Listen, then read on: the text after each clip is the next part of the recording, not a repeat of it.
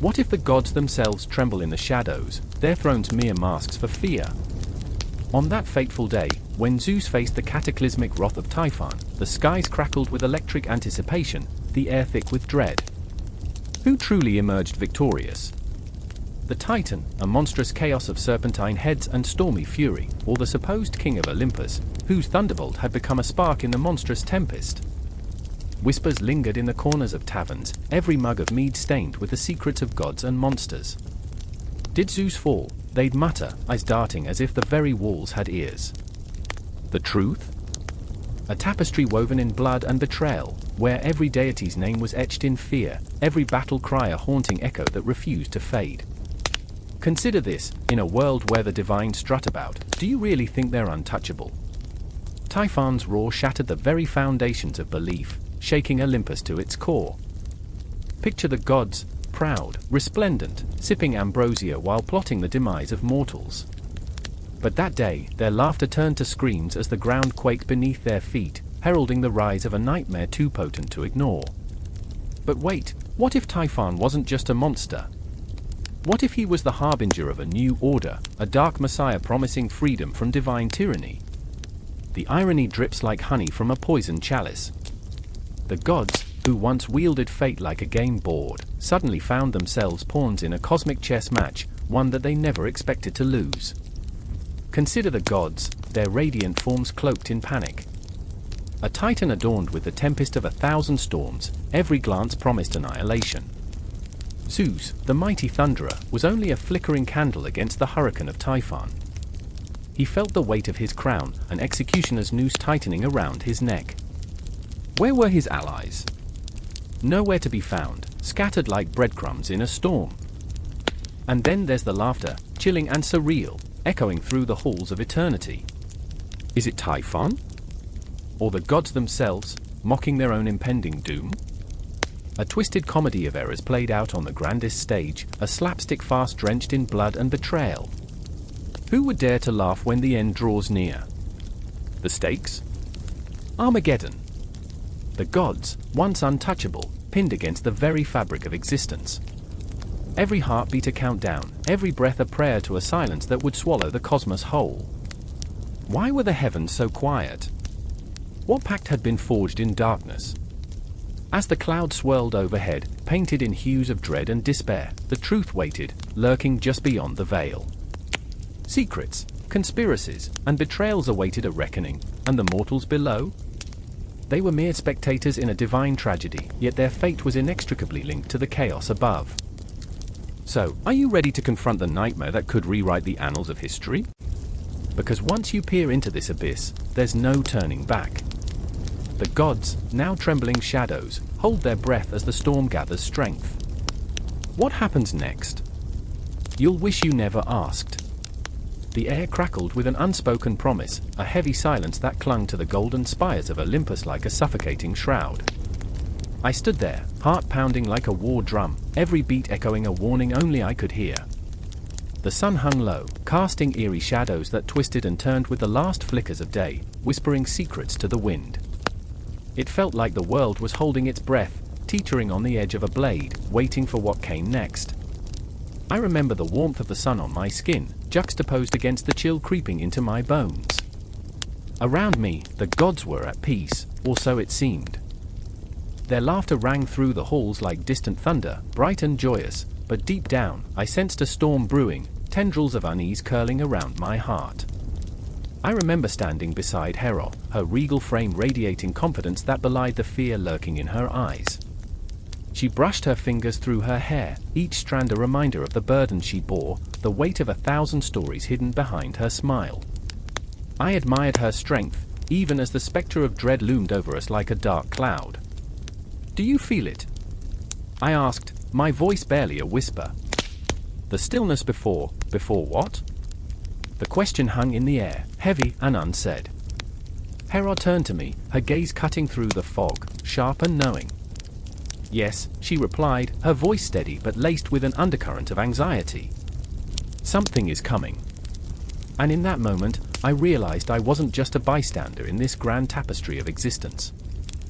No, I was tangled in its threads, woven into a narrative that was about to unravel. I remember the way her hands trembled ever so slightly, the only sign of the tempest raging within her, and I felt a pang of empathy mixed with fear. What future awaited us? What monstrous wave was about to crash upon our shores? Across the chamber, Ars was sharpening his sword, the rhythm punctuating the untenable silence like a countdown to catastrophe. Each stroke of the blade against the whetstone sent shivers rippling through me, a reminder of how easily things could turn violent. I watched him, the god of war, usually brimming with bravado but now lost in his thoughts, shadows dancing across his sharp features. I wanted to reach out, to bridge the chasm of solitude that had formed around him, but as his eyes flickered toward mine, a fleeting moment of vulnerability crossed his face before the mask returned. "You think this is peace? This is nothing but a lullaby before the slaughter," he spat, the fire in his tone igniting a smoldering dread in my chest. I remembered the wars we had fought together, the blood-soaked memories that haunted us, binding us tighter than any vow. I had admired his bravery, but now, all I felt was the weight of uncertainty, a chill that crept into my soul. The echo of his words reverberated in my mind, a grim reminder that the calm was merely a prelude to chaos. "Stop it, Ars," I snapped back, a surge of defiance coursing through me. "We have to believe in this moment, in our ability to hold the storm at bay." But even as I spoke, doubts gnawed at my insides like rats in the dark. The laughter of the others felt like a betrayal, their revelry a cruel joke in the face of the impending tempest. As night fell, the stars blinked into existence, distant and cold. They were like ghosts of our past, each one a memory that whispered of loss and longing. I remember the stories sung to the night, tales of love and treachery, of heroes falling and gods weeping. The warmth of camaraderie surrounded us, yet I felt an isolation that no amount of laughter could pierce through. Hera stepped closer, her presence a balm against the growing unease. "What if we could change it?" she asked, her voice a soft murmur. "What if we could turn the tide before it even begins?" For a heartbeat, hope flickered in my chest, a fragile flame yearning against the encroaching shadows. But the weight of reality crushed it down. I looked into her eyes, searching for strength but finding only fear reflected back. "How?" I breathed, the word heavy with unshed tears, a whisper lost in the night. And then came the sound, a low rumble that rolled across the heavens like a warning bell. My heart stuttered, the rhythm of panic sinking with the growing unease. The laughter faded, replaced by a heavy silence that pressed against us, suffocating and thick. Around us, the shadows darkened, curling like smoke from a dying fire, creeping toward the heart of Olympus. Ars stood, the sword glinting ominously in the fading light, and for a moment, he looked almost human, stripped of divinity, just a man grappling with dread. "If we do nothing, we will be swept away," he said, his voice low and gravelly, like stones grinding against one another. "But if we act," I remember the surge of adrenaline, the fear and anticipation colliding within me. "But what if we make it worse?" I shot back, my voice tremulous. The questions hung in the air, heavy with uncertainty, each one a blade poised to cut deep. The wind picked up, howling through the halls of Olympus, carrying with it an unholy promise of what was to come. I felt the walls tremble, the ground beneath me shift, the universe holding its breath for that inevitable moment when the storm would break. The calm was a thin veneer stretched taut over chaos, and as the last rays of sunlight disappeared, I knew, deep down, that we stood on the precipice of something catastrophic. In that moment, I clutched at the fabric of hope, longing to weave it into a shield against the darkness encroaching upon us. But as the winds howled louder, I felt the weight of despair pressing down, threatening to consume us whole. This was Olympus in peace, a fragile truce before the storm, and I could sense every heartbeat of the impending tempest. I remember, oh how vividly I remember, the harbingers of doom lurking just beyond the horizon. We were standing in the eye of the hurricane, and it would only take a single breath to shatter the stillness. The wind howled like a banshee outside the crumbling stone walls of the oracle's sanctum, each gust a whisper of dread that settled in the pit of my stomach. The flickering candlelight cast eerie shadows across the faces of those gathered, their eyes wide, reflecting both fear and desperate hope. My heart raced, hammering against my ribcage, a caged beast yearning to break free. I remember the moment when she entered, cloaked in layers of fabric that danced with the flames, her presence both regal and terrifying. The oracle. Fate is a tapestry, she rasped, her voice like gravel sliding through mud. And it is fraying.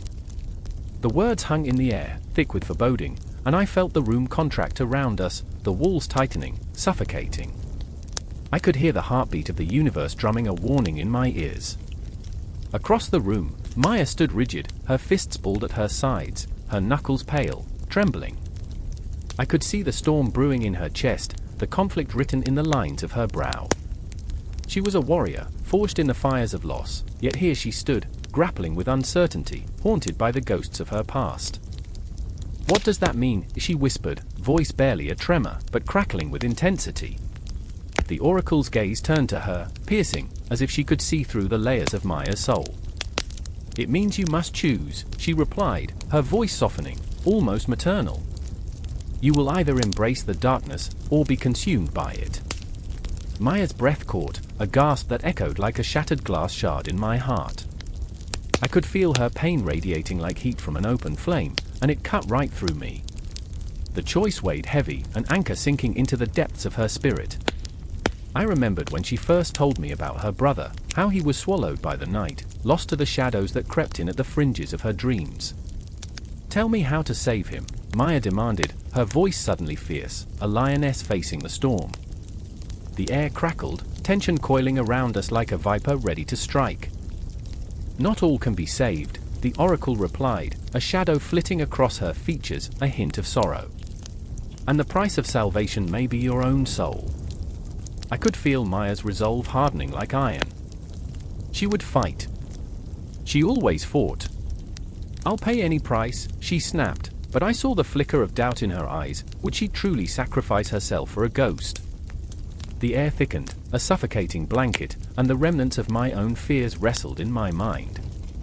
"Don't be a fool, Maya," I breathed, stepping forward, my voice a quaking whisper. "You don't know what you're asking." My heart ached for her, for the desperation that fueled her. I had lost too, lost my family, my chance for a normal life. The world around us felt like a twisted jest, a cruel stage where we were all mere actors in a play written by an unseen hand. The oracle's eyes narrowed, a storm brewing behind the veils of her wisdom. "A fool's heart is often the bravest," she intoned, her words curling around us like smoke. "But bravery comes at a cost." And with that, the room darkened, shadows creeping along the walls, wrapping around us like a shroud. My breath quickened, and I felt reality shift beneath my feet, the ground trembling as if it too sensed the prophecy about to unfold. Maya's fists tightened, determination radiating from her as she stepped closer to the oracle.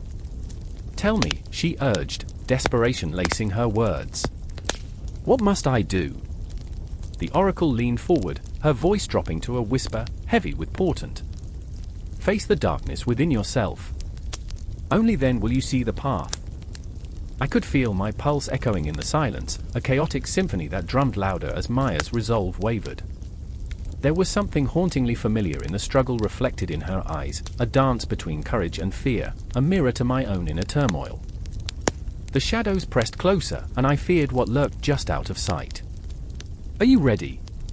I asked, my voice barely more than a breath, but it carried the weight of 1,000 unspoken fears. Maya hesitated, her breath catching in her throat. "Ready for what?"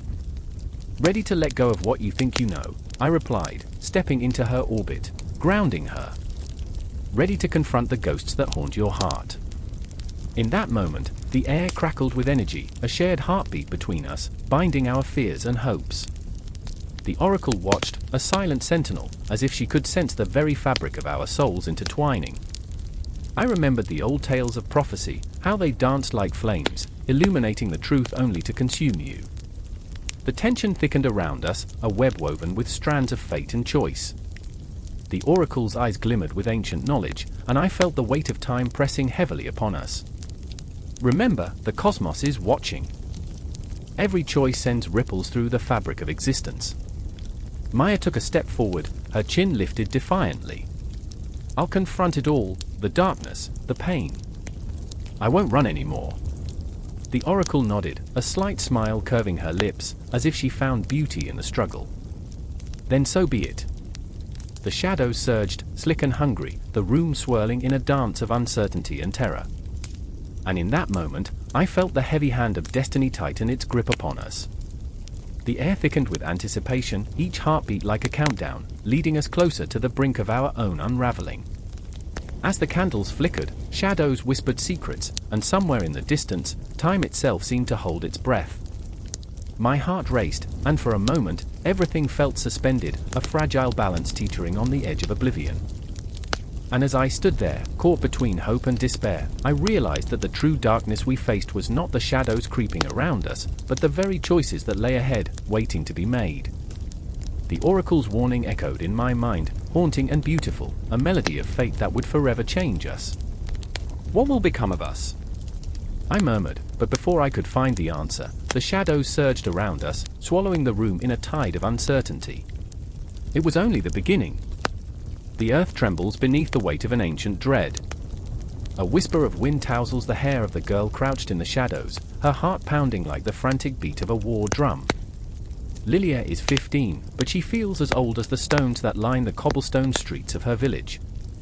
The sky above, bruised and swollen, hints at a storm that is more than just weather.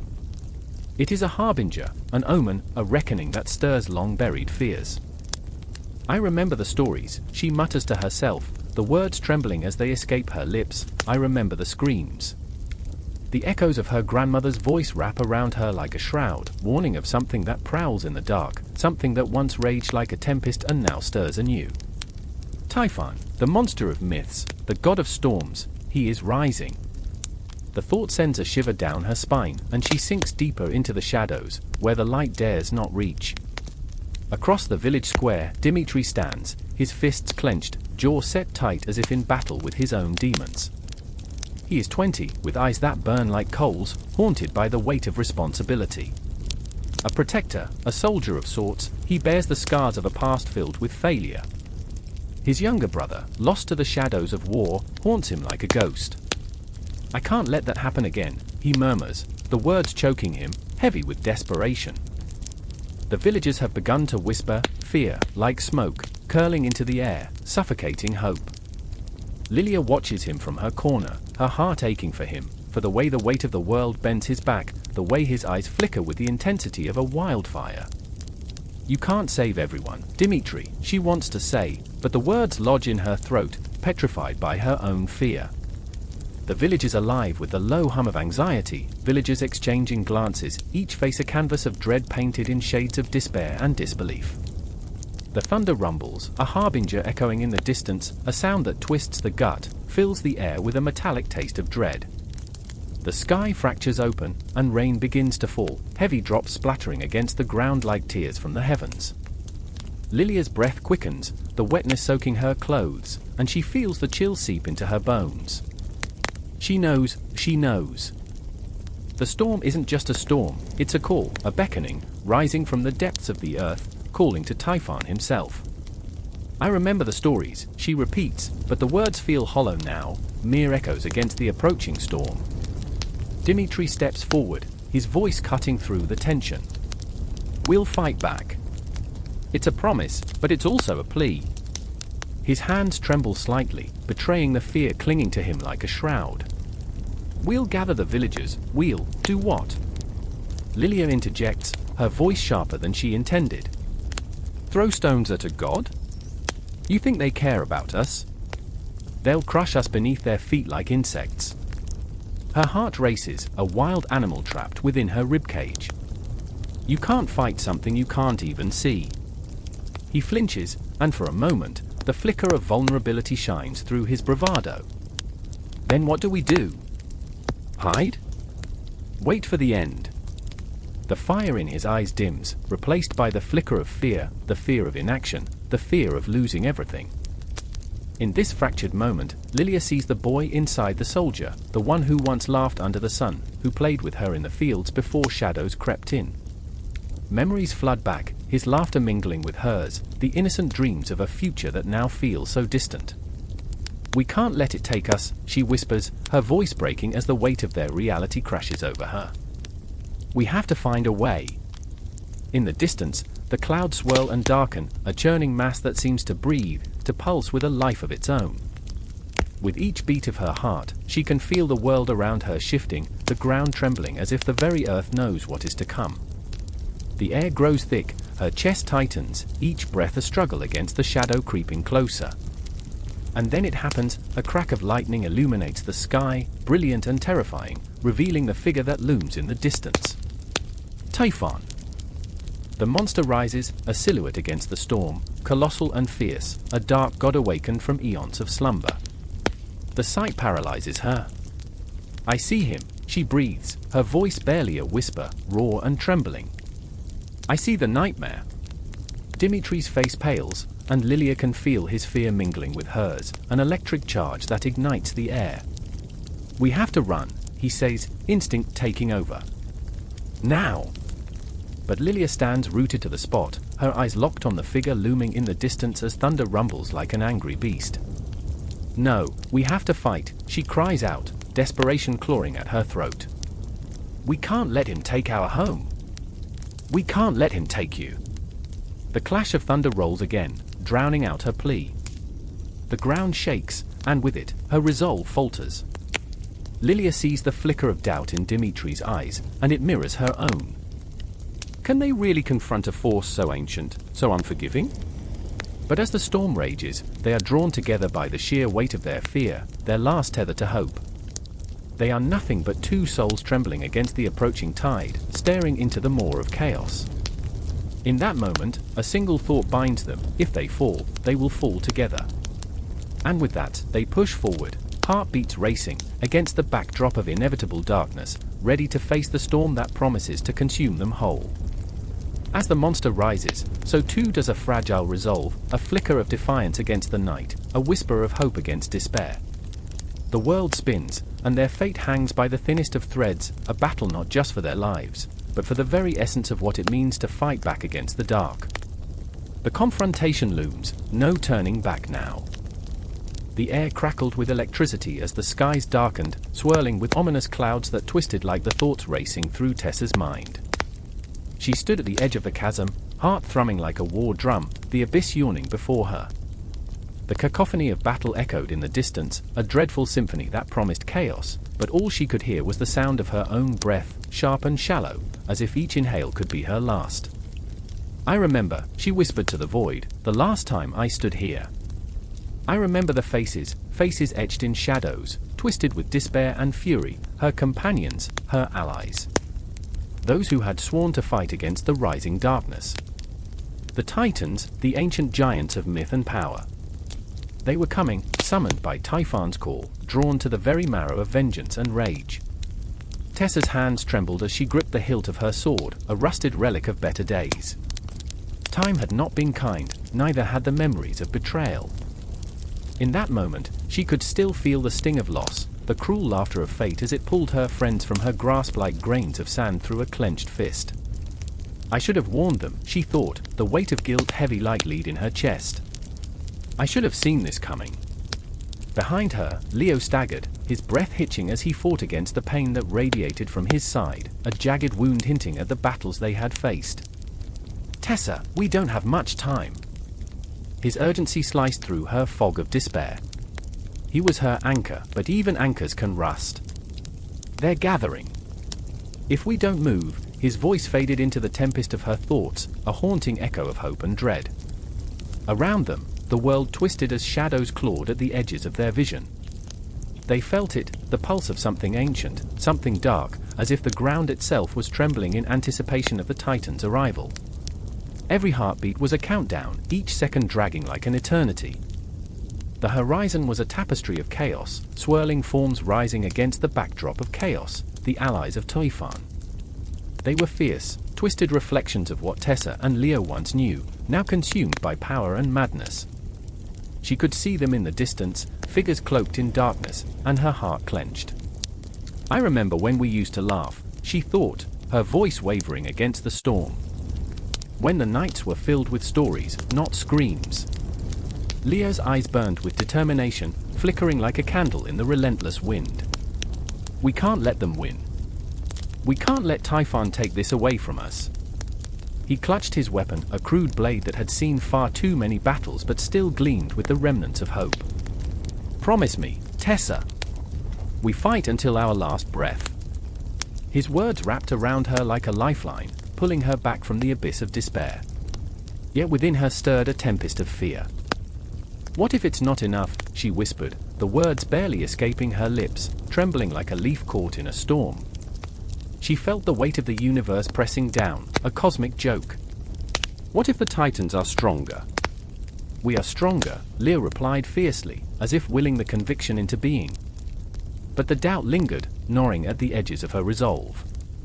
She thought of their friends, their laughter, their camaraderie, and the sacrifices made along the way. "I remember when hope was a light we could follow," she thought, the grief welling up like a tide. "Now it feels like a ghost." A shadow passed overhead, darkening the sky as the Titans emerged, colossal and terrifying. Each was a monument of rage and despair, their forms a grotesque parody of humanity, twisted by power and centuries of resentment. Tessa saw the glint of their eyes, burning like embers in the night, reflecting their insatiable hunger for vengeance. "This isn't our world anymore," she whispered, fear pooling in her stomach like ice. "It's theirs." As the first clash echoed in the air, the earth shook beneath them, a harbinger of destruction. Tessa charged forward, heart pounding, every step a battle against the weight of despair. She fought not just for survival but for the memory of laughter, for the warmth of friendships that had kindled her spirit. "I remember," she chanted in her mind, "I remember love. I remember light." But in the chaos, a familiar figure twisted through the fray, an old friend, now turned against them. Mara stood tall, the embodiment of betrayal, her features twisted with a fierce glow. "You should have joined us," she hissed, and with those words, a chasm ripped open where Tessa's heart once resided. "You're too late." "No!" Tessa screamed, every syllable laced with the agony of lost trust. "We fought against this darkness." But the weight of Mara's betrayal crushed her, suffocating. She felt her resolve shatter, the pieces scattering like ashes in the wind. I remember, in that moment, the sky split open, and the Titans surged forward, shadows of unimaginable power. Tessa gripped her sword tighter, the rust digging into her palm, but she did not falter. She had to believe. She had to fight. Leo fell beside her, his body torn and battered, but his eyes blazed with an unyielding fire. "We confront this together," he said, voice cracking yet resolute as the cacophony of battle raged around them. "You're not alone." And in that moment, amidst the chaos and the pain, Tessa felt a warmth spread through her. They were not just fighting the Titans, they were fighting for each other, for every moment they had cherished. I remember, she thought, the strength in unity. As the ground shook beneath the weight of monsters and memories, Tessa took a deep breath, ready to face the swirling darkness. The Titans were rising, but so were they, two souls forged in the fires of despair, ready to ignite the world once more. And as the first clash of steel rang out like a battle cry against the oncoming storm, the heart of the world pulsed with every breath, every heartbeat echoing in defiance. The gathering had begun. The air in the council chamber crackled with tension, thick and electric, as if the very walls were holding their breath. A single flickering torch illuminated the grim faces of the gods, shadows dancing like ghosts caught between worlds, the living and the dead, the victorious and the vanquished. I could hear the distant roar of the ocean, a reminder of the chaos brewing beyond Olympus, like an ominous heartbeat echoing through the silence. They were waiting, waiting for something, words, actions, a sign from the heavens. I could taste the fear, sharp and metallic, clinging to the back of my throat. I remember the day we lost everything. Hero's voice shattered the stillness, low and haunting. She stood at the far end of the table, her regal figure adorned in flowing robes that seemed to absorb the shadows. Her eyes were fierce, yet brimming with unshed tears, fury and despair intertwined like vines choking the life out of a withering tree. It was a betrayal, a heartless act that left us reeling in the dark. A moment of silence followed, heavy and suffocating. I could see the weight of her words settling on each god, like leaden cloaks they couldn't shed. A ripple of discomfort passed through the assembled deities. A heartbeat skipped. A gaze fell. It was a reminder, a flicker of vulnerability amidst their divine grandeur. Across the table, Ars clenched his fists, knuckles white as he fought against the looming spectre of doubt. War was his domain, his passion, but even he felt the cold chill of uncertainty creeping in, curling around his heart. We can't let fear dictate our actions. His voice was a tempest, full of zeal and trembling with raw emotion. We must strike first, show them we are not afraid. We owe it to those we've lost, those souls that haunt our dreams. I caught a glimpse of Athena, her brow furrowed in thought, a tapestry of wisdom woven into her every expression. She leaned forward, her silver hair spilling across the table like a waterfall of starlight. But what if we unleash a force we cannot control? The Titans are not mere whispers in the dark anymore, they have grown bold, hungry for vengeance. Is revenge worth the price of our chaos? I could feel the tremors of doubt rippling through the room, and for a brief moment, I shared their fear. The cosmos spun wildly in my mind, a surreal dance of stars and shadows. A vision of the battlefield loomed large, strewn with fallen heroes, blood staining the earth like sacrificial ink. My heart raced, each beat a countdown to an inevitable confrontation that felt both monumental and mundane. Dreams don't come without sacrifice, Ars barked, spitting the words like fire, each syllable a challenge thrown into the abyss. If we falter now, we lose everything. I will take the fight to them myself, that's what fathers do for their children. His eyes glistened with an intensity that sent shivers down my spine, the sheer rawness of his belief unearthing a primal instinct deep within me. I could almost hear the distant echoes of battle cries, the clash of swords, the taste of victory mingling with the stench of defeat. Memories flooded my mind, of times long past, of warriors who had fought and died for something greater than themselves. Hera's voice cut through the rising storm, soft yet unwavering, a beacon amidst the chaos. Even gods bleed, Ars. You know this. You've watched countless lives extinguished in the blink of an eye. We cannot afford to overlook the collateral damage. Her gaze swept over each face, a silent plea wrapped in the guise of a command. We must think beyond ourselves. We must think of the mortals who look to us for guidance. Suddenly, a deep rumble echoed in the chamber, as if the earth itself were acknowledging her words, an ancient reminder of the consequences of divine recklessness. The shadows deepened, swirling around us as though alive, choking the air, leaving a bitter taste of dread hanging on our tongues. I could see the flicker of indecision in Ars's eyes, a crack forming in his bravado, yet it was quickly masked by the storm of his anger. Those that betray us will learn the true meaning of fear. I will not stand by as they plot our downfall. I will not let them take from us what is ours. A shiver darted down my spine, not from his fury but from the truth buried beneath it. I understood the darkness that lay within him, the insatiable hunger for glory, the desperate need to prove oneself amidst the shadows of doubt. He was as flawed as we all were, driven by a fire that could burn the world to ashes. And then there was Athena, the silent guardian of wisdom, the one who often saw where the rest of us couldn't. Perhaps we need not fight fire with fire. We can strategize, find a way to turn their own greed against them. She paused, the weight of her words settling like a dense fog. Let us not forget the strength of our unity. We are not alone in this, we have each other. The room held its breath, teetering on the edge of a precipice, emotion swirling like a tempest, fracturing in the winds of doubt and hope.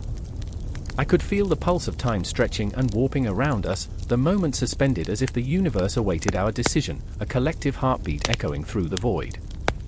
The flickering torchlight cast eerie shadows, mirroring the uncertainty etched across our faces.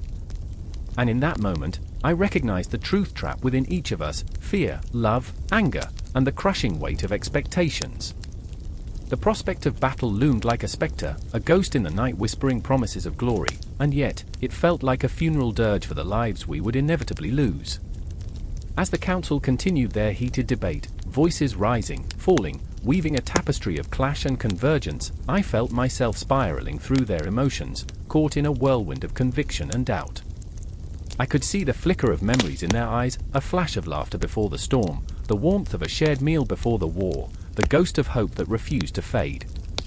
In that chamber, as time warped like a starlit sky caught in a tumultuous storm, we stood united yet divided, ready to face the abyss, ready to confront the darkness that awaited us.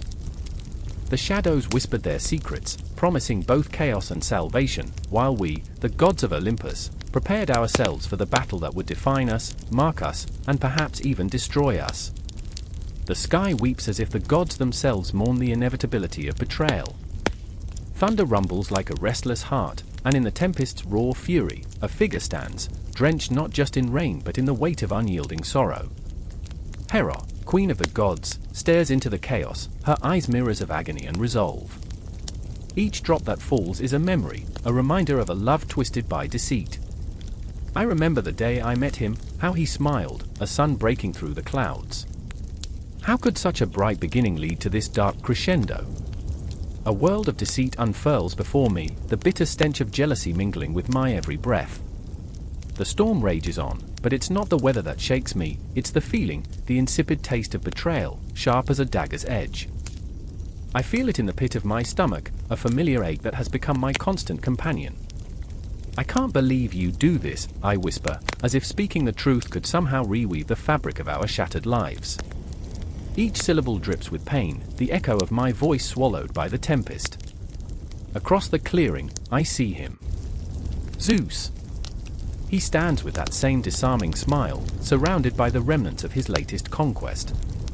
A nymph, radiant and untainted, unaware that she is just another pawn on his endless chessboard of desire.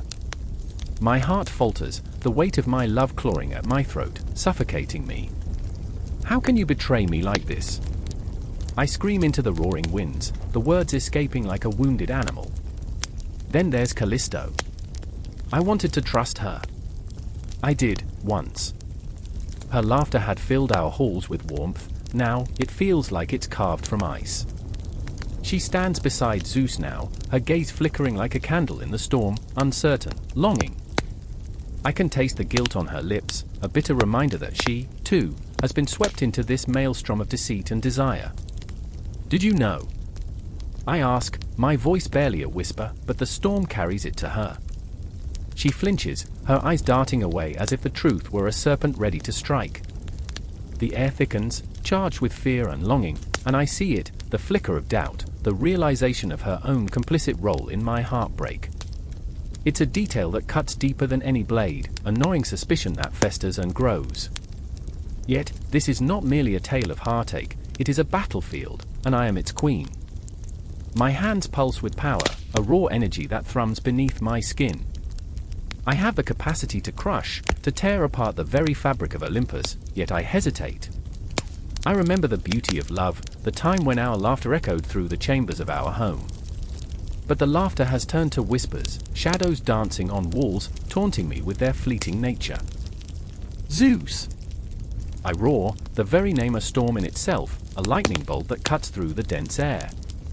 His head snaps toward me, surprise etched across his perfect features. There is no time for confusion, I feel my spirit clawing its way to the surface, thirsting for retribution. I am the storm, and I won't be silenced. Do you think I'll stand by while you play with hearts like toys?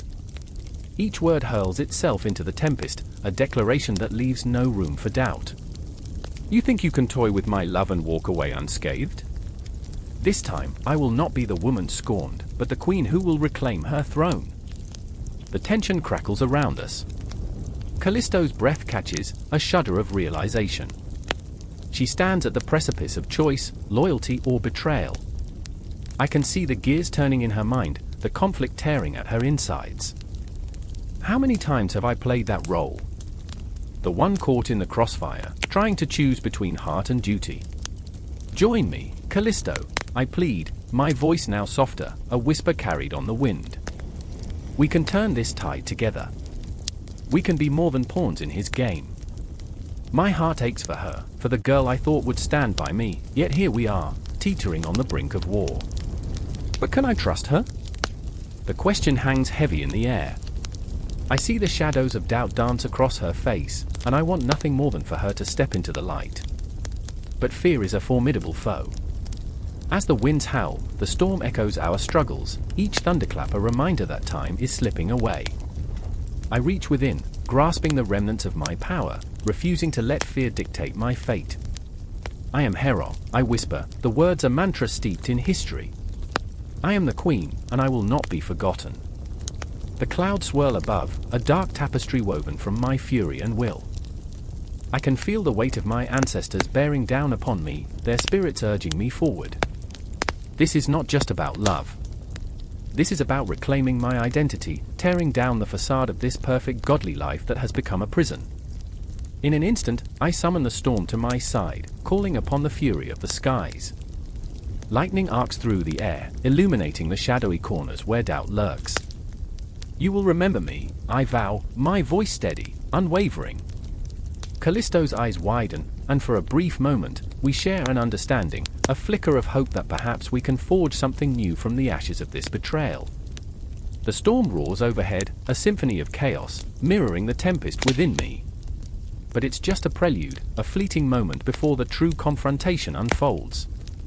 The shadows grow longer, the air thick with anticipation, and the ghosts of our pasts linger around us like a shroud.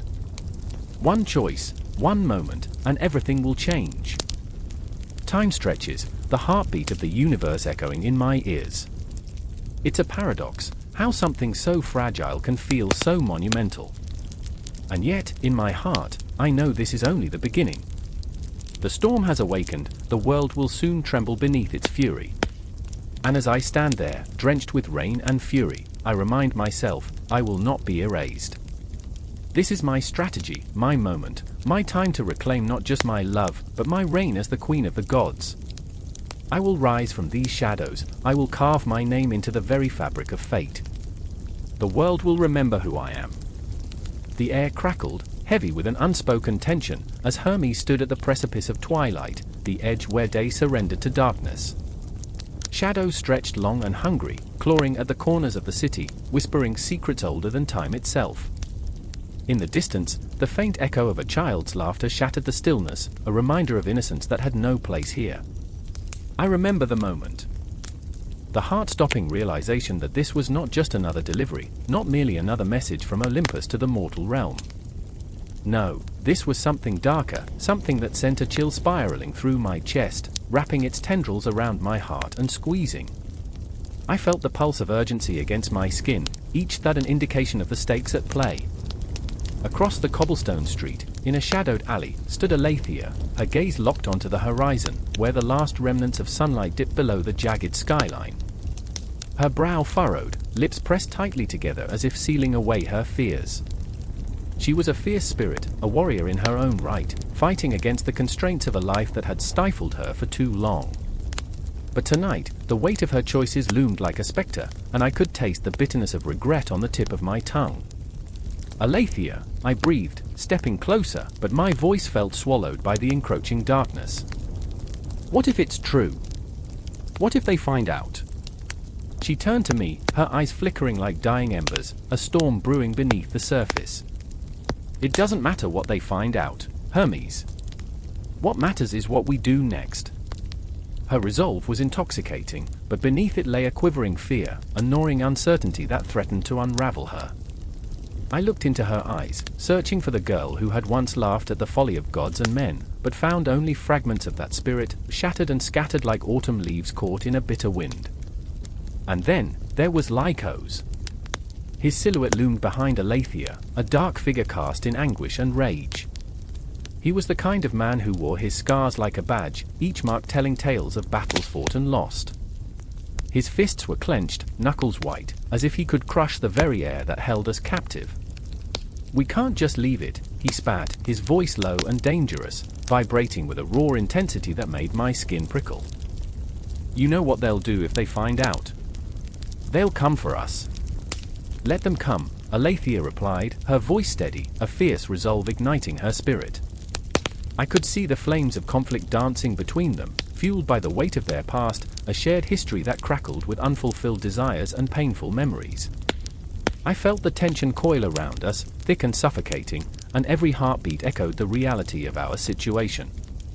I remembered the legends whispered in hushed tones, the stories of messengers who had vanished, devoured by the shadows that lurked beneath the surface of the world.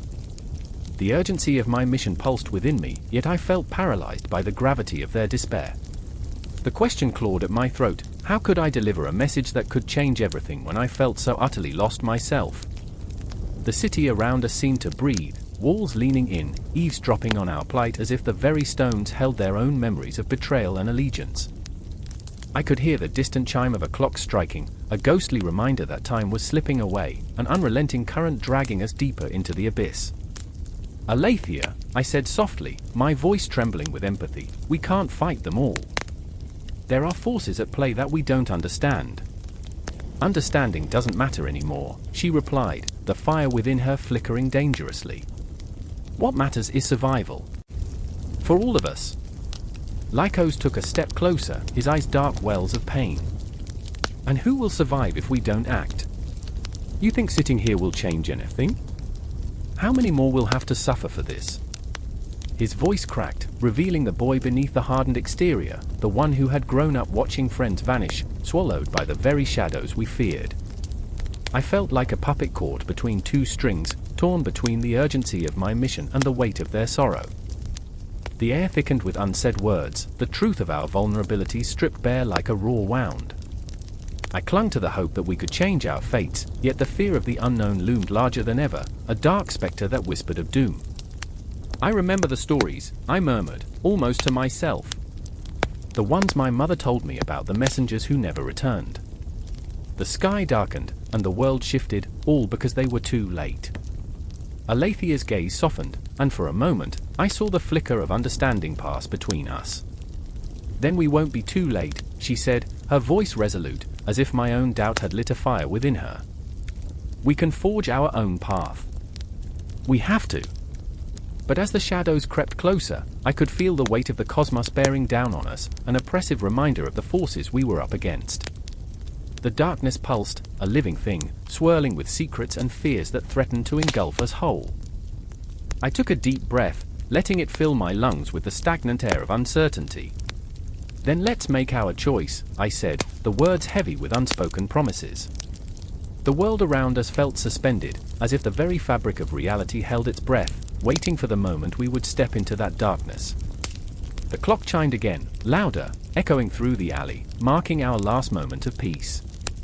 Here we stood, three souls entwined by fate, grappling with our own demons as the shadows loomed ever larger, destiny hanging on the precipice of chaos. And with that, the night swallowed us whole, leaving only the faint echo of our shared resolve in its wake, a haunting reminder of the choices yet to come. The air crackled with tension, a silence so profound it felt like a scream held at the back of the throat. A city's heartbeat pulsed erratically beneath an ink-black sky, punctuated by the flickering glow of fires that danced like desperate spirits clawing for attention. In that chaotic moment, the streets of Solara turned into a battleground, a canvas of chaos splashed with fear, desperation, and a flickering hope that felt more like a ghost than a promise. I stood in the shadows, heart hammering against my ribs, the taste of rust and smoke thick on my tongue. Shadows flickered, twisting into shapes that whispered of betrayal, of secrets long buried. I could feel it, the weight of expectation, the burden of wisdom inherited from ancestors who had seen more darkness than light. Athena's voice echoed in my mind, sharp and clear against the chaotic backdrop. "In the face of chaos, clarity is a weapon. Use it." And there she was, Sheila, weaving through the chaos, her dark hair a banner of defiance against the flames. She clutched a tattered journal to her chest, the pages filled with her thoughts, her fears, her wisdom. I could see it in her eyes, that storm brewing beneath the surface, the need to fight, to reject the despair clawing at her sanity. I remembered the day we met, how she'd laughed in the face of my history obsession, how her humor danced through the air like sunlight. "You know," she'd said, "if I wanted a history lesson, I'd go to the library, not the battlefield." But this wasn't a battlefield, it was a crucible. And now, as chaos reigned, I watched her confront it, her eyes fierce and unyielding. "We can't let them take this city. We need to fight for it," she shouted, a challenge thrown into the fiery abyss of despair, her voice cutting through the noise like a knife. And then there was Marco, standing beside her, a weary soldier whose heart carried the scars of battles fought long before this night. His face, once bright with hope, was now a mask of shadows, an echo of the man he used to be. "Sheila, it's not just our battle anymore," he murmured, his voice a low rumble, a storm trapped inside a man. "What if we lose? What if this is the last time we see the stars? I could see the doubt in his eyes, a flicker of fear that threatened to consume him. I knew that struggle well, the fight between hope and despair, the relentless tug-of-war of the heart. I remember feeling invincible when we first started this. I whispered to myself, the words a mantra against the rising tide of chaos. I remember dreaming of a tomorrow untouched by shadows. But dreams had a cruel way of shattering in the face of reality. Flames licked at the edges of our world, and the screams of the fallen echoed like ghosts in the night, a chilling reminder that nothing was ever guaranteed. I watched as Sheila stepped closer to Marco, her voice gentle but fierce. If we give in to fear, they've already won. We fight, Marco. We fight for every beating heart in this city. Tension hung between them, a fragile thread that could snap under the weight of despair. I could feel the friction, the unresolved feelings sparking like fireworks in the night. Memories flooded back as I recalled the time they shared a secret beneath the stars, their laughter mingling with the whispers of the cosmos. I remember the constellations, I thought, how they mapped our dreams. But now, the stars were hidden behind a veil of smoke, the familiar constellations replaced by an overwhelming darkness that threatened to swallow us whole. Marco's resolve began to crumble, each crack a testament to his weariness. And what if the stars never come back? He asked, voice trembling. What if hope is just a trick we play on ourselves? Sheila's eyes sparkled, not with fear, but with a fierce light, the kind that could ignite 1,000 sparks. Then we become the stars, Marco. We become the light in this darkness. We do it together. The determination in her voice felt like a lifeline, a spark of hope amidst the chaos. And then the shadows shifted, and the world exploded with chaos. A figure emerged from the darkness, cloaked in malice, the embodiment of every doubt we had ever felt. My heart raced, the pulse of panic thrumming through my veins. We can't let them see us afraid, I thought, my hands clenched into fists at my sides. We had to stand together, shielded by our shared dreams and whispered hopes. Sheila and Marco exchanged glances, a silent understanding that solidified their bond. The fear that lingered in the air morphed into something powerful, a resolve that coursed through their veins like fire. They stepped forward, side by side, ready to confront the chaos that loomed ahead. I felt it too, the surge of energy, the intoxicating rush of adrenaline that flooded through me. Together, I whispered, my voice barely rising above the cacophony of chaos. We faced the storm together. In that moment, I understood Athena's insight. The true essence of wisdom was not in avoiding the storm, but in dancing with it, in laughing amid the chaos.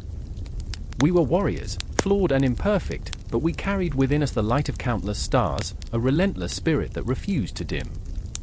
The figure in the shadows grinned, a wicked smile that promised devastation. But as I looked at Sheila and Marco, I felt the tremors of fate shift beneath our feet. The universe hummed with possibility, the heartbeat of the collective pulsing alive in the night air. We will not give in, I thought, a fierce determination igniting within. We will not let the darkness win. And as chaos swirled around us, we stood tall, a beacon of light in the encroaching shadows, ready to face whatever lay ahead. The battle was just beginning, and we were armed with more than just hope, we were armed with each other. The tension crackled in the air like the first snap of a thunderstorm, a foreboding charge that sent shivers through my spine. Each heartbeat echoed in the silence of Olympus, a silence so profound it was deafening, heavy with unasked questions and looming dread. I stood at the precipice of despair, gazing down into the abyss of my own uncertainty. The stars, once bright and reassuring, seemed dulled by an unseen weight, as if even the cosmos held its breath. I remember the day the gods trembled.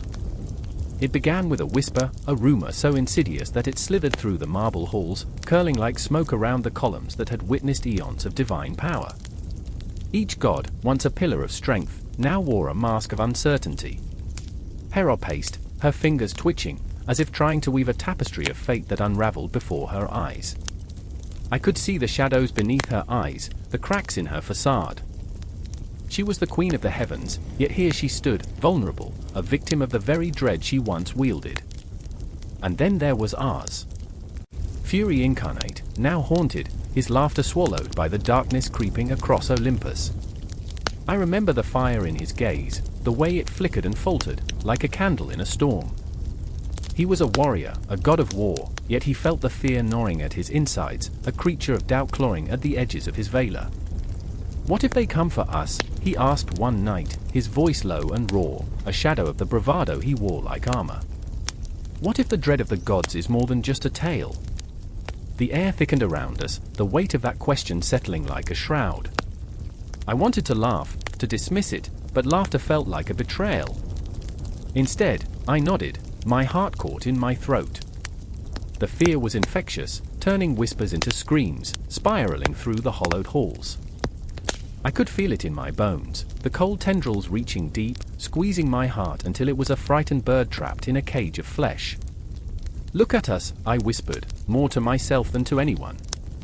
"We are gods, and yet," the words faded into the silence, a painful acknowledgement of our fragility.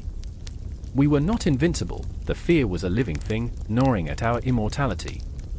The night deepened, the shadows swirling like dark water, and I remembered the stories, the legends of gods toppled by their hubris, the fall of titans, the rise and fall of empires. The cosmos laughed at our arrogance. In the distance, the mountains loomed like silent sentinels, witnesses to our unraveling. I could almost hear their whispers, ghosts of the past warning us, cautioning against the recklessness of pride. And then came the dreams. I remember the nightmares that invaded my sleep, twisted visions of our divine home crumbling, the laughter of mortals turning to screams. In my dreams, I saw ours, no longer a god but a man, bloodied and broken, dragging himself through the ruins of Olympus, his once bright armor tarnished and shattered. I woke drenched in sweat, my heart racing, the images burned into my mind like a brand. "What do we do?" I asked Ars, desperation spilling from my lips. "How do we fight fear?" He stared at me, his usual bravado stripped away, leaving a raw vulnerability that I had never seen. "We must confront it," he said, his voice barely a whisper. "But how do you fight something that seeps into your soul? How do you battle the darkness that wraps around your heart like a serpent?" The answer hung between us, heavy and unspoken, a thread woven into the very fabric of our existence. We could not escape it. The dread was a mirror, reflecting our own fears back at us, magnifying them until they loomed larger than life. I could feel the weight of the cosmos pressing down, the stars flickering like candles about to extinguish. In the shadowed corners of Olympus, we gathered, gods cloaked in uncertainty. I watched as Athena, the goddess of wisdom, stood still, her brow furrowed in thought. "Knowledge is our weapon," she said, her voice steady but laced with an undercurrent of fear. "But knowledge without action is meaningless. We need to act before the dread consumes us." My heart pounded in my chest as I listened, the words igniting a flicker of hope amidst the gloom. We were a council of broken gods, but in our brokenness lay a fragile thread of strength. I could feel the electricity in the air, the tension building like a coiled spring, ready to snap. But then, a tremor shook the ground, a low growl that reverberated through the very core of Olympus. The fear shifted, twisted, and took form. Shadows stretched and twisted, coalescing into a figure cloaked in darkness, its eyes glowing like embers in the night. It was the embodiment of our dread, a being formed from our worst nightmares, a manifestation of every doubt, every fear we had ever harbored. A cold chill ran down my spine as it approached, the air crackling with a terrible energy. I felt Ars' hand clutch mine, a grounding force in the storm of panic swirling around us. "We face it together," he said, and I could hear the tremor in his voice, an echo of the uncertainty that haunted us all. The creature's laughter, oh, that laughter, was a symphony of despair, a melody that resonated with the very essence of our fears. "You think you can hide from me," it hissed, each word laced with venom. "You are the gods of Olympus, yet here you stand, trembling at the shadows of your own creation." In that moment, I understood that the dread was not merely an external force, it was a reflection of our own insecurities, a reminder that even the mighty could fall. I looked into Ars' eyes, and I saw the truth of it. The fear that had plagued us was not just about the threat before us, it was about the very nature of existence, the haunting inevitability of vulnerability amidst the immortal. As we braced ourselves for the confrontation, I knew this was far from over. The fear would not dissipate with mere action, it would follow us like a spectre, a persistent reminder of our humanity, no matter how divine we might be. But as we stood together, a fragile alliance forged in the crucible of dread, I felt a glimmer of hope. And in that moment, the moment before all chaos unleashed, I remembered. I remembered that even in the face of fear, we were stronger together. We may be flawed gods, caught in the web of our own making, but we would rise. Together. Thunder rolled like a beast awakening from centuries of slumber. The sky, once a tranquil expanse of azure, was now a churning cauldron of black and violet, crackling with energy, as if the heavens themselves were warning of the chaos to come. I stood there, heart thundering in my chest, sweat mingling with the dirt on my brow, my breath shallow and quick. The air was electric, heavy with the scent of rain and something more primal, something ancient. My fingers trembled around the hilt of my sword, the steel cool against my palm. I could hear the whispers of the wind, curling around my ears, reminding me of old tales told by the fireside, tales of Typhon, the monstrous giant birthed from the depths of the earth, whose rage could split the very sky. I had laughed then, but now, facing the storm, I understood. This was no bedtime story. This was a warning. Beside me, Cassia's eyes were wide, reflecting the swirling tempest. She stood as if rooted to the ground, hair whipping around her face like a creature possessed. "We shouldn't be here," she whispered, but I could see it in her eyes, the thrill of battle, the fear of what lay ahead, and an unsettling sense of responsibility. Cassia had always been the wild one, the fire that burned brightly amidst the grey of our existence, but today, her flame flickered, vulnerable to the winds of uncertainty.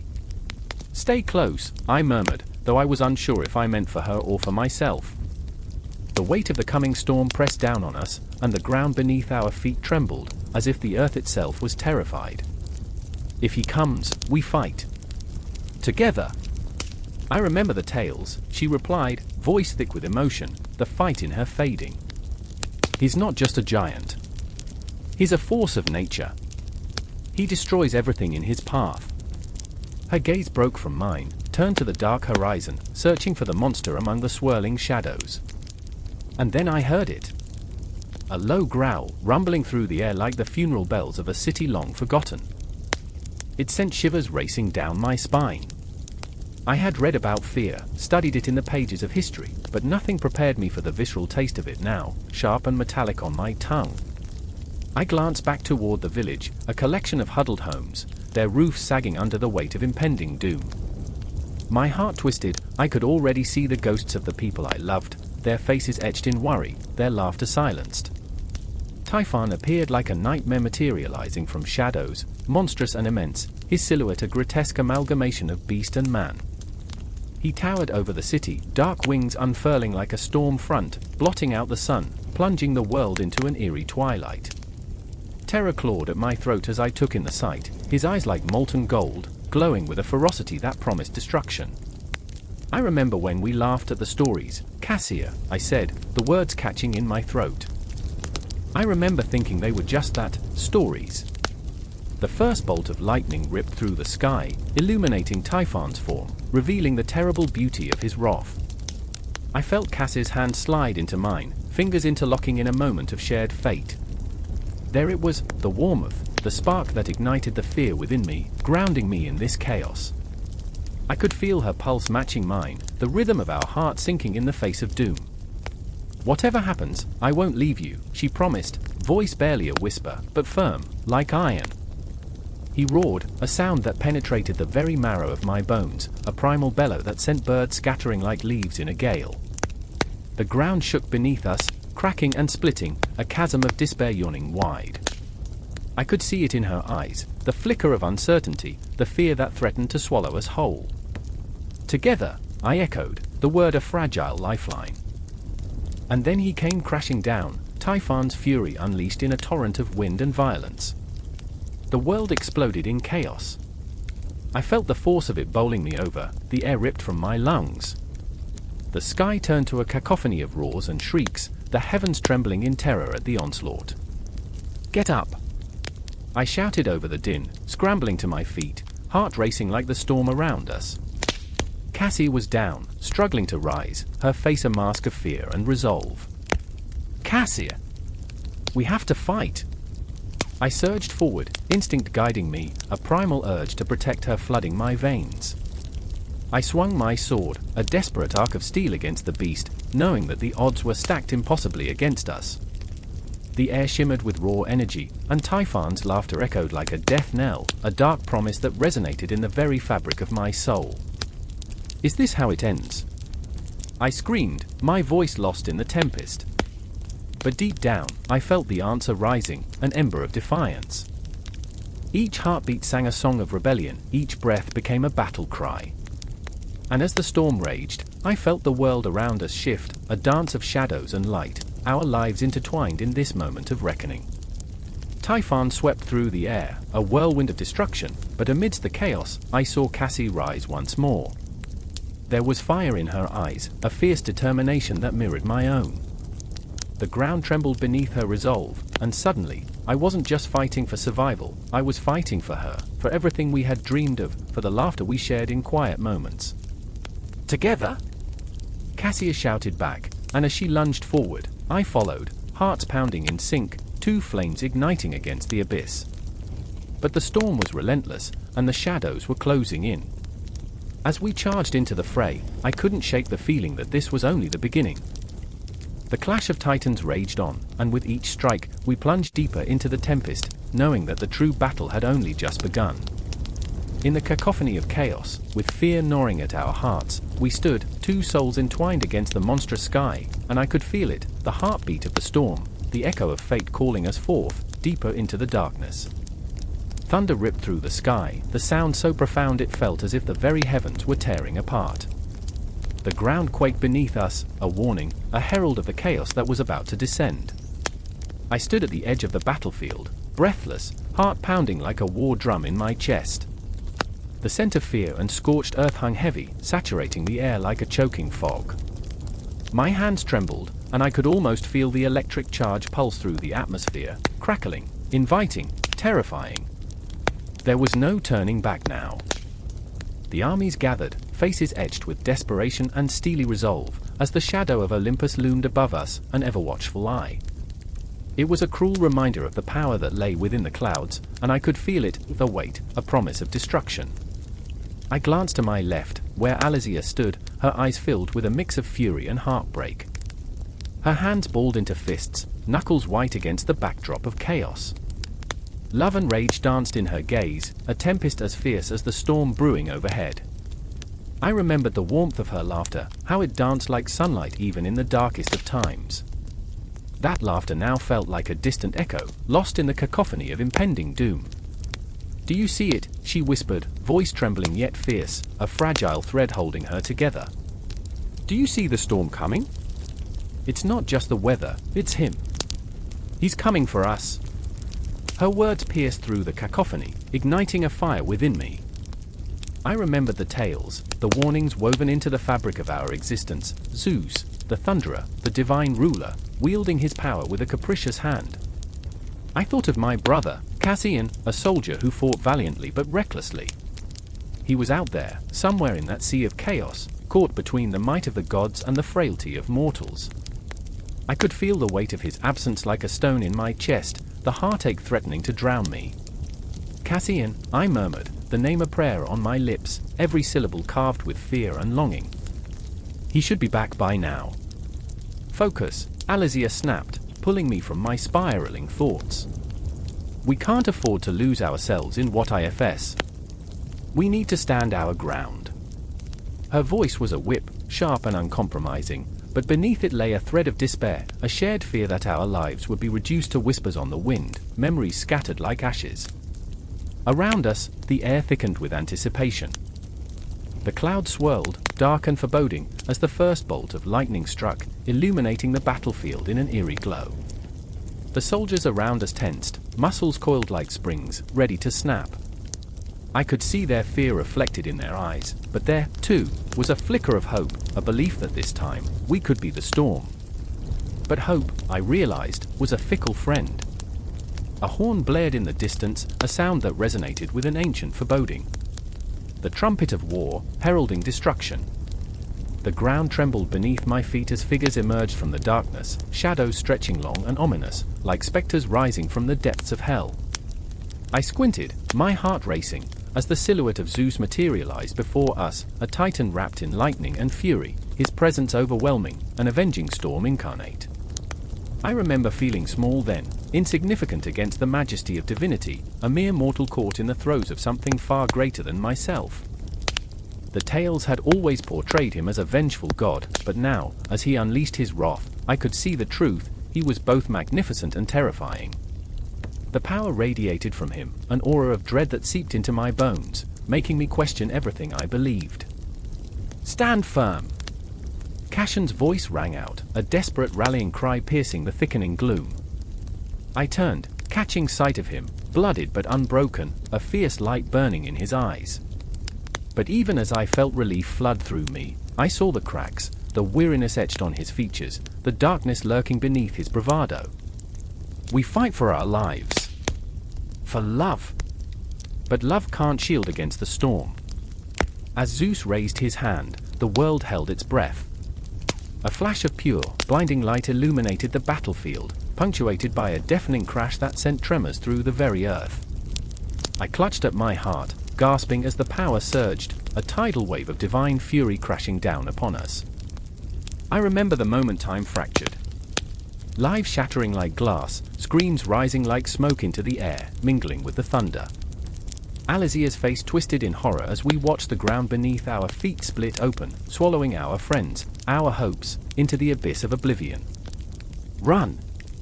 I screamed, the word tearing from my throat, raw and ragged.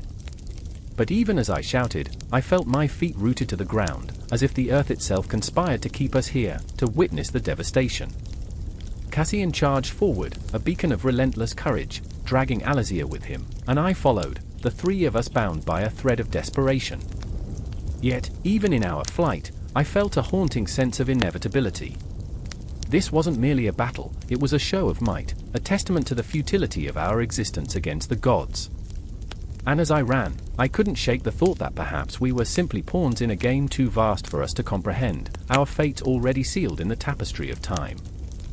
With each step, I could hear the whispers of the fallen echoing through me, a chorus of souls lost to the storm, past lives, regrets, dreams. The shadows lengthened, intertwining with the chaos, wrapping around my heart like a cold embrace. I looked to Alizia, her face pale, etched with the weight of despair, and Cassian, eyes wide with fear yet burning with determination. Together, we pushed forward through the storm, the world collapsing around us, the very essence of existence trembling beneath the might of the divine. Each heartbeat screamed for survival, for a sliver of hope amid the chaos, as the storm raged on, a relentless reminder that we were still alive, even when the universe conspired to snatch that life away. And just when I thought all was lost, when the fury of Zeus threatened to consume us whole, a spark ignited within me. A fierce defiance that surged through my veins, emboldening me to face the storm head-on, to fight not just for myself, but for the love that bound us, for the laughter that once filled our lives. In that storm, we would find our strength. In that chaos, we would carve our fate. I remember feeling the pull of destiny, the fight against the inevitable, a poignant reminder that even within the darkest night, the stars still shine. A crack split the air, sharp as a knife, drowning the night in an echo of terror. I stumbled backward, my heart drumming a frantic tattoo against my ribs, as the earth trembled beneath my feet. The trees, once serene witnesses to our petty lives, writhed and twisted, their branches clawing at the sky like desperate hands reaching for a salvation that was never coming. I could barely breathe, each gasp filled with the acrid scent of smoke and something primal, something angry that made the hairs on my neck stand. And then, there was her voice, a whisper at first, wind-kissed and soft. "She is waking." Maya stood at the edge of the forest, her eyes wide, reflecting the chaos that rippled through the air. She was not just a friend, she was the mirror to my soul, a fragmented sister forged in childhood laughter and shared secrets. But now, fear twisted her features, turning them into an expression I hardly recognized. "I remember the stories, Jake," she continued, her voice trembling like the branches above us. "When Gaia stirs, it is not just the land that quakes. It is the heart of all living things." I clenched my fists, fighting against the tide of dread that threatened to pull me under. Gaia, once a mere concept woven into the fabric of our childhood tales, now loomed larger than life, a terrifying specter of our own making. Those were just stories, Maya. Just fables to scare children. My voice cracked under the weight of my own conviction. The ground shuddered again, a warning this time, raw and unforgiving. The forest erupted in chaos, roots breaking through the earth like ancient fingers reaching for their lost children. I felt it then, the pulse of the world beneath me, and it thrummed with rage. The echoes of our neglect, our greed, reverberated through the trees, the soil, the very air we breathed.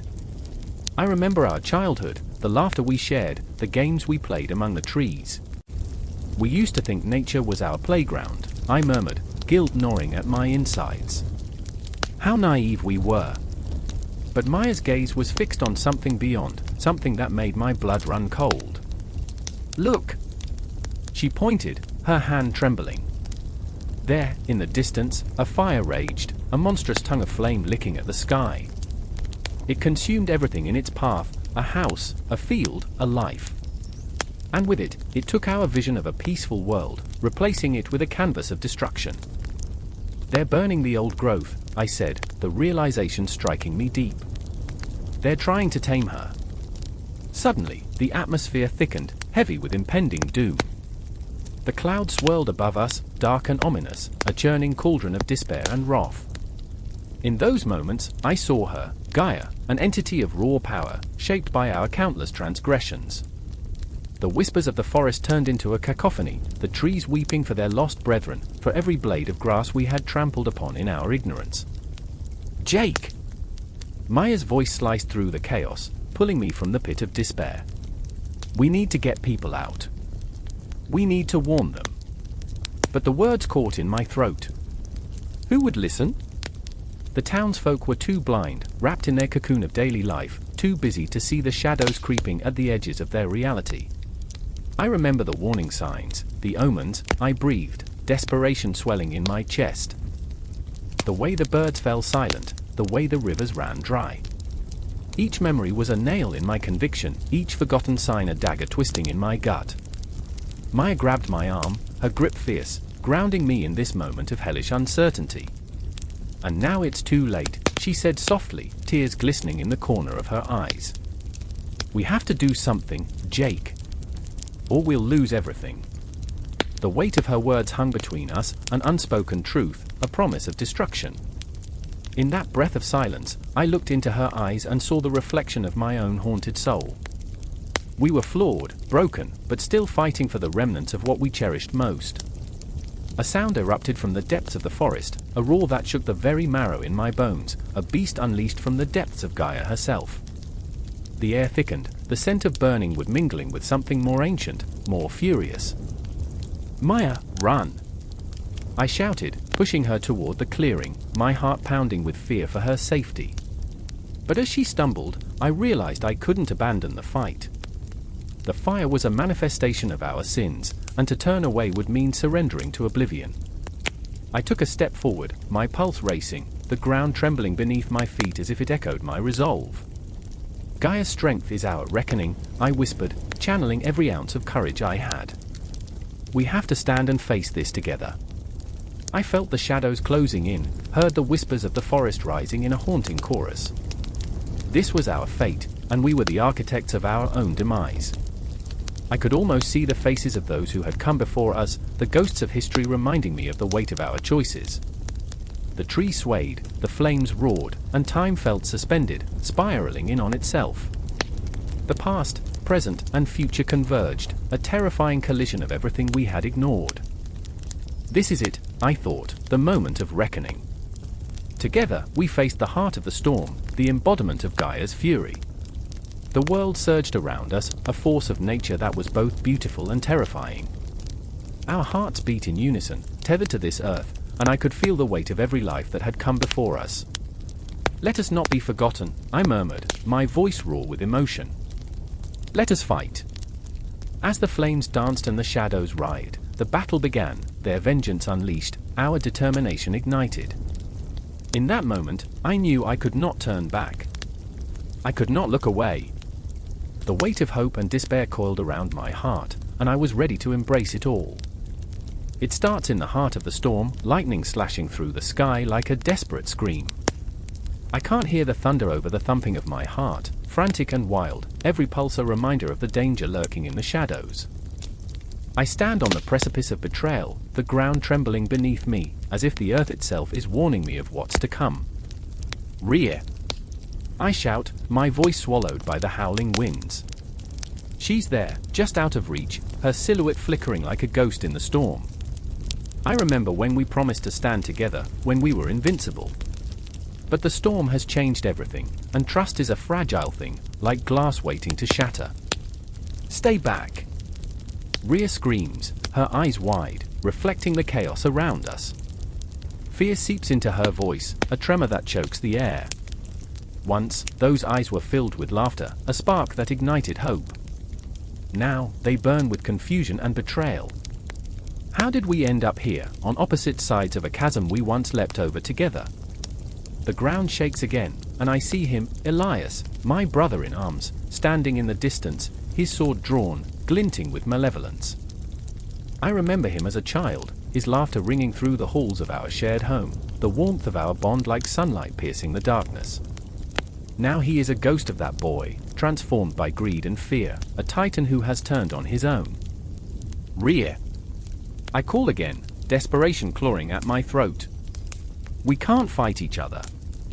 We have to. Shut up, she snaps, the words laced with venom. I stagger back, the sting of her rejection slicing deeper than any blade. She's my ally, my friend, how can she not see the truth? The world is not black and white, it's a tapestry woven with shades of grey. Elias steps forward, shadows clinging to him like a second skin. You don't understand, do you? His voice drips with disdain, each word a hammer driving the nails deeper into the coffin of our shared history. This is survival. You're either with us or against us. Choose. Choose. The weight of that word hangs heavy in the air, an anchor pulling me down into despair. What happened to the days when we fought for each other, for the hope of a better world? I can almost taste the sweetness of those memories, now turned sour on my tongue. Rhea, remember when we chased the stars? I plead, a last-ditch effort to pull her back from the edge. When we wanted to change this place together. We dreamed of more than this. For a heartbeat, I think I see a flicker of hesitation in her eyes, a ghost of the girl I once knew. But it vanishes, replaced by a hard resolve that makes my heart ache. I have no time for dreams, she whispers, a tremor of regret in her voice that echoes through the storm. Lightning strikes again, illuminating the space between us, and for a moment, it feels like the universe is holding its breath. I can feel the tension crackling in the air, a promise of destruction. How did we become enemies? How did the Titans rise, only to betray their own? Elias lunges forward, and I barely dodge his sword, the blade slicing through the air where I stood a split second before. My heart races, pounding like war drums in my ears. I falter, my footing unsure, and I see Rhea's eyes widen in horror as if she's awakening from a nightmare. Stop, she screams, but the words are lost in the chaos. The storm rages around us, an echo of our inner turmoil, the swirling winds mirroring the whirlwind of emotions clawing at my insides. I never wanted it to come to this, never wanted to face the people I loved in battle. Why, Elias? I demand, my voice raw, trembling with the weight of betrayal. You were supposed to be my brother. You swore an oath. What happened to us? His face twists with rage and hurt, the lines etched deep like scars across his features. You think loyalty means anything in this world? We are pawns in a game, and I refuse to be sacrificed. But sacrifice is part of the fight. I shout back, the desperation clawing at my throat, threatening to choke me. We can stand united against the true enemy. We can rebuild what was lost. For a brief moment, the storm almost seems to pause, as if the cosmos itself is waiting for an answer. But Elias's eyes harden, the light dimming behind them. You've always been too soft, he snarls, and I feel the knife twist deeper. This is the world we live in. It's time to embrace it. I can't breathe. I clutch my chest as memories flash before me, the laughter, the warmth, the bonds of friendship that once felt unbreakable. I remember the way Rhea would dance under the stars, the joy in her smile, and how Elias would stand guard, ever the protector. Now, they are ghosts, shadows of a past that feels more like a fevered dream than reality. "Let me in," I whisper, my voice cracking as the rain begins to fall, each drop a tear shed for what we've lost. "Please, both of you. We can find our way back." But the storm rages on, a tempest fueled by anger and fear. Rhea's sword glistens, poised and ready, and Elias's eyes burn with a fire that could consume us all. And in that moment, I understand the truth. This is the end of the world we knew, and the beginning of something darker. The Titans have turned against each other, and there's no going back. With one final, desperate breath, I brace myself for the confrontation that awaits, the clash of steel and broken promises. I stand ready, heart pounding, knowing that whatever happens next will change everything. Shadows linger, the storm howls, and the line between friend and foe blurs, pulling us all deeper into the abyss. The air was thick, a taut string pulled tight enough to snap. It vibrated with an energy that felt almost sentient, a warning whisper brushing against the skin, an omen. In that moment, with the sun slipping behind the jagged mountains like a coward retreating from the dark, two figures stood facing one another, shadows entwined in the flickering twilight. I felt the weight of the earth beneath me, the pulse of a world on the brink of devastation. A moment of silence stretched out, filled with the crackling anticipation of what was to come, a silence so profound it felt like a ghost, haunting us with memories of past reflections and long-lost dreams.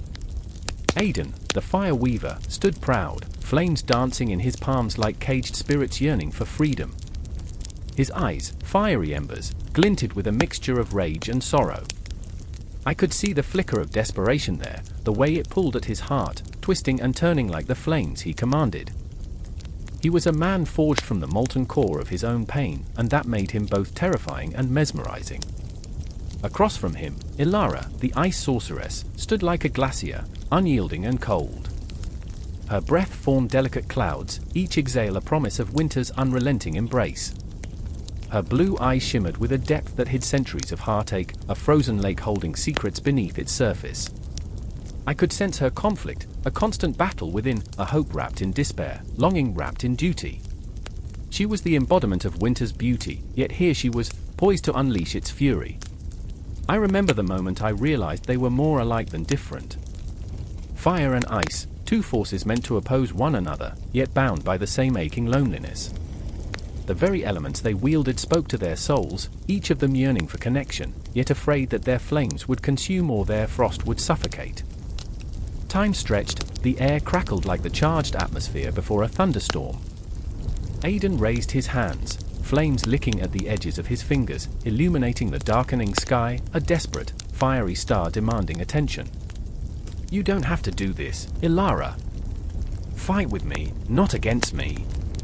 His voice trembled, raw and pleading, a crack in his fiery facade. But Ilara's heart was a fortress of ice, and her resolve was as unyielding as a winter storm. "You don't understand. You can't see the destruction you bring. You think you're saving the world, but all you're doing is burning it to the ground." Each word fell from her lips like icicles, sharp and piercing, filled with a sorrow she couldn't hide. I could feel the tension building, each heartbeat echoing the unspoken truths hanging in the air. They were not merely fighting each other, they were fighting themselves. I could almost hear the ghosts of their pasts whispering in the silence, shadows of choices made and paths not taken, echoing through the ages. Then, in a desperate surge, Aidan unleashed a fiery torrent, a wave of heat that surged forth like a dragon awakening from a long slumber. Flames roared and danced, lighting up the darkening sky, casting shadows of their anguish across the battlefield. I could feel the heat on my skin, the way it beckoned forth echoes of my own struggles and desires. Ilara countered with an elegance that seemed almost balletic. She raised her hands, and from her fingertips, shards of ice shot forth, crystalline and deadly, a mesmerizing storm against the fire's fury. Each shard shimmered, reflecting her pain back at us, a stark reminder of the cold isolation that had shaped her. I watched, entranced, as they clashed, fire meeting ice in a chaotic symphony of light and shadow, their elemental powers colliding like titans in a fateful duel. It echoed the war within their hearts, a cacophony of love and loss, echoing through the night. "Why must you fight?" Aiden shouted, voice breaking, flickers of doubt dancing in his flame. "Can't you see that we could be stronger together?" Ilara's gaze hardened, but beneath the icy surface, I caught a glimpse of her turmoil. "Together? Your flames would consume everything. You're blinded by your own desires." Tears of frustration glistened in her eyes, threatening to melt the frost surrounding her heart. In that moment, the world around them faded, leaving only the raw, unfiltered emotion of their conflict. I could feel their pain, the way it pulsed like a living thing, wrapping around me, squeezing tight. I remembered moments in my own life, the conflicts that had tested my resolve, the pain that had seared my heart. As the battle raged, I felt the world tilt, a dance of chaos and beauty. The flames and the ice flared and collided, a brutal ballet of sorrow and rage.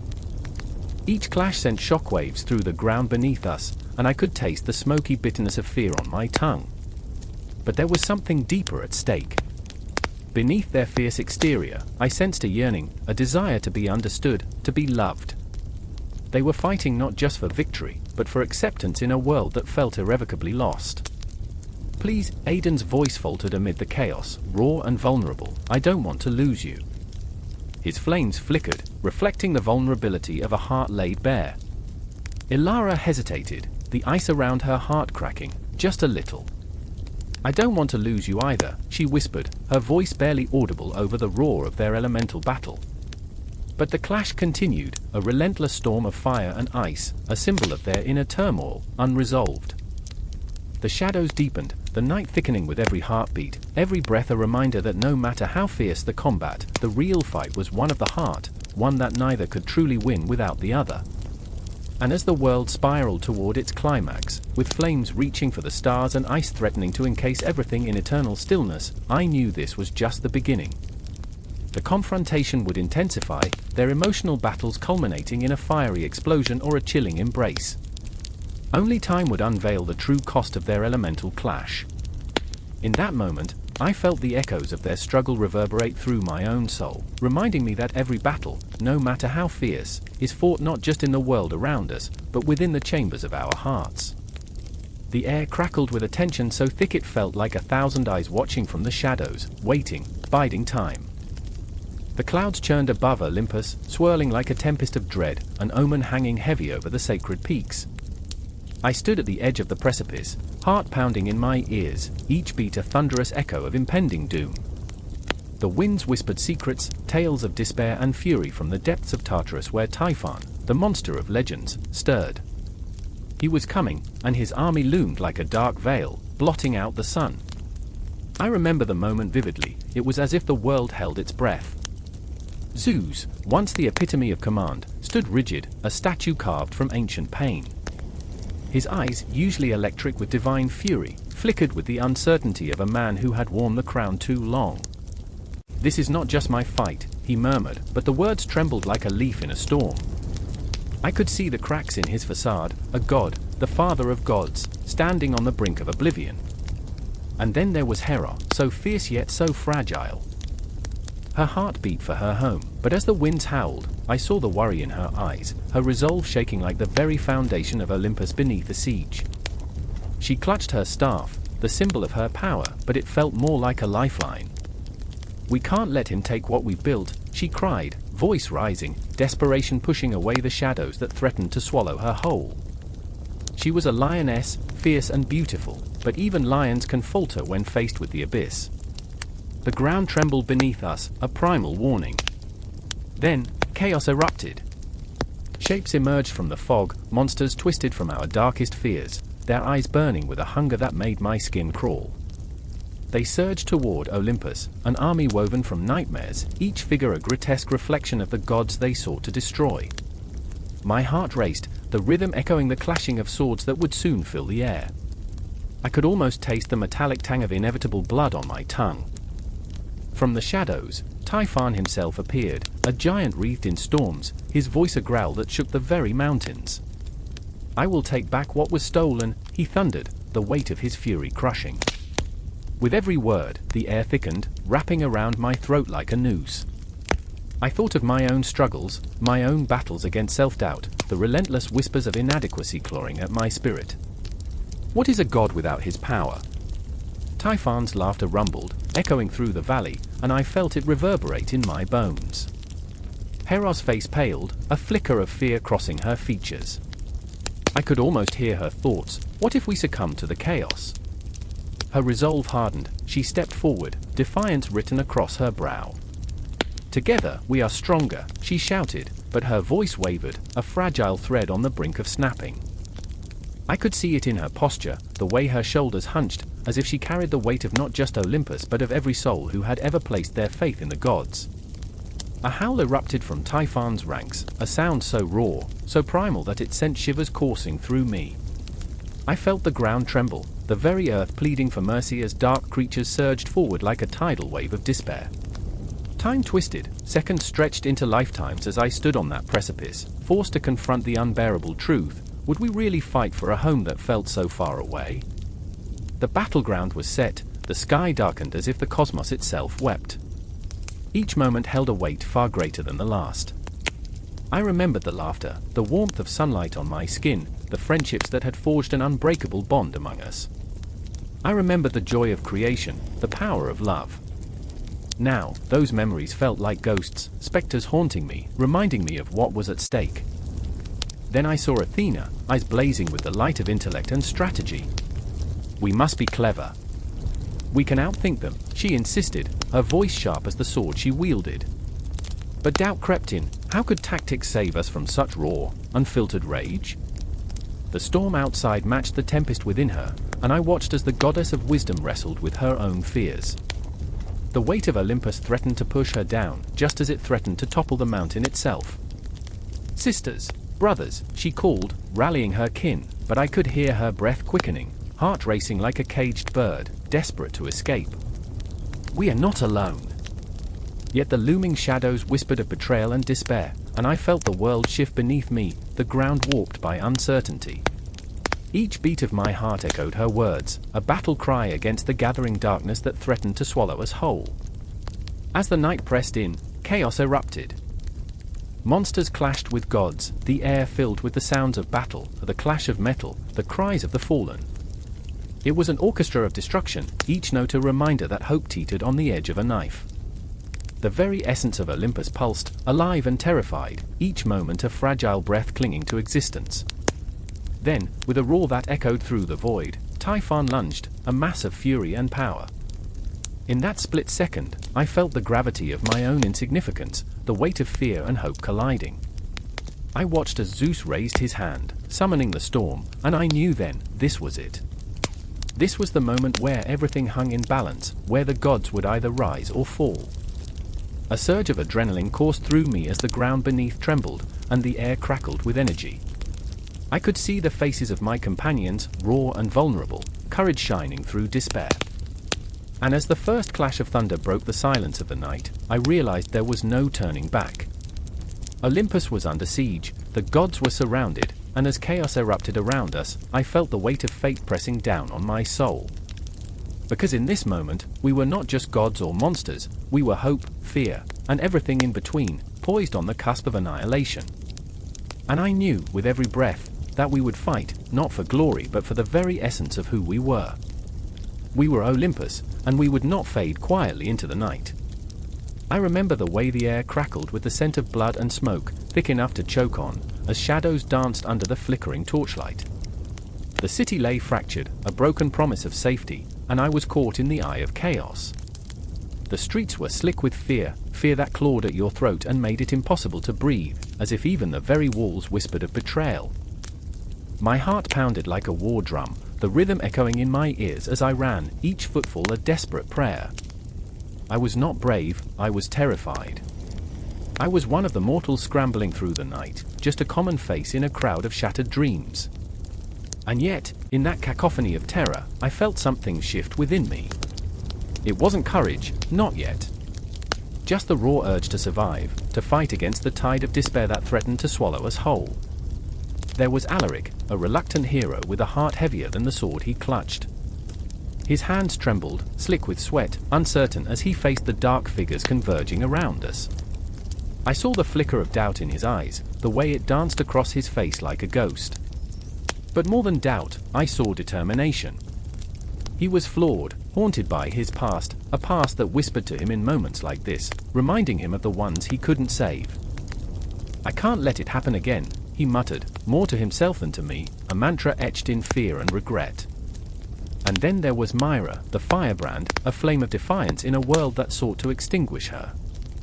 Her spirit surged with a fierce energy, her laughter like shards of glass against the suffocating silence.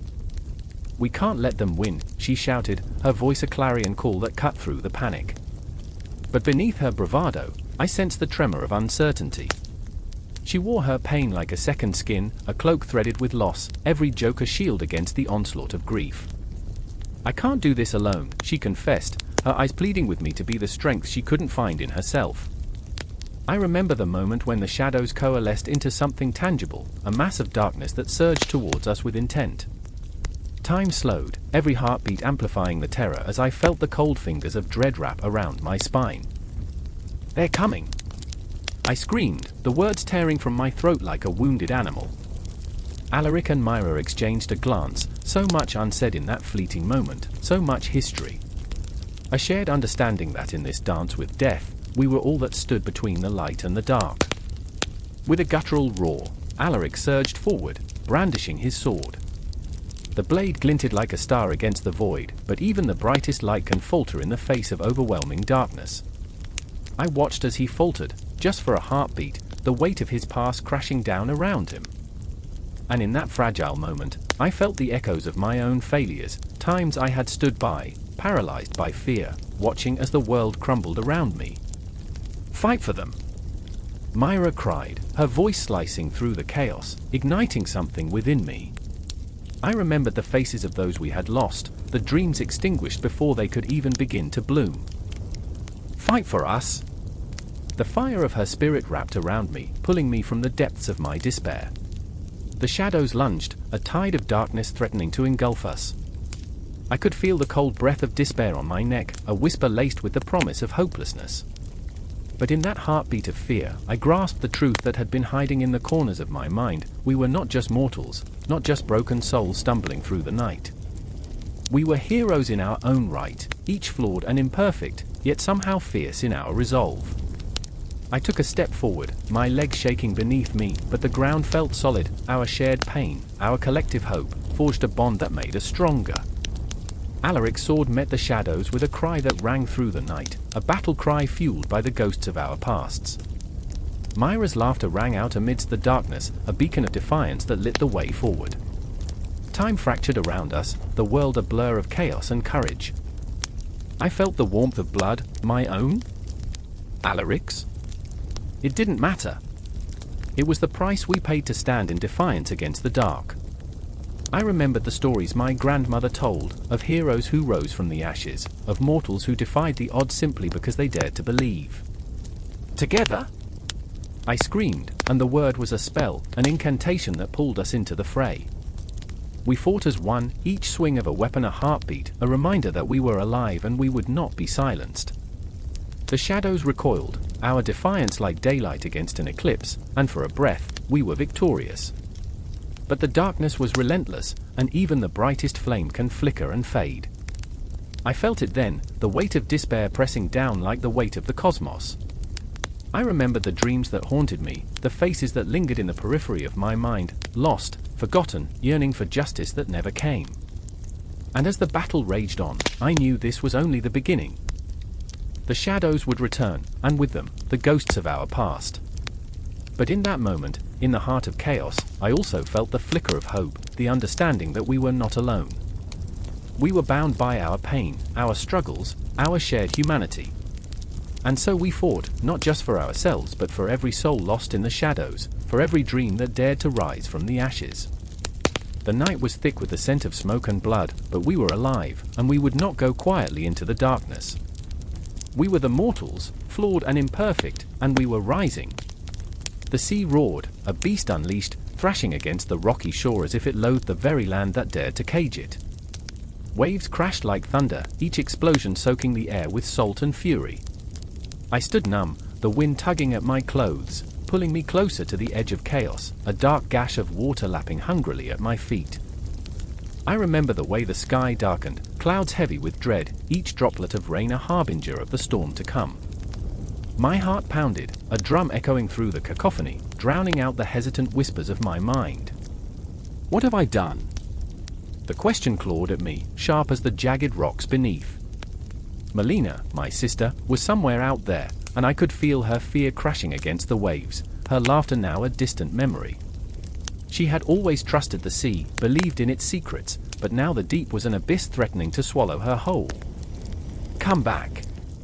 I shouted, my voice swallowed by the storm, but the ocean merely laughed, a cruel, mocking sound that sent shivers down my spine. I could hardly breathe. My mind flashed back to her smile, the way her eyes lit up when she spoke of the myths, the legends of Poseidon, the god who could bend the sea to his will.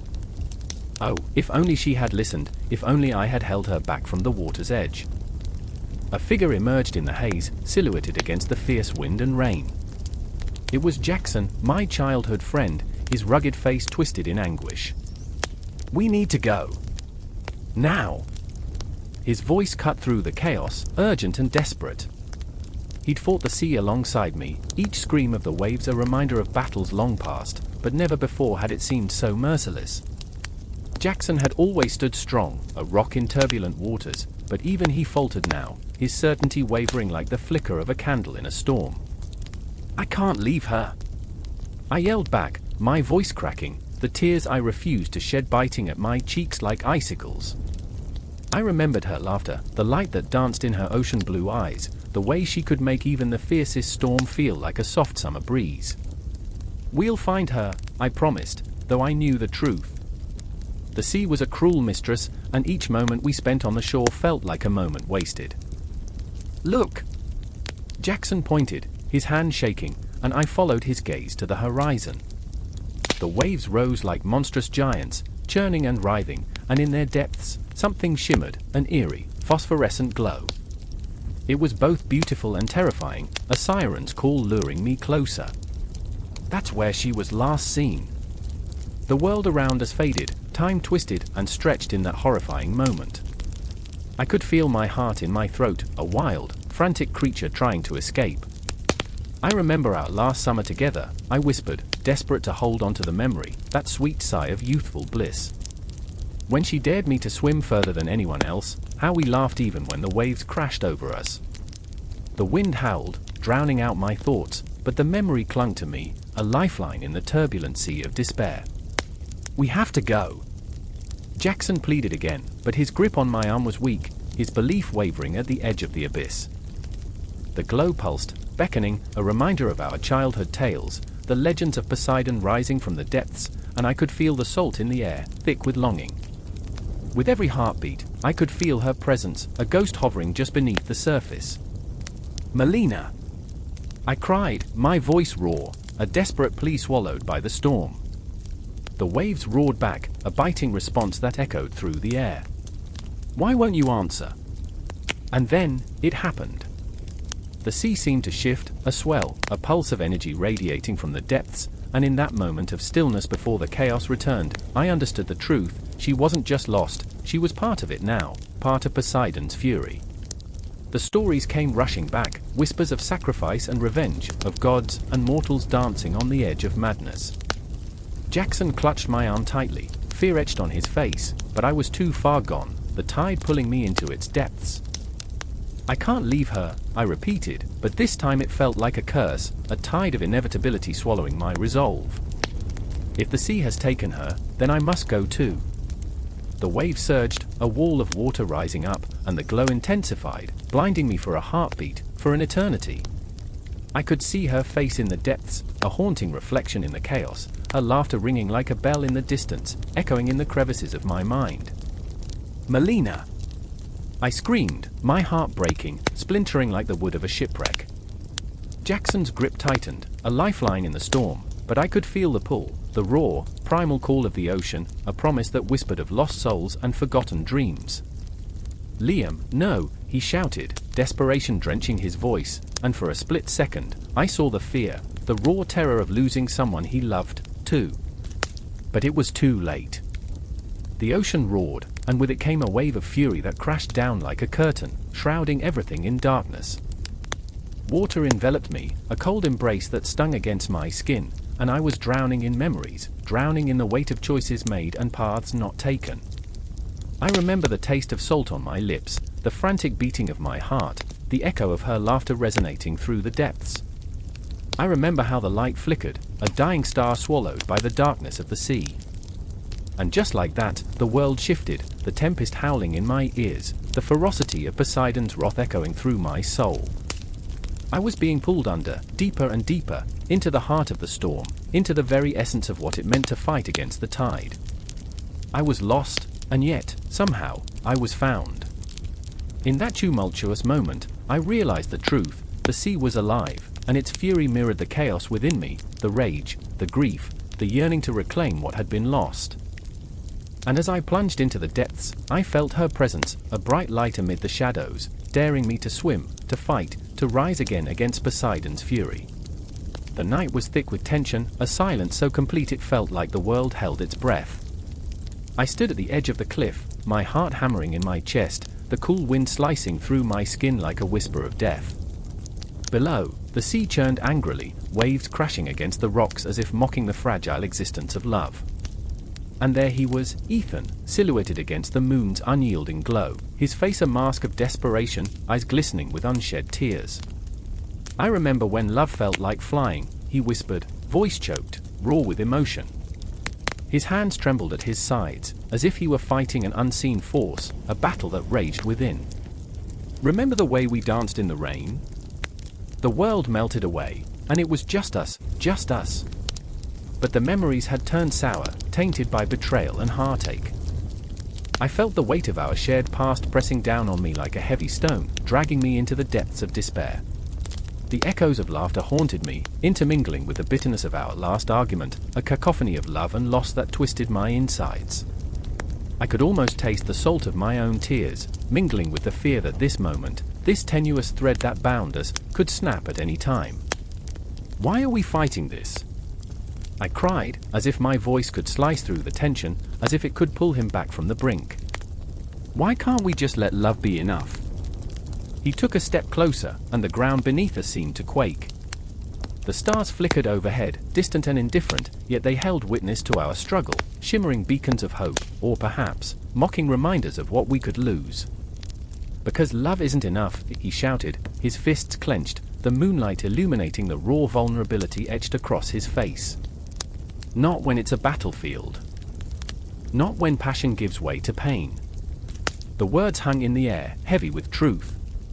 I felt my heart crack open, spilling out all the love and fear I'd been holding inside. What if we could fight it together? My voice trembled, a fragile thread woven from desperation and hope. The shadows danced around us, swirling with the ghosts of our past, memories colliding in a whirlwind of laughter and tears. I could see us in those shadows, young and wild, lost in a world of dreams, untouched by time. But time had a cruel way of unraveling the threads we'd woven, pulling at the fabric of our love until it frayed and fell apart. He looked away, gaze lost in the abyss of the sea. Do you remember the stories of Aphrodite? He asked, his voice softer now, tinged with nostalgia. She would weave love like a tapestry, each thread vibrant and alive, but when the threads tangled, the colors bled. I remember, I breathed, feeling the weight of myth wrap around us like a shroud. But we can't let our story be a tragedy, Ethan. We have the power to change it. His eyes snapped back to mine, fierce and desperate, a storm brewing beneath the surface. But what if we're not strong enough? What if love is the very thing that destroys us? The question hung like a guillotine blade, poised to fall. My heart raced, a wild beast caught in a cage of uncertainty. I could feel the ghosts whispering, shadows swirling in the wind, urging us, begging us to see the truth. Love was a double-edged sword, capable of both creation and destruction, bliss and heartbreak. A gust of wind howled, and I took a step forward, the ground crumbling beneath me. If we don't fight for it, we'll lose everything, I pleaded, voice cracking under the weight of fear and longing. We'll become shadows of ourselves, echoes of a love that once was. The sea roared in response, waves crashing against the unforgiving cliffs, mirroring our turbulent emotions. I reached out, fingers grazing his arm, electricity sparking between us, igniting a flame that threatened to consume. Don't you feel it? The pull, the fire? Aphrodite's influence is stronger than fate, stronger than fear. He flinched at my touch, the warmth of connection clashing with the coldness of doubt. And what if that fire burns us alive? It's better to burn brightly than to fade into nothing, I insisted, my breath coming in ragged gasps, heart pounding in rhythm with the chaos around us.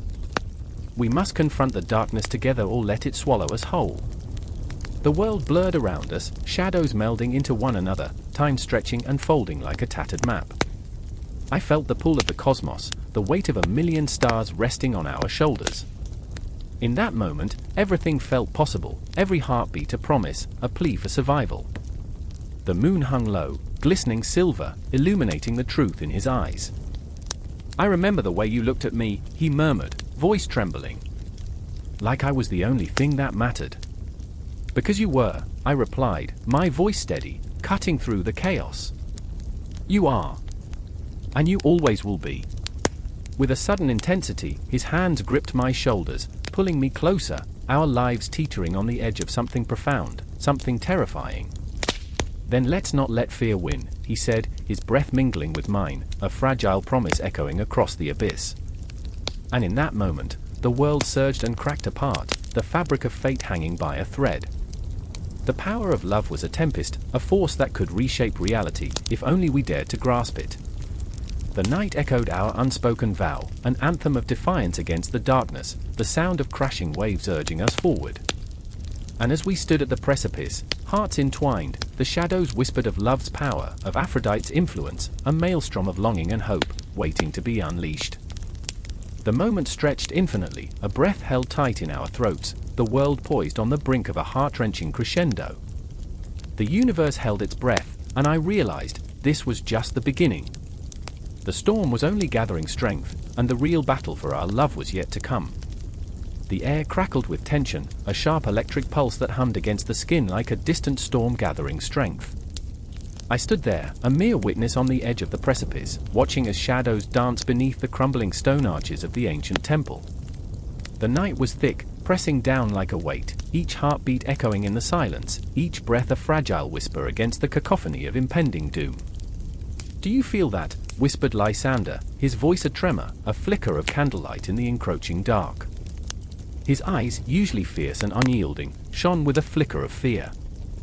Fear was a new fixture in his heart, a haunting presence that kept him awake at night, gnawing at his resolve. It's as if the world is holding its breath. I remembered, oh how I remembered, the first time I felt the weight of the world. It was a sunny afternoon, the kind that made laughter bubble up from your chest, the kind that had no place in this moment. But now, as the weight of a decision loomed larger than life itself, the past felt like a distant echo, a memory tainted with regret. The flames flickered in the distance, illuminating the ghastly visage of Prometheus, chained to the rock, defiance etched into his very being. I could see the glistening sheen of sweat on his brow, mingling with the blood that trickled down his side, a vivid reminder of the sacrifice he was about to make. His gaze pierced through the darkness, a beacon of hope wrapped in agony. "This is it," he murmured, his voice a low rumble, the final act of rebellion. Elara, standing to my left, trembled as she reached for Lysander's hand, her fingers trembling like leaves caught in a gust of wind. "What if we fail?" she murmured, her voice thin and fragile, a thread poised to snap. Her heart was a prisoner of doubt, locked away in a cage of fear.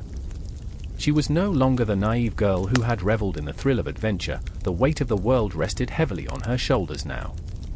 She had seen too much, lost too much. "I remember the stories," she continued, her voice steadying, the ones that spoke of hope, of courage. But they never spoke of the price. And there it was, the price, the looming cost of defiance. It hung in the air like the bitter scent of smoke, a reminder that sacrifice was never without pain. Prometheus had stolen fire from the gods, ignited the spark of creativity in humanity, but at what cost? The chains that bound him were more than iron, they were the collective fears of those he had sought to empower. The tension surged, and I felt it tighten around us like a noose. "We can't turn back," I said, my voice steadier than my heart. "Not now. Not when everything is at stake." The clock tower in the distance began to toll the midnight hour, its chimes resonating through the empty streets like the heartbeat of the city, a haunting reminder that time was slipping away. Each toll echoed our own countdown, a rhythmic reminder of the decisions that lay ahead. Prometheus, caught in the web of his own defiance, convulsed against his chains, his body a canvas of scars and stories. I could see the fire within him, burning bright against the encroaching darkness. "This fire," he gasped, "is for you. For all of you. I will not let the gods extinguish it." It was a defiance that ignited something deep within us, a spark of rebellion that fanned the flames of courage. But my heart twisted at the sight of him, my soul screamed in agony. What would become of him? This was the price of hope. And yet, perhaps it was madness, this burning desire for freedom. Perhaps it was love for our humanity, for the very essence of what it meant to be alive in a world that sought to snuff out our light. "Lysander," I whispered, squeezing his hand tightly, a lifeline in this storm. "What if we're the ones who ignite the fire, who carry it forward?" His eyes met mine, a resolve igniting within them, a determination that echoed through the shadows. "Then we will burn," he replied, unflinching in his conviction. "But we will burn bright." The shadows shifted, whispering secrets of the past. I felt the weight of history pressing down on us, a collective memory woven into the fabric of this moment, the air thick with the scent of burnt offerings and unfulfilled promises. Ilara's grip tightened as the first soldier emerged from the dark recesses, his sword glinting under the fractured moonlight. "We must move," she urged, her voice a low hiss. "They're coming." With a sudden rush, I found myself swept up in the tide of chaos, propelled forward by the knowledge that we were not merely fighting for ourselves, but for every soul who longed to break free from the chains of oppression. In that moment, I saw it all, the fear, the desperation, the flickering hope. The fiery determination of Prometheus ignited the fire within us, leaving no room for doubt, for hesitation. We were a force, an unyielding wave of humanity crashing against the stark cliffs of despair. The confrontation loomed, heavy and inevitable. The air pulsed with energy, electric, raw, a surge of life against the backdrop of death. I could taste the fear on my tongue, a bitter reminder of what was at stake, the sacrifice of a hero, the birth of defiance. "Remember this," Prometheus's voice rang out, fierce and unwavering, cutting through the darkness. "This is our moment. Our fire will never die." And as the soldiers descended upon us, as chaos erupted in a cacophony of clashing steel and shouts of rebellion, I knew that we were trapped in the rhythm of a desperate dance, a dance of sacrifice, hope, and the unyielding spirit of humanity. I felt the pulse in my veins, the urgency of the moment wrapping around me like a shroud. With every breath, every heartbeat, I understood, this was not just his sacrifice, but ours. In the vast cosmos of existence, we were but fleeting shadows, yet here, now, we would burn bright against the encroaching darkness, a beacon of defiance rising against the night. The sky cracked open like an egg, spilling electric blue fury across the trembling earth. I stood frozen as the first bolt of lightning shattered the air, illuminating the chaos of the city below. The buildings, once proud and towering, now shrank beneath the weight of an impending storm, shadows stretching like fingers grasping for salvation. I remember that moment, the sound, a deafening roar that echoed deep within my chest, a pulse that felt almost alive, syncing with my heartbeat. My heart raced, but fear twisted my gut tighter than a clenched fist. Rachel was behind me, breath hitching in her throat, eyes wide and reflecting the chaos, the wild, chaotic beauty of nature unleashing its fury. She was always brave, but today, the storm cracked her facade, and I felt the tremor of her fear. I turned, searching her gaze for strength, for a light amid the growing darkness. "We have to go," I whispered, though I could hardly breathe the words. The hurricane was coming. I could feel its hungry approach, a monstrous beast prowling just outside our window. The air was thick, oppressive, clinging to my skin like a shroud. I thought of Jason, my brother, out there somewhere, trapped in that storm, unaware of the tempest brewing not just in the sky but within the hearts of those he loved. "Jason," I muttered, his name a desperate prayer on my lips. "Come on," Rachel insisted, yanking my hand. Her grip was tight, grounding, a lifeline tethering me to sanity. But as we ran, I could feel the power of the storm surging, a tidal wave of energy crashing over us, and it felt as if time had stopped. We dashed through the streets drenched in the sickly yellow glow of streetlights, blinking like stars trying to pierce through the encroaching dark. Rain began to fall, heavy and relentless, each drop a hammer striking the pavement, echoing in the hollow space of my chest. The first gust of wind whipped through my hair, a forceful caress that screamed of chaos. I remember the way the world shifted, how the sky swirled with grey and black, as if painted by some mad artist who had lost control. And there he was, Jason, standing at the intersection, soaked and wild-eyed, his usually calm demeanor swallowed by the tempest. I remember the moment our eyes locked, the intensity of his gaze igniting sparks that danced between us like the lightning overhead. "Get inside," he shouted, his voice barely reaching me over the mounting roar of the storm. There was something primal in his tone, a guttural warning that sent shivers racing down my spine. But we were not alone. Behind him, the hurricane loomed, swirling with a ferocity that made my heart stutter. "We have to help him," I screamed to Rachel, but she shook her head, fear tightening her features. But I could see it, the determination bubbling beneath her surface, ready to surface like a wave crashing against a rocky shore. "Stay close," I called back to Jason, who was now moving toward us, a beacon of hope amid the swirling madness. But even as he approached, the wind howled like a banshee, drowning out everything but the pounding of my heart. With each step forward, I felt the world shift beneath me. I remember it, the weight of uncertainty, the push and pull of fear and love, like two storms clashing at the heart of a storm. It was raw and visceral and terrifying. I felt it in the marrow of my bones, the rage of nature struggling against the fragility of human will. And then, it hit. A gust so powerful it knocked us back, sending Rachel and me stumbling as the winds roared, a chaotic symphony that drowned out all reason. I grasped for Jason, fingers slipping as the storm raged around us. I could see it in his eyes, the realization that this was no ordinary storm. It was a cataclysm, a clash of powers that would test every ounce of our strength and resolve. "Get to shelter," he yelled again, urgency thickening his voice. But I couldn't move. My world had narrowed to that moment, and all I could hear was the deafening symphony of chaos. The hurricane was rising, a tempest unfurling its wings, ready to consume everything in its path. I could feel Rachel at my side, adrenaline coursing through her, a silent acknowledgement that we were in this together, this battle against a force that was both beautiful and horrifying. "We can't leave him," I shouted, but my words felt lost, swallowed by the storm. Jason's expression faltered, fear lacing his features as he stood between us and the tempest. "I won't let it take you." And then, like a sudden jolt, lightning struck again, a blinding flash that illuminated his face, raw with emotion, desperation flickering like a candle flame amidst the storm. In that fleeting instant, everything was clear, the gravity of the moment collapsing into an emotional crescendo. In that split second, I saw it all, the love that tethered us, the fear that threatened to tear us apart, the hurricane that was more than just a storm but a manifestation of our inner turmoil, our fractured lives spiraling toward an inevitable confrontation. I remember the wind howling, the city trembling beneath our feet, and in that chaos, our hearts beat as one, a rhythm of defiance against the storm. Fear surged through me, but so did determination.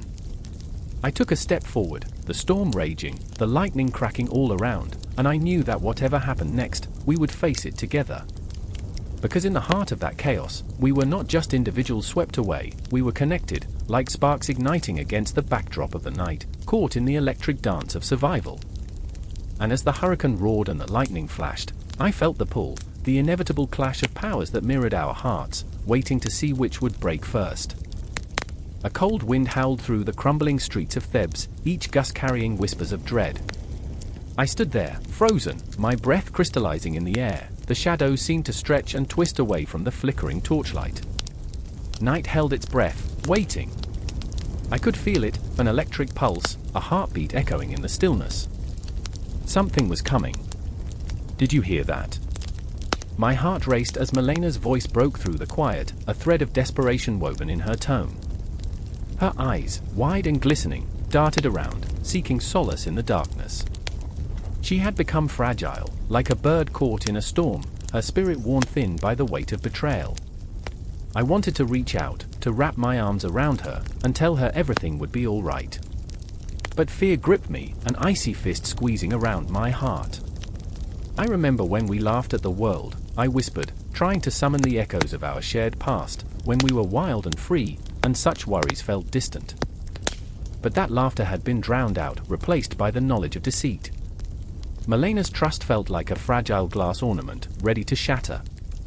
I just want it to end, she murmured, the words barely escaping her lips, as if saying them would make them real. I remembered the soft caress of her hand in mine, the warmth that had once enveloped us, now a void filled with doubt. And then there was Hermes. Oh, Hermes! He had danced through our lives like a wisp of smoke, charming and elusive. He wore mischief like a second skin, flashing his crooked smile that had always ignited something reckless within us. But now, I could feel the weight of his deception hovering like a storm cloud above us.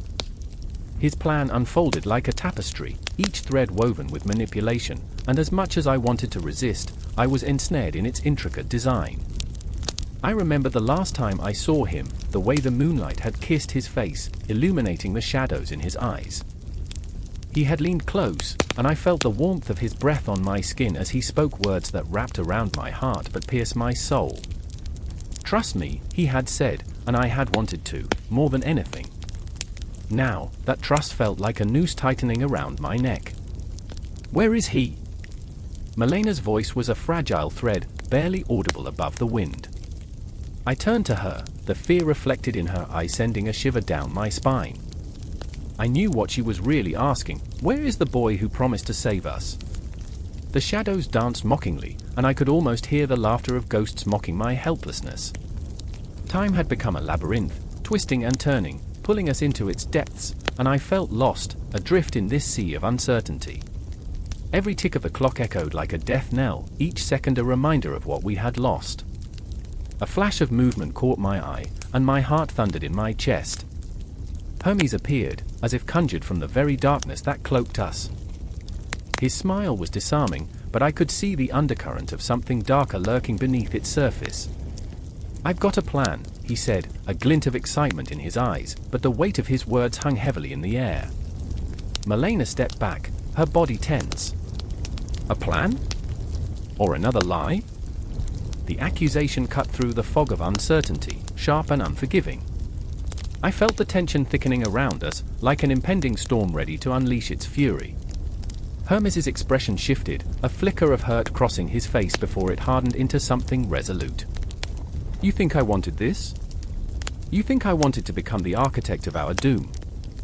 His voice trembled with frustration, raw and real.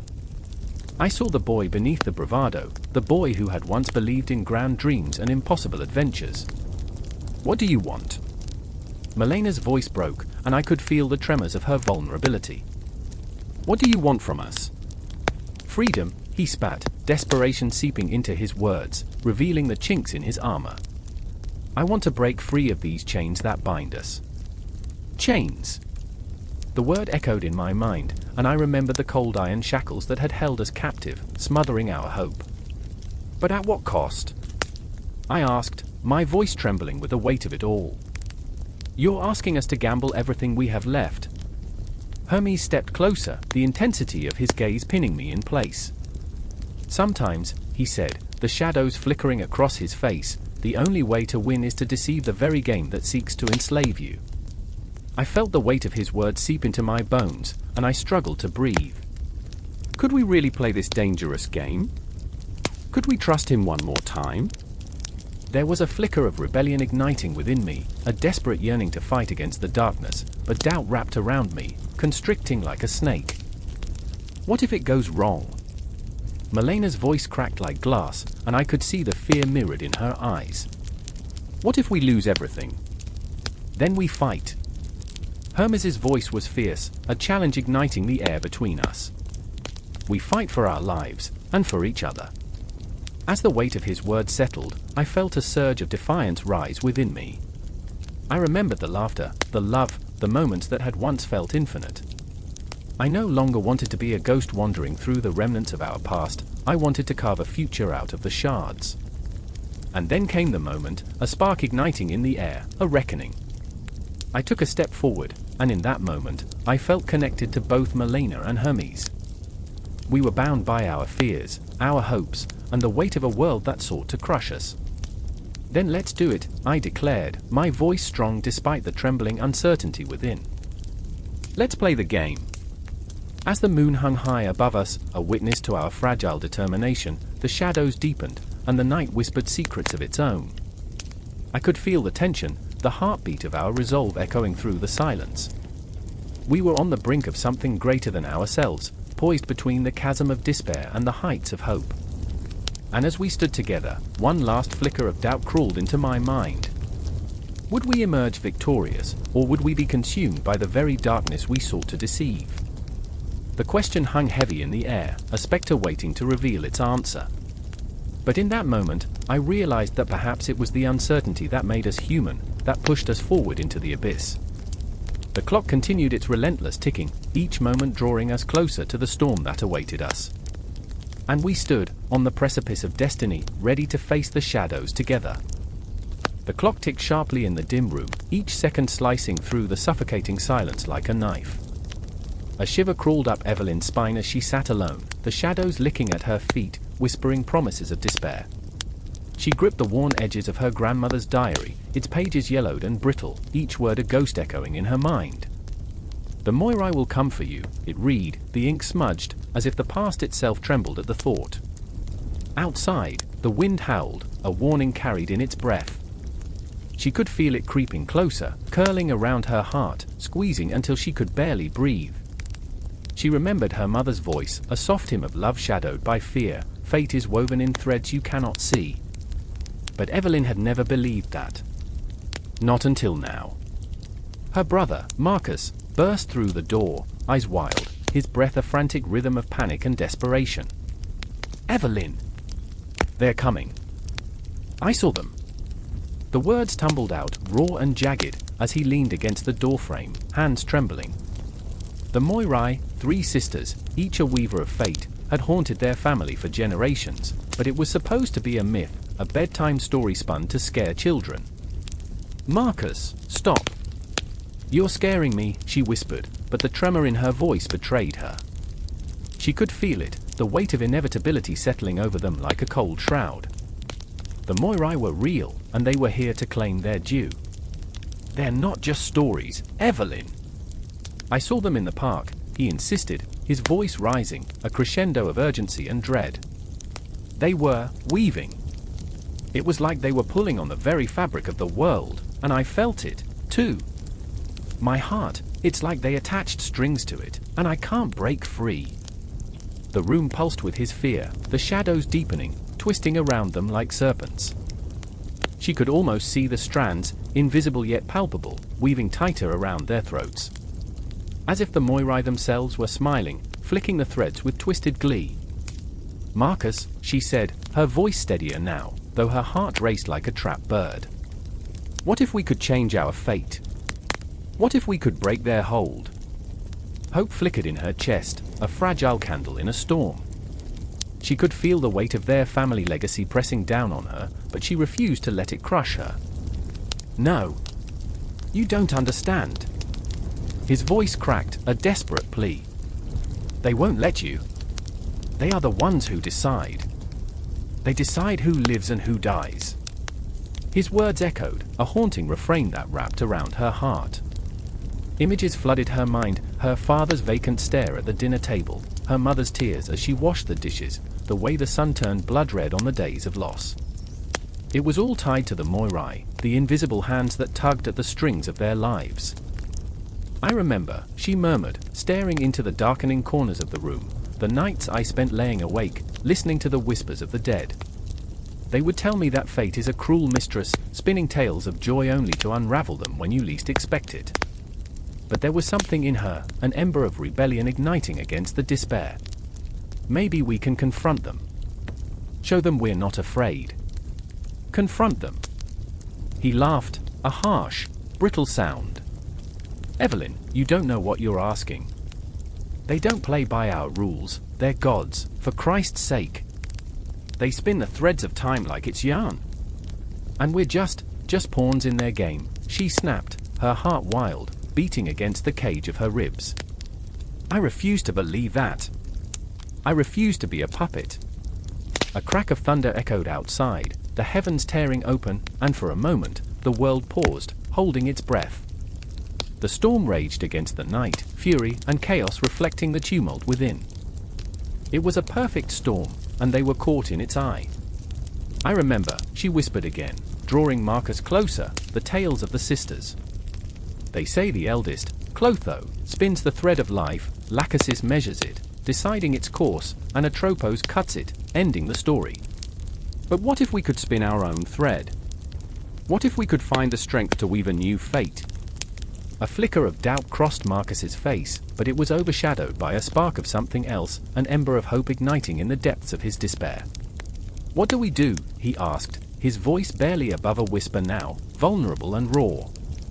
Tonight, she declared, determination surging through her veins, we'll go to the heart of it all. We confront them at midnight, when their power is strongest. We'll demand our lives back. The shadows shifted, swirling like smoke, and for a moment, Evelyn thought she saw a figure, a woman in a flowing robe, her face obscured, fingers dancing as if weaving unseen threads. A chill ran down her spine. It was a warning, a reminder of the price they would pay. Evelyn, Marcus hesitated, uncertainty flickering in his eyes. What if they don't let us go? She took a deep breath, the air thick with dread and defiance. Then we fight. We fight with everything we have. As the clock struck midnight, they stepped outside, the world transformed under the cloak of darkness.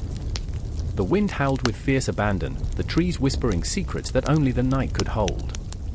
The park loomed ahead, a tapestry of shadows and whispers, where the Moirai were said to gather. I remember, she murmured, her heart racing, the stories of those who dared to defy them.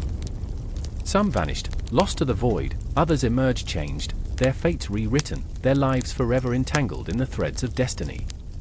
But we have to try. With every step towards the unknown, the tension coiled tighter around them, a noose of fate tightening its grip. They would confront the Moirai, those sinister weavers who held the strings of their lives, and she could feel the heartache of generations before them echoing in the silence. The sisters awaited, their shadows reaching out, weaving a web of fate that pulled tighter around Evelyn and Marcus, drawing them forward into a confrontation that would either shatter their world or reshape it forever. The air was thick, suffocating, as if the sky had forgotten how to breathe. A low rumble thrummed beneath the ground, a warning echoing through the veins of the earth, slithering into the marrow of fear. Shadows twisted and stretched in unnatural ways, contorting into forms that lurked just beyond the edge of comprehension. My heart raced, each beat a desperate plea for clarity in a world that had turned chaotic.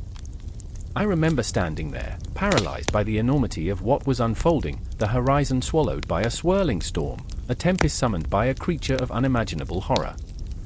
Lyra's hands trembled beside me, her fingers entwined with mine, a fragile tether in a sea of uncertainty. She had always been the one to chase after dreams, to believe in the beauty of a morning sun. But here, in this suffocating twilight, I could see the shadows creep into her heart, dragging down her spirit. We can't let him win, she whispered, her voice barely cutting through the ominous wind that howled like a banshee. I wanted to reassure her, to promise that we would find a way, but the words caught in my throat, heavy with despair. Typhon. Just saying his name felt like swallowing razor blades. He was no mere myth, he was a nightmare given flesh, a manifestation of fury and chaos. I could see him now, a silhouette against the tempestuous sky, larger than mountains, his serpentine limbs coiling and unfurling with a grotesque elegance. Each movement sent tremors through the ground, vibrations that resonated deep within me, gnawing at my sanity. Memories of laughter and light faded, replaced by the chilling weight of dread. Then there was Marcus, standing a few paces away, arms crossed tightly over his chest, a fortress of defiance in the face of despair. His jaw was set, eyes narrowed, but I could see the cracks beneath his bravado, fear flickering like a candle struggling against the wind. "If we face him, we die," he spat, each word filled with venom, bitterness coating the truth like a dark glaze. But there was also a spark of vulnerability in his gaze, a flickering hope hidden behind the armor he wore. I knew this man, my brother in arms, who had fought battles where courage was often a thin veil for fear. "Then we die fighting," I shot back, my voice stronger than I felt. I didn't know if I believed it, but the words had to be said, had to cling to the fragile thread of courage we shared. The storm raged on, a living thing that twisted reality itself. A chill ran down my spine, and I could almost hear Typhon's laughter, haunting, echoing, a cruel mockery of our resolve. The ground split beneath us, a gash in the world like a wound refusing to heal. From it poured a darkness, thick and viscous, shadowy tendrils reaching out, grasping. I felt Lyra's grip tighten as she gasped, and I turned to her, my heart pounding like a war drum against my ribcage. "Stay close," I urged, not knowing if my words offered comfort or merely spurred her further into panic. But already, the shadows were encroaching, blotting out the dying light. I remembered the stories whispered in hushed tones around campfires. Typhon was no mere beast, he was chaos incarnate, a storm of fury that could swallow cities whole. I had laughed at those tales, dismissed them as relics of an ignorant past, but now, standing on the precipice of annihilation, I felt the weight of their truth. Marcus stepped forward, defiance in his stance, fists clenched, teeth gritted. "You think fear is going to save us? You think hiding will make him go away?" I could see the flicker of rage and despair mingling in his eyes, a tempest all its own. But I also saw the vulnerability within him, the desire to be brave, to stand tall against the tide of horror that threatened to drown us all. "Fear is what drives us," I countered, my voice rising above the cacophony. "It's what keeps us alive." I didn't know if it was true, but in that moment, I needed to believe it. I needed to believe that fear was not just a shackle but a galvanizing force that could push us forward, could prime us for battle against this monstrous entity that sought to obliterate our very existence. And then, with a roar that seemed to split the heavens wide open, Typhon erupted from the ground. His true form was a grotesque symphony of chaos.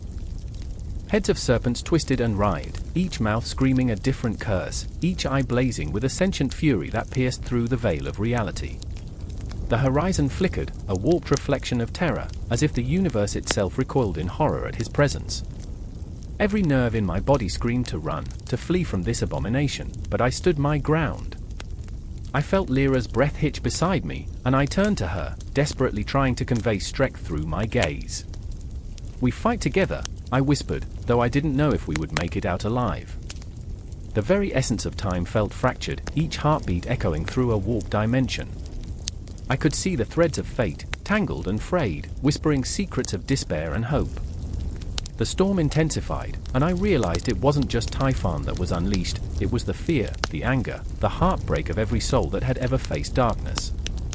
And as we faced him, I saw our fears flicker in the air, tangible and raw.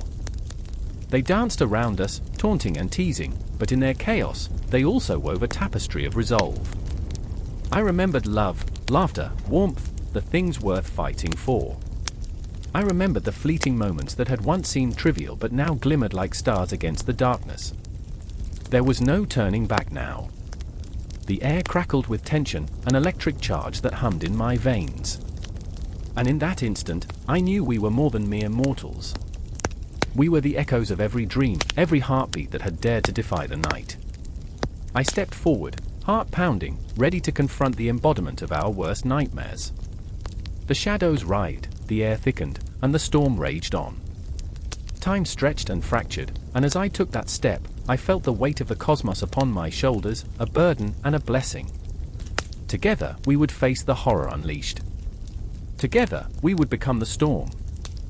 The air was thick, a heavy blanket smothering the village in uneasy silence, punctuated only by the distant echo of cries that clawed at the edges of night. I stood at the edge of the clearing, my heart thrumming in my chest, a frantic drum that matched the pounding of the storm above. Rain fell in hard sheets, but it couldn't wash away the dread that clung to the earth like blood on a blade. I remember how the taste of fear lingered on my tongue, sharp and metallic. Across the way, Elara knelt in the mud, her hands trembling as she clutched a dagger, the blade glinting ominously in the sporadic flashes of lightning. "This is our last chance," she whispered, her voice barely rising above the wind's howl.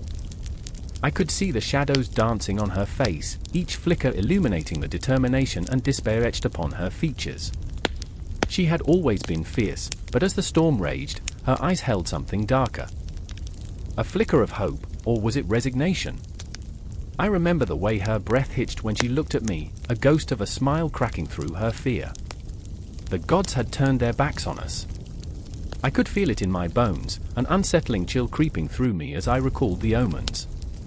The crops had withered, the livestock had fallen ill, and the sky itself seemed to weep with the mournful cries of the forsaken.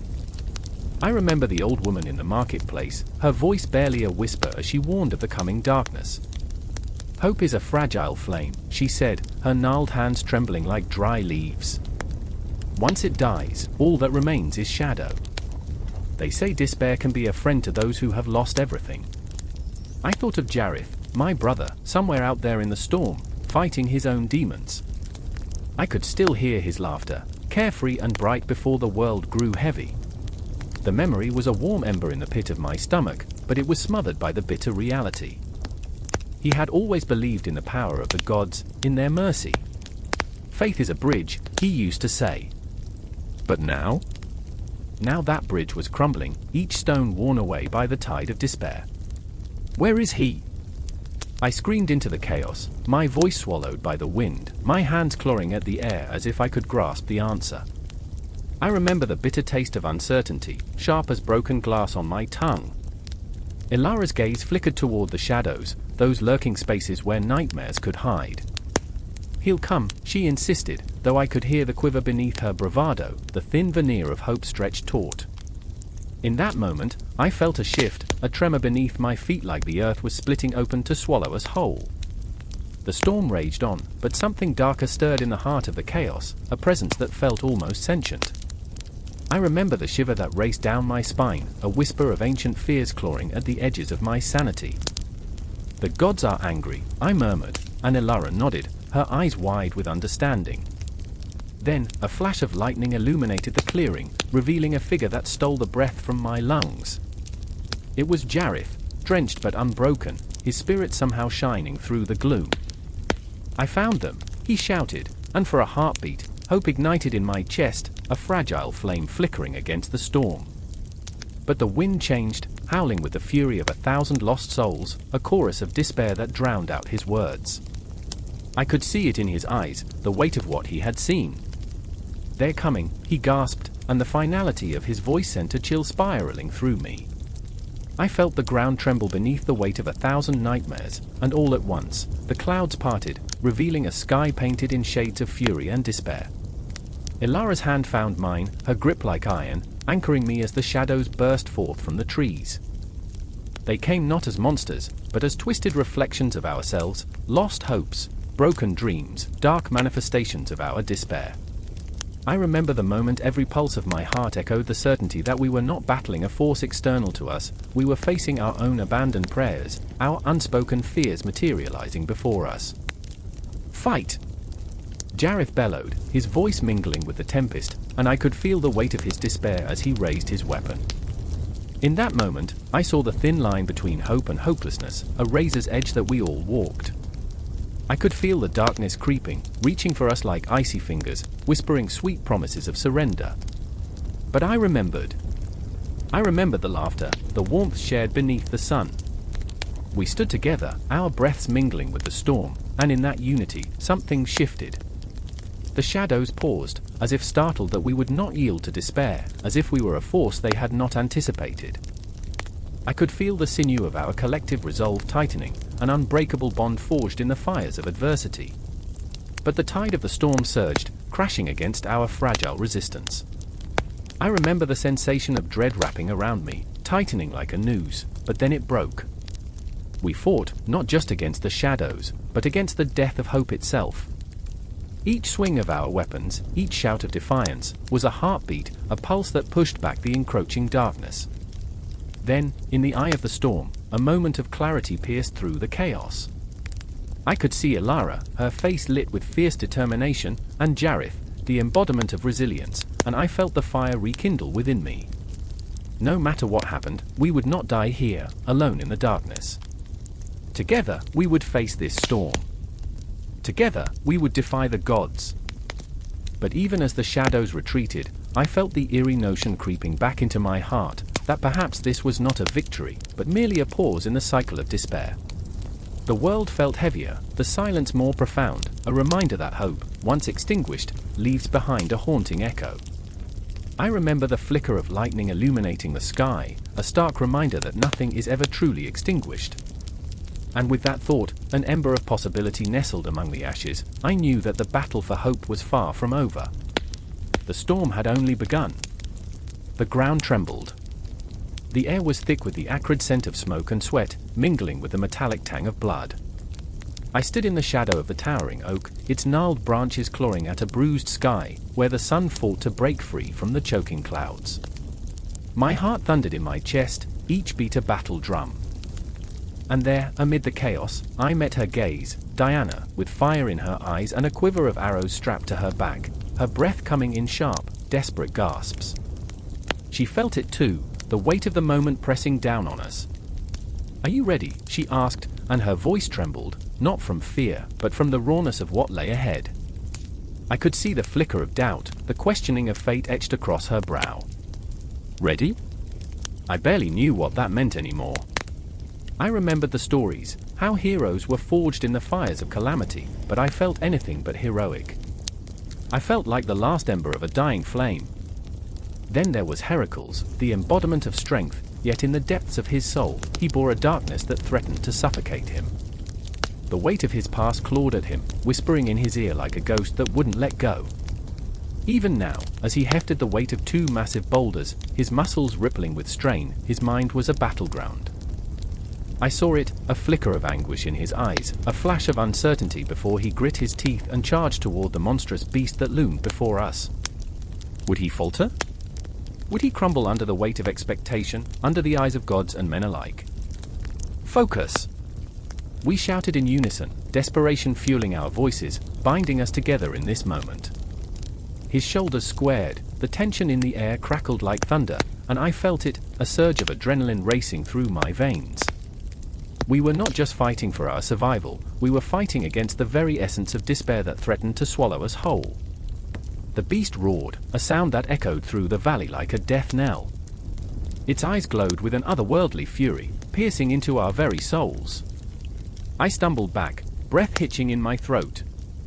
I remember, I whispered, a mantra against the tide of fear. I remember the days of laughter, the nights spent warming by the hearth, dreams shared beneath the stars. But those memories felt like ghosts now, haunting me, reminding me of what was at stake. Diana narked an arrow, her hand steady as she pulled back the string, yet her face betrayed a storm of emotions. I saw the flicker of grief in her eyes, the weight of loss. She had lost so much, her family, her home, and now, standing here, she was ready to lose herself in this fight. For them, she murmured, and I felt the intensity of her conviction seep into my bones. We would not let their sacrifices be in vain. Heracles surged forward, a force of nature, but I could see the cracks beginning to form. Each swing of his club felt like a desperate plea for redemption, a wish that the world could forgive him for the blood that stained his hands. "Forgive me," he cried to the heavens, a sound that ripped through me, raw and tormenting. It was a plea I understood all too well, one we all carried in our hearts.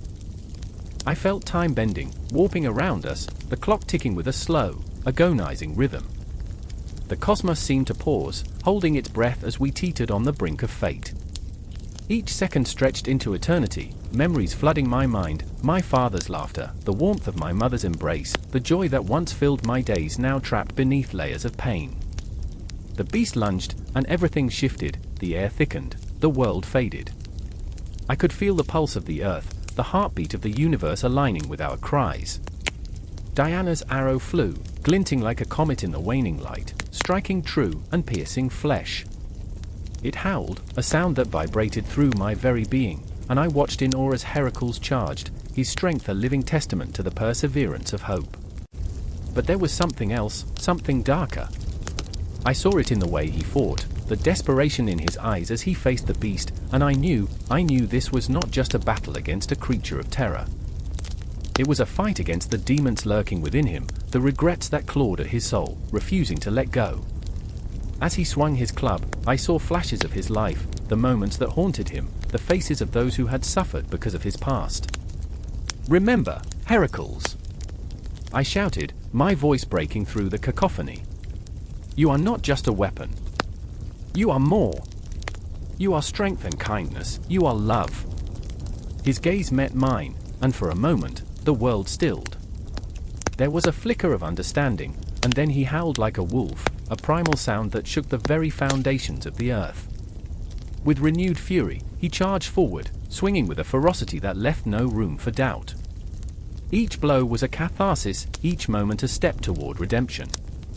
I could feel it, the pulse of something greater surging through us, binding us together against the encroaching darkness. The beast fell, collapsing with a final, earth-shattering roar, and the valley erupted into silence. But in that silence, I heard the echoes of our struggles, the whispers of all we had endured. The battle was won, but the war raged within us still. We stood there, panting, bloodied and bruised, but alive. And as the sun began to peek through the clouds, casting a golden light upon our battered forms, I knew this was only the beginning. We were not heroes yet, we were still lost souls searching for our way in a world that felt so vast, so indifferent. Onward, Diana breathed, her eyes fierce with determination. We have more to face. And we did. Shadows danced before us, beckoning with the promise of more challenges, more heartache, and hope. In the face of all that loomed ahead, we stood together, a fragile alliance forged in the fires of despair, ready to challenge our fate once more. Each heartbeat echoed with the promise of tomorrow, and as we stepped into the unknown, the air thrummed with possibility. The journey was far from over, it had only just begun. The air trembled, thick with the weight of unsaid words, as the door between worlds creaked open, a shuddering gasp of ancient wood. I stood there, heart thrumming, a cacophony of dread and anticipation pounding in my chest, the darkness beyond beckoning like a siren song. Hades had stepped out, his presence a storm of shadows and whispers, each movement igniting a primal fear that curled around my spine. Maya stood beside me, her eyes wide, reflecting the abyss. I could see the flicker of her resolve, a fragile candle fighting the night, but it was dimming. "This isn't how it's supposed to be," she murmured, shaking her head as if to rattle loose the reality we had fallen into. "We were meant to be free, not like this." Her voice cracked, and I clenched my fists, feeling the pulse of my own doubts echoing in the silence. I remembered the taste of victory, the sweet, bright flavor of hope. Now, it felt like ashes in my mouth. I glanced at her, saw the battle playing out beneath her skin, a warrior's heart caught in the grip of despair. Maya had always been the strong one, the beacon that pulled me from the brink, but even she could be swallowed by the darkness. And then there was Ethan, pacing restlessly, the shadows pulling at him like tendrils of smoke. His face was twisted in a mask of fear and rage, the weight of our failing hope pressing down on his shoulders. "This isn't just about us," he shouted into the encroaching void, his voice raw and desperate. "It's about everyone. He's come to collect." Those words hung in the air, heavy and foreboding. Hades, cold and regal, stepped forward, the glint of his eyes piercing through the thickening gloom. There was a mockery in his gaze, a promise of chaos. "You think you can defy me?" he asked, the very sound of his voice sending ripples of unease through the air. The shadows around him writhed, whispering secrets of lost souls and forgotten dreams. I wanted to scream, to shatter the suffocating silence, but the words caught in my throat, like a curse stuck in a loop. Each heartbeat thudded in my ears, an incessant reminder of the darkness that threatened to eclipse us all. Maya stepped forward, trembling but fierce. "You don't own us. We're not pawns in your game." She was shaking, I could see it in the way her hands balled into fists, but her eyes blazed defiantly. A ghastly smile crept onto Hades' face, a smile that felt like an omen. You think your defiance holds power? Power is an illusion, child. What do you think you can achieve? His voice rolled over us like a dark wave, threatening to pull us under. I felt a chill race up my spine, a memory, a dream, a wordless understanding that shimmered just beyond reach. Hade's realm was not merely a place, it was a concept, a crushing weight of inevitability. I had once believed that love could conquer the night, that hope could shatter the chains binding us to despair. But now, faced with the ruler of that darkness, I felt those beliefs slip through my fingers like grains of sand. Enough! Ethan's voice thundered, breaking the spell of Hade's presence. The air crackled, charged with tension as he stepped forward, fury igniting every facet of his being. We won't let you take us. We fight for each other. We fight for the light! But even as he spoke those words, I could see the flicker of doubt in his eyes. The ghosts of our failures haunted him, each misstep laying a brick in the wall between who we were and who we needed to be. It was a battle against the very essence of despair, a fight against the truths we had buried deep, truths that clawed at the surface, threatening to drown us. Hades loomed closer, a dark halo of power surrounding him, his form shifting as if the shadows themselves were alive, eager to devour us whole. You misunderstand, he said, his voice a velvet whisper that slithered through the cracks of our resolve. I am not here to take. I am here to offer. And with that, my heart stuttered, panic clawing at my insides. He was offering something, a deal that could unravel us all. I could hear Maya's breath quickening, the rhythm of her fear syncing with the thumping of my heart. What do you want? She gasped, the words spilling from her trembling lips. Your truth, he replied, his smile widening into something grotesque. The truth you hide from yourselves. I will set you free. But blood must be spilled. Sacrifices must be made.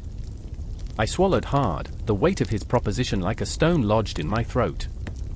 The darkness writhed, and I felt it wrap around me, the cold tendrils whispering, promising relief, freedom. I could feel the ghosts of my past creeping closer, their mournful eyes locking onto mine, waiting for the moment I would break. Maya's resolve faltered, the flicker in her eyes dimming to a flickering ember. No, we can't. We won't sacrifice anything, anyone. She turned to me, desperation etched in every line of her face. You can't let him do this. Our fates hung suspended, a fragile web woven of fear and hope, held together by the thinnest thread of resolve. I wanted to reach out, to tell her that together we could face anything, love could conquer all, couldn't it? But the shadows whispered lies, and I felt the fabric of my courage unraveling. Hade stepped into the depths of our fears, drawing closer, the chilling aura of his power pulsing like a heartbeat. What will you choose? He asked, his voice a silken threat, a promise of despair. Fate is a cruel mistress, and tonight, the door to the underworld is wide open. And just like that, the world around us shifted, our choices looming like specters in the dark. I felt the pull, the dread, the inevitability of the moment crashing down, spiraling as time stretched and coiled like smoke. In this heart of shadows, each breath was a prayer, a plea to the cosmos, asking whether love could actually withstand the weight of our darkest fears. The door was open, and behind it lay an abyss we were unprepared to face. And I knew, deep down, this was not the end, it was merely the beginning of a reckoning, one that would echo through the ages. The sky split open, a canvas of crackling darkness, as Zeus stood at the edge of the abyss, his breath coming in ragged gasps. The air hummed, thick with electricity, as if the universe itself held its breath. Each heartbeat felt like a drum in the chest of the world, resonating with the terror that gripped him. Shadows stretched out like fingers, clawing at the edges of reality, whispering warnings he dared not ignore. This was not merely a battle, it was the reckoning of existence itself. Typhon. The name hung in the air, heavy with disdain and terror. The monstrous titan loomed in the distance, a writhing mass of serpents and fury that shook the very ground beneath Zeus's feet. Each twist of his body seemed to send out a shockwave, a reminder that this was no ordinary foe. This was the embodiment of chaos, anarchy incarnate. Zeus's fingers curled into fists, nails biting into his palms as he fought the rising tide of fear. I remember the stories, he whispered to himself, the memories crashing through his mind like waves against jagged rocks. The tales of courage, of heroes standing against the storm. But they felt hollow now, echoes of a simpler time when right and wrong existed in the same breath. The weight of his responsibility pressed down on him, and in that moment, he was just a man, scared, overwhelmed, ready to falter. But he couldn't falter. Not now. Beside him, Hera stood resolute, her gaze locked onto the horizon. Her heart, a wild drumbeat of love and fear, fought against the tide of panic threatening to drown her. The golden light of the dawn trembled against her skin, illuminating the lines of worry etched deeply into her face. "Is this how it ends?" she murmured, more to herself than to him. Her voice carried the weight of 1,000 unsaid prayers, trembling like the fragile wings of a moth drawn to the flames of destruction. "Not while I still breathe," Zeus replied, the words surging forth, igniting a flicker of hope in her eyes. But inside, doubt called like a serpent. What if this was the moment they had feared? The moment the gods would fall, leaving nothing but ash in their wake. The ground rumbled as Typhon roared, a sound that chilled the bones and stilled the heartbeat. It was a primal noise, a cacophony of despair and wrath that echoed through the valley, reverberating in their very souls. "Come forth, Zeus," the creature taunted, voice dripping with malice. "Your throne is ready for the taking." A flash of anger sparked within him, igniting a fire that momentarily pushed back the fear. "You think you can take it?" Zeus shouted, voice steady, powerful. The words were a sword drawn, cutting through the gloom that threatened to swallow them whole. But as he stepped forward, doubt clawed back at the edges of his resolve. What if he failed? What if he could not protect her, his queen, the mother of their children, the very light in his darkened world? I remember when we stood against the Titans, Hera's whisper floated to him, threading through the chaos. When we fought side by side. We were unstoppable. She reached for his hand, intertwining their fingers, grounding him. The warmth of her touch sent a surge of energy through him, a reminder of their unity amidst the dissonance. Together, he breathed, and it felt like a promise, a lifeline thrown into the storm. The ground shook again, and he could almost hear the echoes of lost battles, the ghosts of gods who had fallen before him. Fear seeped into the cracks of his confidence, but Hera's grip tightened, a tether against the onslaught of doubt. Typhon advanced, his form shifting, a monstrous silhouette against the swirling storm. "You think your memories will save you," he sneered, venomous and cruel. "You are nothing but a fading light in a world that craves darkness." The words sliced through the air, sharp as a blade and heavy with the weight of truth. But Zeus stood rooted, his heart a roaring tempest. "I will not let you extinguish us." The defiance in his voice was a spark that ignited something deep within him, a primal resolve that surged like the crackling energy in the atmosphere. He remembered the joy of creation, the warmth of laughter shared, the beauty of love forged in the fires of adversity. He remembered the faces of their children, the innocent light that shone in their eyes, untouched by the horrors of the world. In that moment, he understood. This was not merely a confrontation between two ancient beings, it was the embodiment of hope against despair, love against hate. The air crackled with tension, a fragile thread stretched taut. And then, without warning, Typhon lunged, a whirlwind of fury and chaos, serpents slithering from his form, their hissing voices filling the air with dread. Zeus reacted, primal instinct taking over, and he summoned the storm. Thunder rumbled in the heavens, lightning arcing from his fingertips, illuminating the dark with blinding light.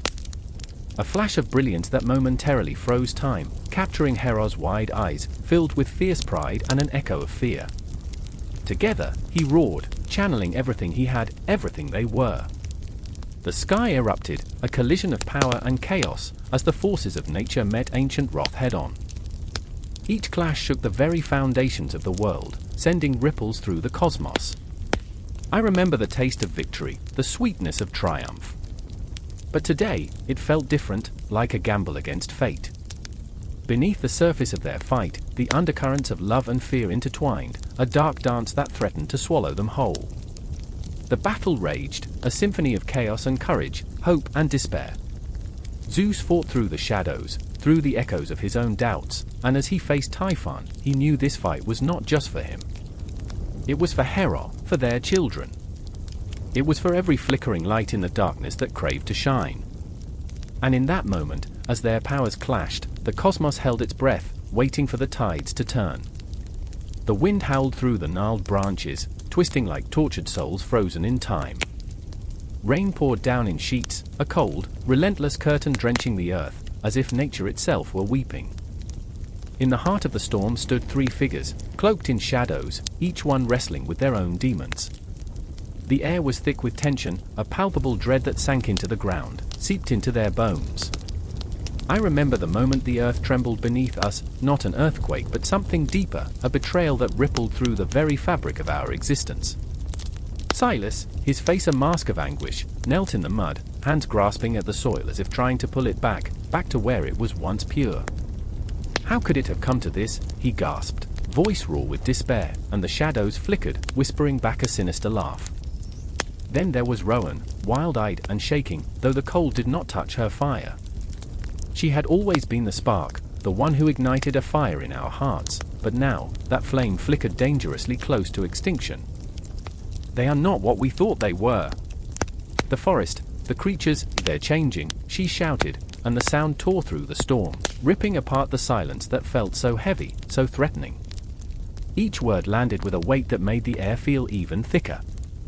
I stood, caught in the storm of their emotions, choking on the fear that clung to me like the dampness in the air. I remember the despair pooling in my stomach, a leaden weight pressing down. We had once danced with the earth, sung to the skies, believed ourselves the guardians of nature. But now, those allies had turned into something unrecognizable, monsters we'd unwittingly created. I glanced at the twisted trees, their bark peeling like the skin of ancient giants, revealing pulsating veins of toxic green.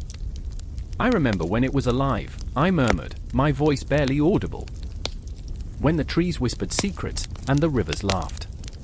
But those days had slipped through our fingers like grains of sand, and now, as our sanctuary crumbled, it felt as if the very ground beneath us had become a sea of betrayal. The storm intensified, a cacophony of crashing waves, echoing the chaos in our hearts. Silas rose, his eyes wild and desperate, and pointed toward the horizon where shadows danced, creatures born from our negligence, memories of awe twisted into grotesque forms. We have to confront them. We have to fight. His words were a battle cry, a defiance against the suffocating darkness. Rowan shook her head, her voice trembling with fear. Fight what? We don't even know what we're up against. The nature we loved is no longer ours. Tears streamed down her face, blending with the rain. It broke me to see her so vulnerable, the fierce spirit I had cherished now stripped bare, exposed, raw. And then, the ground shook violently, a tremor that sent us sprawling into the mud. Shadows roared to life, twisting into shapes that clawed at the edges of our sanity. I could feel the weight of betrayal in the air, a dark spirit rising, fueled by our ignorance. The world we had cherished was collapsing, and we were too late to reverse the damage. My heart raced, each beat echoing in my ears, drowning out the cries of my friends, the chaos around us. Together? Silas yelled, pulling us toward the darkness, and for a moment, I felt the flicker of hope. But then it slipped away, like smoke through fingertips, and I was left standing in a void, surrounded by the screams of our past, the laughter, the joy, now morphing into a haunting melody of loss. I remembered the first time I had felt the earth beneath my bare feet, the cool grass tickling my toes, how alive it had felt. Where had that vibrant world gone? As we trudged forward, the shadows loomed larger, grotesque visions of what we had unleashed. They were our allies turned enemies, twisting our memories into nightmares. I could taste the bitterness of betrayal on my lips, a metallic tang that felt like the end of everything we had known.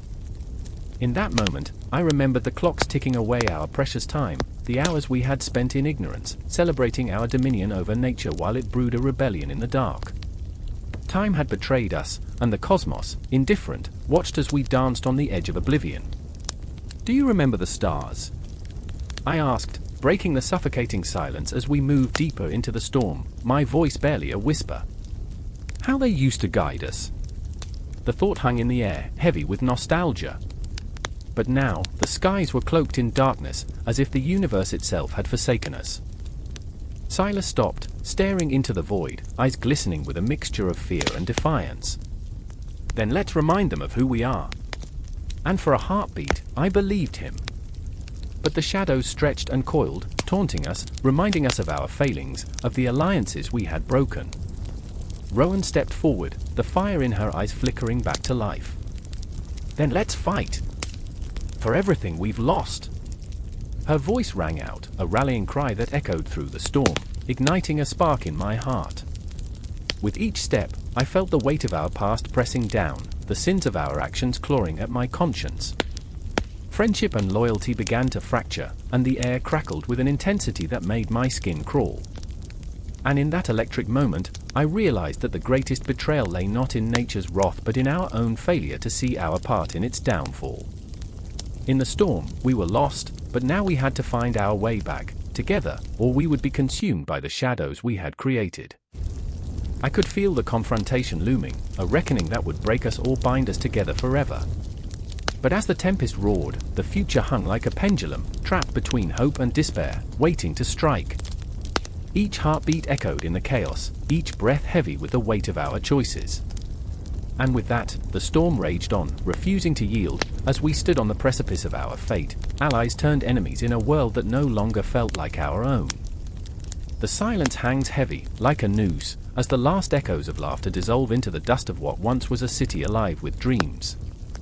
Olympus, a name whispered through corridors of time, now lies smothered beneath a shroud of ash and despair. The air is thick, suffocating, as if it carries the weight of 1,000 hearts broken in unison. Shadows dance between the crumbling columns of marble, each one a ghost of a memory, laughter, love, life, all swallowed whole by the maw of destruction. I stand on the precipice of ruin, my feet planted on the jagged remains of a once vibrant street, my heart pounding a rhythm of fear and disbelief. The sky is a bruised canvas, splattered with shades of grey and crimson, as if the heavens themselves bleed for this city. I remember the sun setting here, casting golden light on the faces of friends, now reduced to mere echoes in the hollow chambers of my mind. What have we done? The thought lingers, a bitter taste on my tongue. Beside me, Aislinn clutches a tattered doll, its eyes dull and lifeless, a haunting reminder of a child who once laughed while chasing the sunlight. I see her breath hitch, a tiny gasp that cuts through the stillness. They didn't deserve this, she whispers, her voice trembling like a fragile leaf caught in a tempest. Her eyes, mirrors of anguish and resolve, dart around, hunting for something, anything, that might signify hope among the wreckage. But hope is a fickle mistress, rarely found in the ruins of dreams. Then there's Theo, always the brave one, the protector with a heart as vast as the ocean, yet now it feels like a stone. He scans the horizon, eyes narrowed, brow furrowed with the weight of responsibility. We have to keep moving, he says, but the tremor in his voice betrays the facade of strength. I remember when he'd laugh at the storms, daring the universe to unleash its fury. But now, even the wind seemed to whisper doubts, swirling around us, taunting us with what was stolen. Where do we go? I ask, the words tasting bitter, laden with uncertainty. I remember the nights we spent dreaming of freedom, of adventures under the stars. Now, those stars seem distant, like silhouettes of forgotten ambitions. There's nothing left for us here, I plead, but the truth slices through me. Every step away from Olympus feels like a betrayal of what we once held dear. As we move through the debris, each footfall sends up a cloud of dust, choking us with memories of what we lost. I remember the festivals, the music swelling in the air, laughter echoing off the walls, an orchestra of life. But all that remains is the silence, a haunting melody that plays in my mind, reminding me of the joy that now feels like a cruel joke. A shudder runs through me as I catch sight of a broken statue, its hand reaching out, frozen in time, as if begging for salvation. This was once the face of a god of hope and strength, and now it serves as a mockery, a cruel reminder of our fragility. I can feel Aislinn's grief, a tidal wave crashing against the walls I've built around my own heart. It's all gone, she whispers, and the pain in her voice cuts deeper than any blade. Not everything, Theo interjects, his voice steady, but I see the way his hands tremble. We still have each other. A flicker of warmth ignites in the depths of my despair, yet it feels so fragile, like a candle fighting against the tempest. I want to believe him, but the shadows loom larger, taunting me with the faces of those we lost, friends, family, a sense of belonging, each one a ghost that clings to my soul. Suddenly, a distant rumble reverberates through the ground, shaking us from our reverie. Our eyes meet, fear etched across our faces, an unspoken understanding passing between us like an electric current. We are no longer alone in this desolation. Something stirs in the depths of the ruins, a darkness that thrives on the remnants of our despair. I can almost feel its breath on my neck, cold and foreboding, as if it delights in our suffering. Run! Theo shouts, and the command ignites a primal instinct within me. We bolt through the rubble, hearts racing, the sound of our footsteps echoing like the heartbeat of Olympus itself, pulsing, desperate, alive. The ground shakes beneath us, and I remember the stories of gods who fell from grace, how Olympus crumbled under the weight of pride. Are we too destined for the same fate? I steal a glance back, and the sight of the city crumbling behind us ignites a fire of determination within me. We cannot let it end here, I scream, the words ripping from my throat, raw and visceral. I see Aislin's face, a mix of fear and hope, and it strengthens my resolve. We won't let the story of Olympus die with us. We burst into the open, the remnants of the city looming like a spectre behind us, but I sense something changing in the air. The darkness, once suffocating, now feels like a challenge, daring us to fight, to reclaim what was stolen. The horizon stretches out before us, a promise shrouded in uncertainty, but the fire within us blazes fierce. As we run, I remember the joy, the laughter, the love that once filled these streets. I remember that even in the face of destruction, we carry the legacy of Olympus within us. And as the city falls deeper into ruin, we rise up, determined to carve our own destinies from the ashes. The air crackles, heavy and thick, as a figure stands on the edge of the precipice, breath ragged, heart hammering. The world below churns in chaos, a maelstrom of shadows, whispers of lost souls yearning for the light. I can taste the fear, metallic and sharp, clinging to my tongue. It wraps around me like a shroud, squeezing tighter, reminding me of what's at stake. I remember the way the sun used to feel on my skin, warming me from the inside out. Now, that warmth seems like a distant dream, swallowed whole by the encroaching darkness. A scream cuts through the silence, raw and unfiltered, echoing in that void. It's not just a sound, it's a feeling, a visceral slice through the fabric of reality. I turn, and there she is, Elena, my beloved, her eyes wide with terror, an ocean of despair reflected in their depths. Shadows dance across her features, highlighting the desperation etched into her brow. They're coming for us, she cries, her voice trembling like a fragile leaf caught in a storm. I remember when laughter filled the air between us, a soft glimmer of joy in a world otherwise suffocated by dread. But now, the memories blur, bleeding into the present, coloring everything with shades of anguish. I reach for her. My hand brushes against hers, and the warmth ignites something deep within me, a flicker of hope amid the encroaching darkness. Behind her, a figure looms, Aidan, once a friend, now a spectre of betrayal. His eyes gleam with an intensity that sends shivers racing down my spine. I can see the wildness there, the hunger for power that has twisted him into something unrecognizable. You should have joined me, he says, voice dripping with a venomous sweetness that feels like poison on my ears.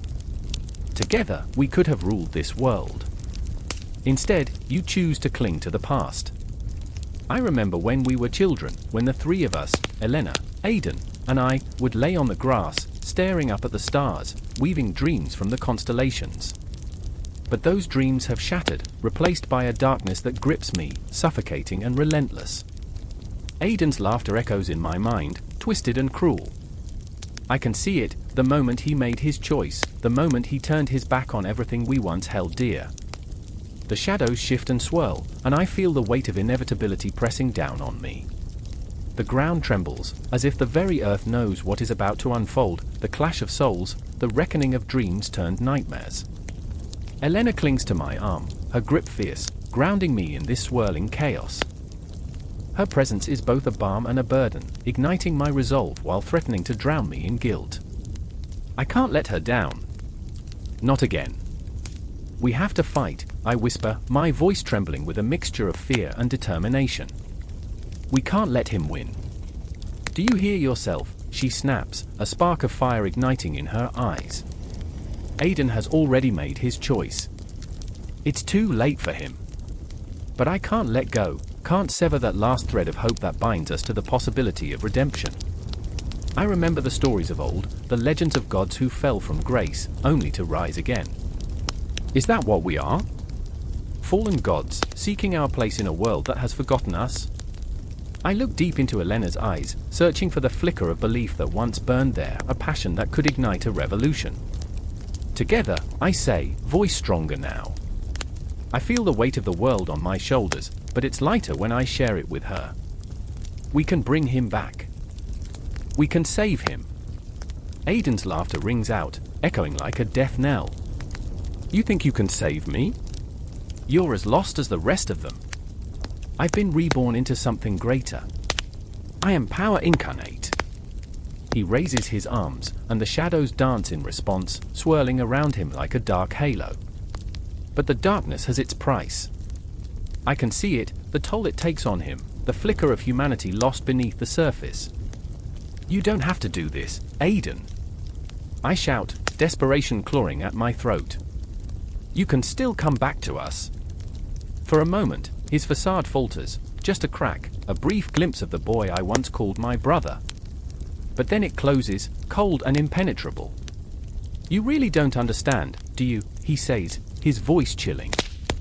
I've tasted the void, and I will never go back. Elena's grip tightens around my arm, her fear almost palpable.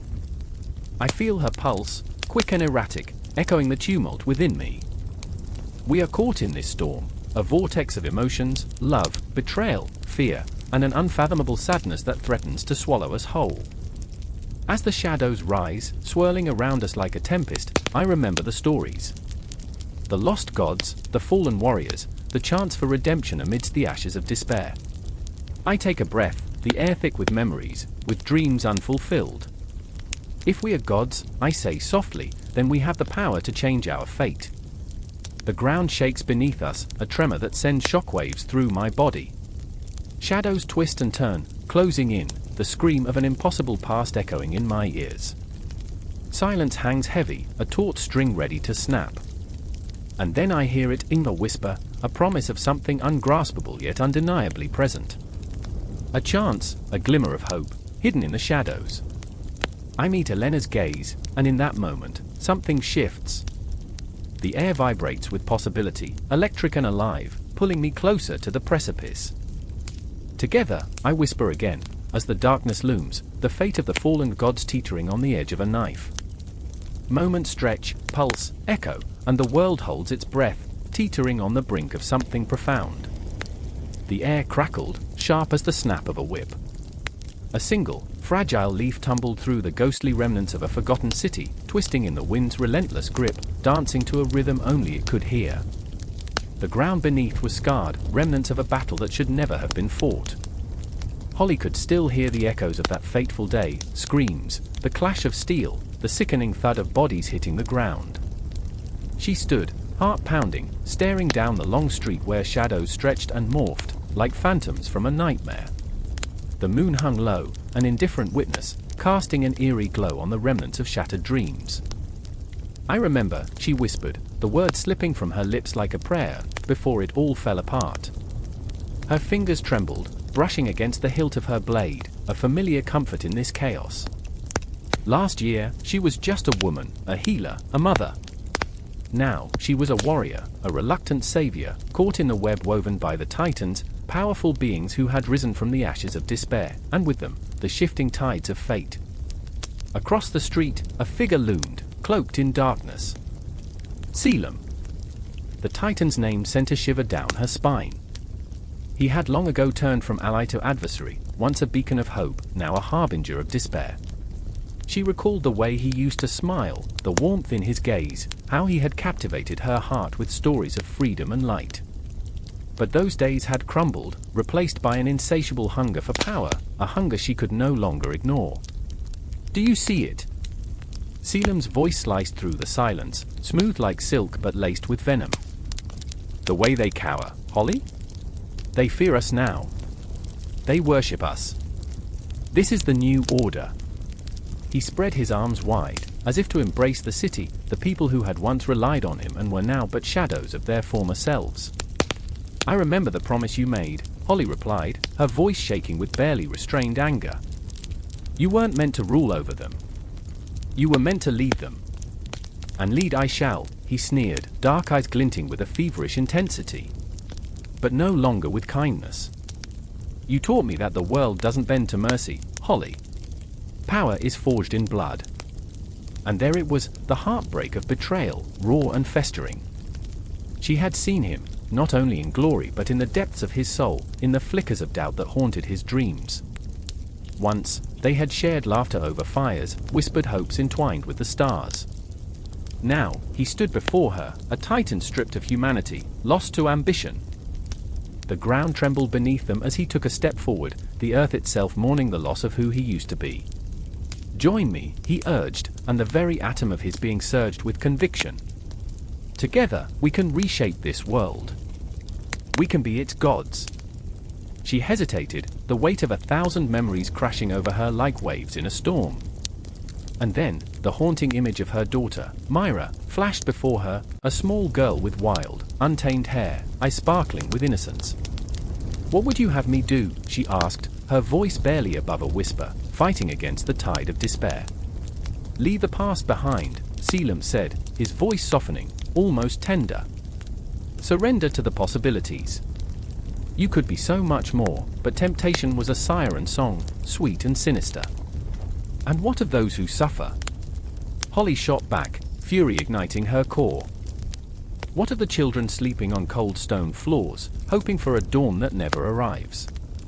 You've turned your back on them.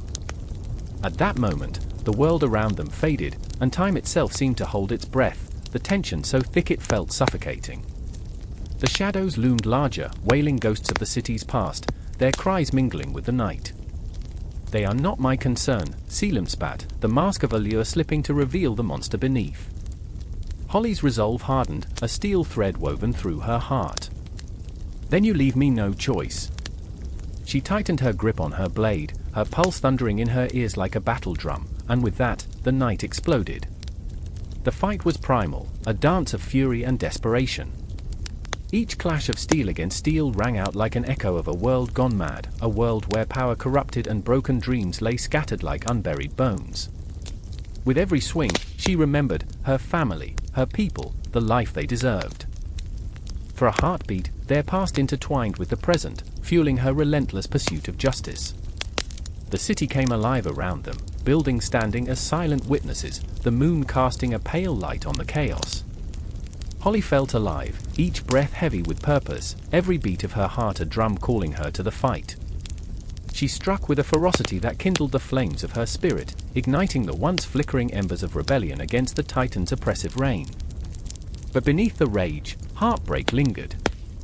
I remember, she gasped as she parried his blows, the boy who wanted to save the world. Those dreams are ashes now, he hissed, venom lacing his words, the once familiar cadence now twisted, unrecognizable.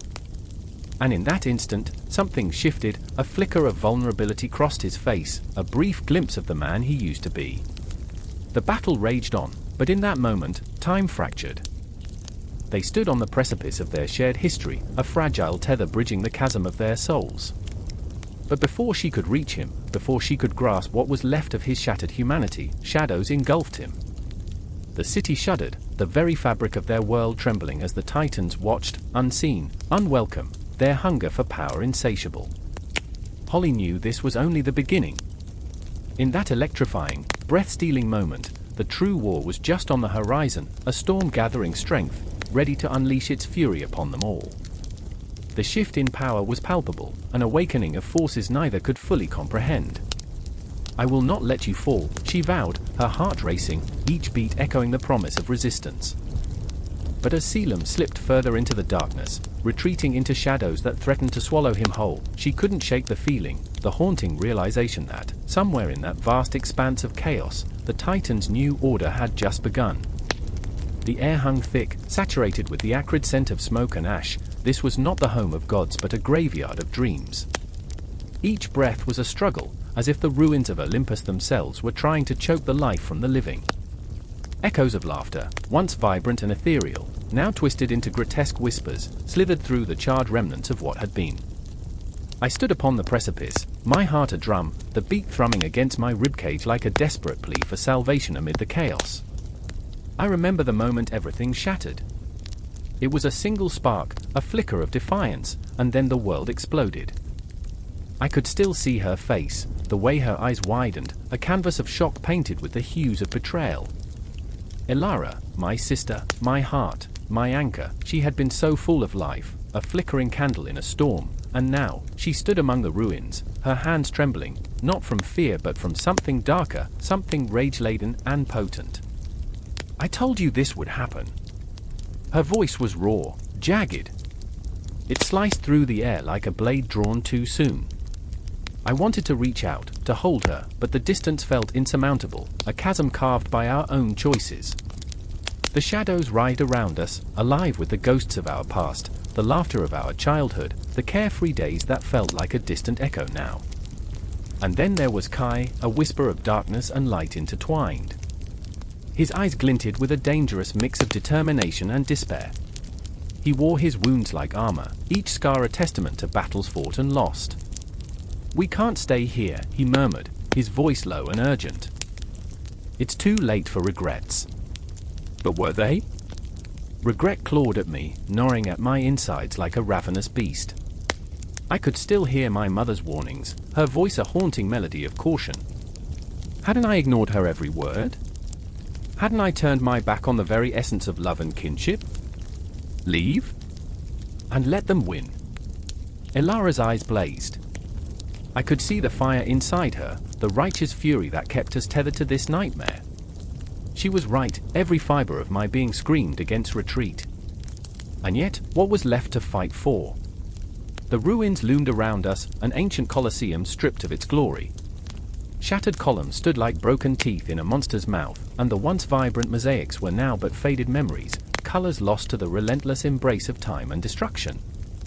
I traced my fingers along the jagged edges, feeling the history bleed into me, the weight of sacrifice, the pulse of every soul that had ever walked these sacred grounds. "I remember," I whispered, the words slipping from my lips like a prayer. "I remember when this was a celebration, when the world spun on laughter and love." The memories played like a film reel, flickering images of us, a trio bound by fate, by blood. We had been invincible then, or so we thought. Elara's breath hitched. It was a lie, she spat, but even as the words left her, I saw the glimmer of nostalgia flicker behind her eyes. The laughter was a distant ghost, a memory that haunted us all, but it felt so achingly real, vibrant amidst the ruins. The way the sun had kissed her hair, the joy of our shared secrets under the stars. We had crafted a sanctuary, a world within a world, but now it lay in tatters. "This isn't over," Kai said, his voice like gravel, hard and unyielding. He stepped closer to Elara, the electricity between them crackled through the air. "We find a way. Together." But I felt the weight of uncertainty settle into my bones. "Together?" I echoed, the word tasting foreign on my tongue. What does that even mean now? We're ghosts of what we were. We're shadows, Kai. Silence enveloped us, thick and suffocating. I could feel the tension radiate off Elara, her pulse quickening. Fear danced around us, a palpable entity, tightening its grip. I wanted to scream, to shatter the silence that clung to my heart like a vice. "I can't lose you too," I blurted, my voice breaking. Elara's expression softened, the fire in her eyes fading to embers. "You won't," she promised, but the uncertainty lingered, heavy and unspoken. In that moment, we were fragile, caught between what had been and what lay ahead. But the cosmos spun indifferent above, the stars glimmering like distant hopes, always just out of reach. The ground trembled beneath us, a warning, a reminder that time was slipping. I could almost hear the clock ticking, each second a reminder of our mortality, a countdown to the inevitable. The shadows shifted, and I felt them watching, waiting. The ruins of Olympus crackled with an energy I couldn't name, a promise of both despair and possibility. "We can't let fear dictate our choices," Kai urged, and I saw the flicker of hope ignite in his eyes. We fight for what remains. And in that moment, I understood. Hope flickered, fragile yet fierce, like a candle battling the storm. We were not merely ghosts haunting these ruins. We were the echoes of rebellion, remnants of a love that could not be extinguished. The air hummed with potential, a symphony of the past colliding with the future, the warmth of connection thrumming against the cold. I drew a breath, steadied my trembling hands. "Then let's fight," I said, the words heavy with resolution.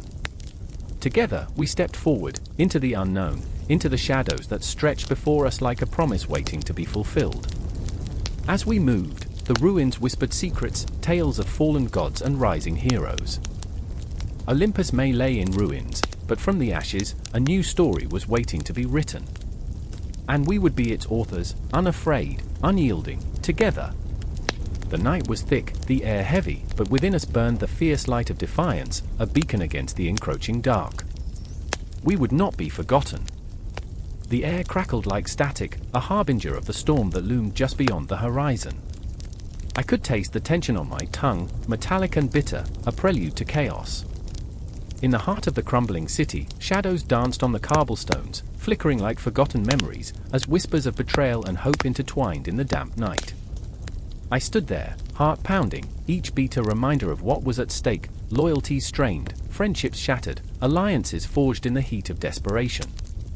Across the square, Leah's eyes sparkled with a defiance that threatened to ignite the very air around us. She had always been the one to stand firm, to challenge the darkness with a light that burned too fiercely to ignore. Yet tonight, that fire flickered, I could see it in the way her shoulders sagged, the tremor in her voice as she spoke. "We have to trust them," she said, though the words felt like a blade twisted in her gut. "We have no choice."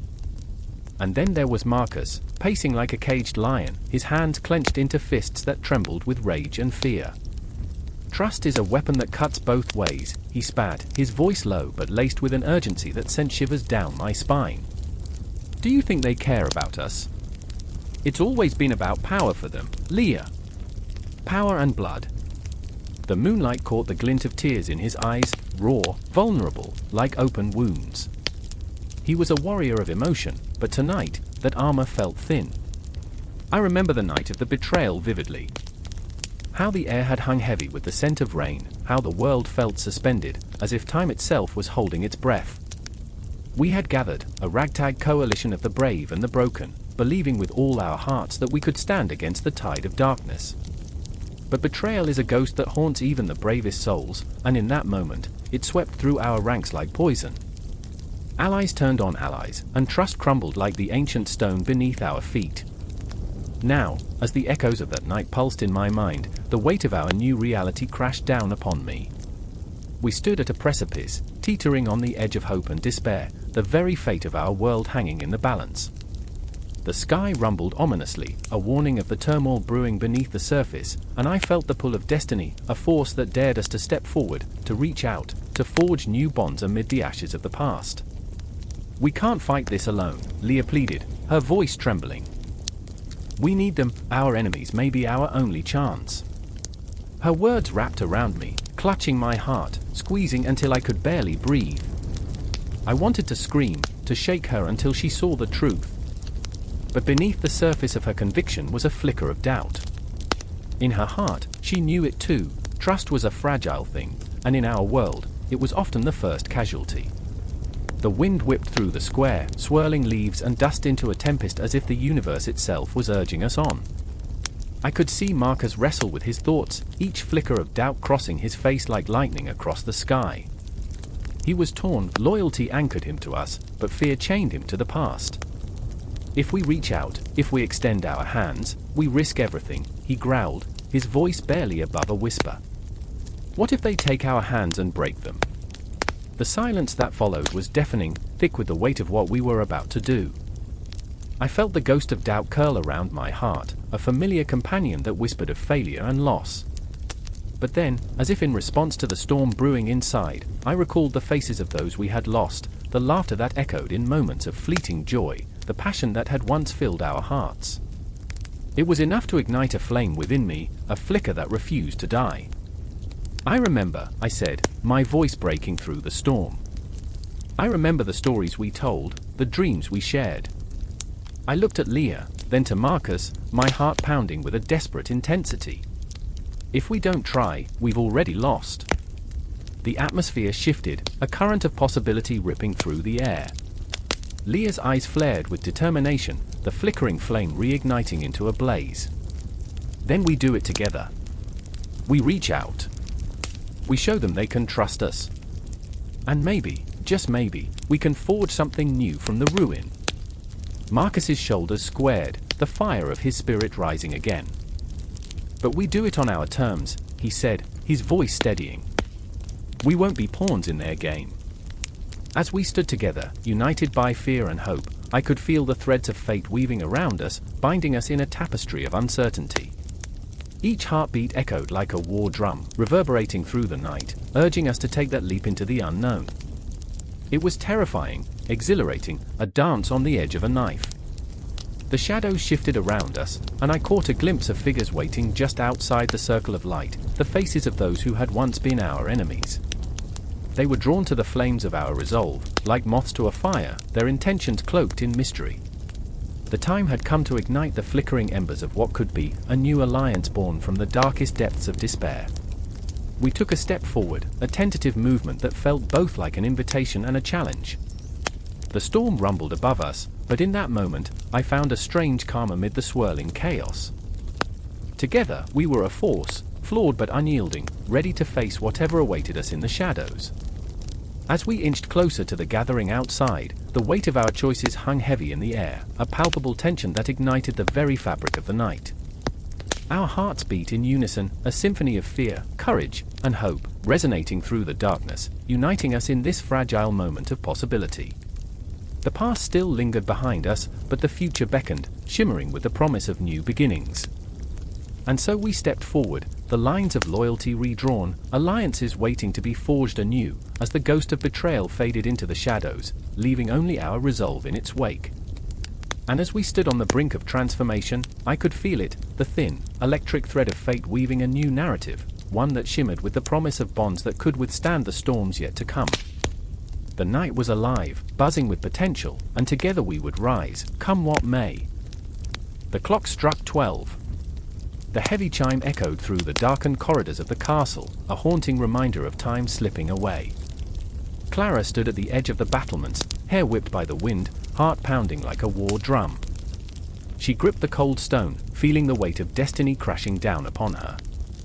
Below, a storm brewed, both in the heavens and in her soul. Clouds twisted, darkened, threatening to spill their fury, a reflection of the tempest within. I remember, she whispered, voice barely audible over the howling wind. I remember when fate was just a word, a whisper in bedtime stories. She closed her eyes, letting the chill wrap around her like a shroud. Memories flooded her, each one sharper than the last.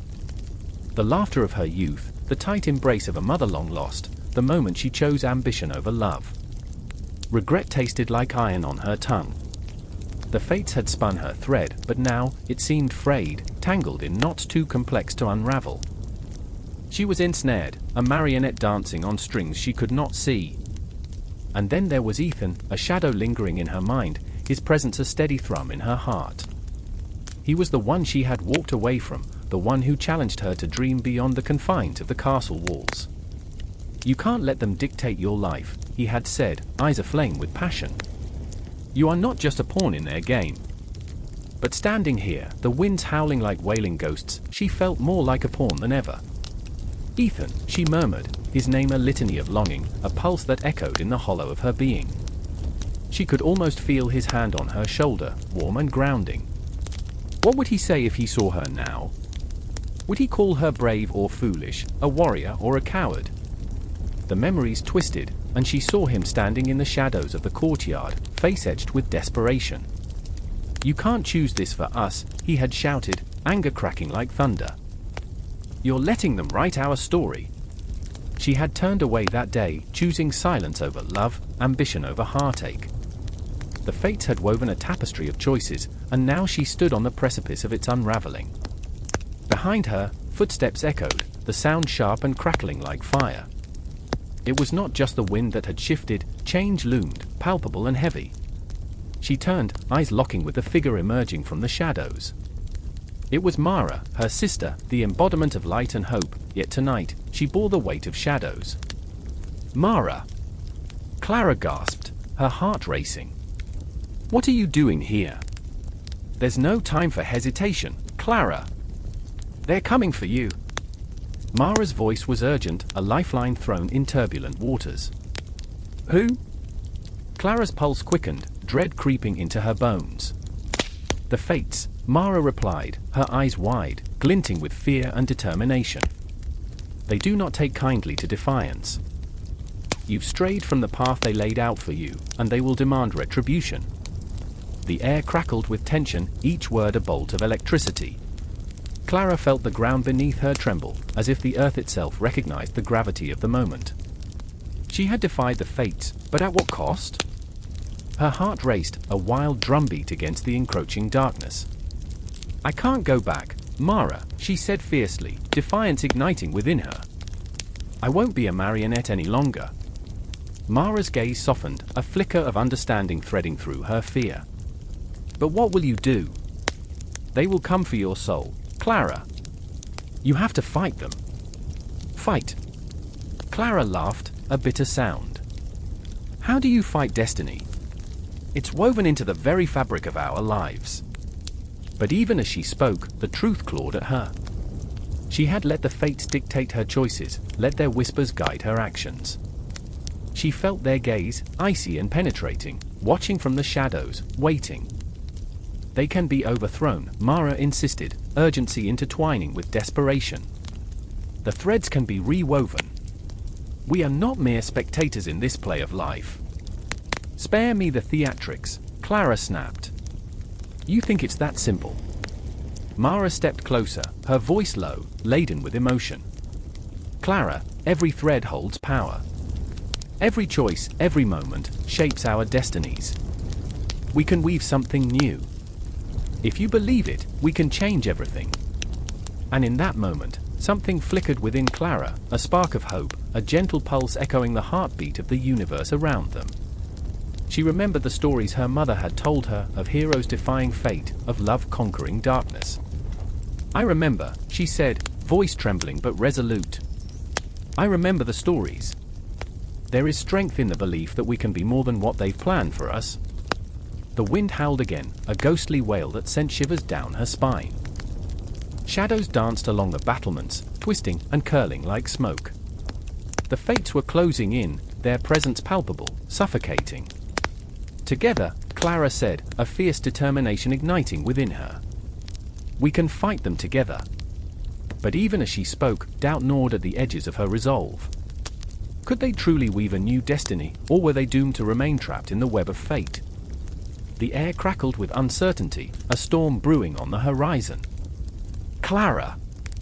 Mara's voice broke through, urgent and clear. It's now or never?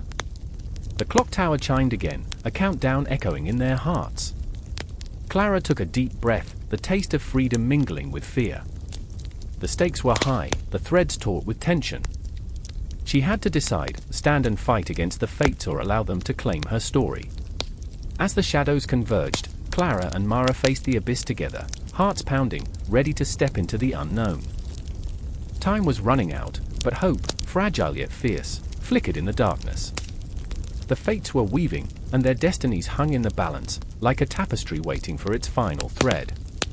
The sky roared, a tapestry of thunderclouds swirling like ink blots across parchment, and in that moment, I felt the earth shudder beneath me. I stood there, breath caught in my throat, watching as the horizon split open like a wound, jagged flashes of lightning illuminating the silhouette of the ancient mountain, Typhon's cradle.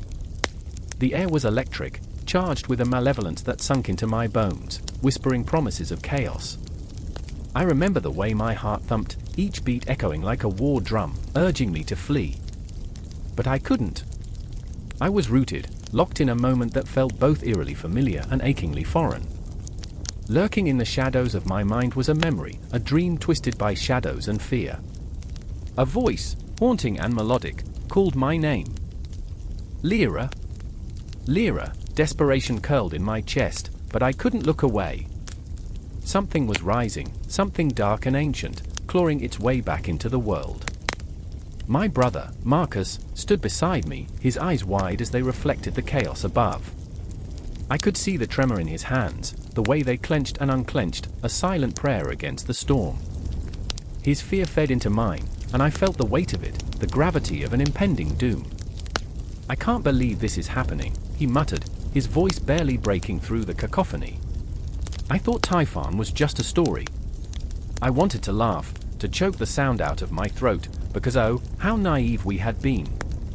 Tales of old had always warned us, but youth brushed them aside. I remembered the bedtime stories, the shadows that flickered in candlelight, the giant imprisoned beneath the mountain, eyeing the world with rage.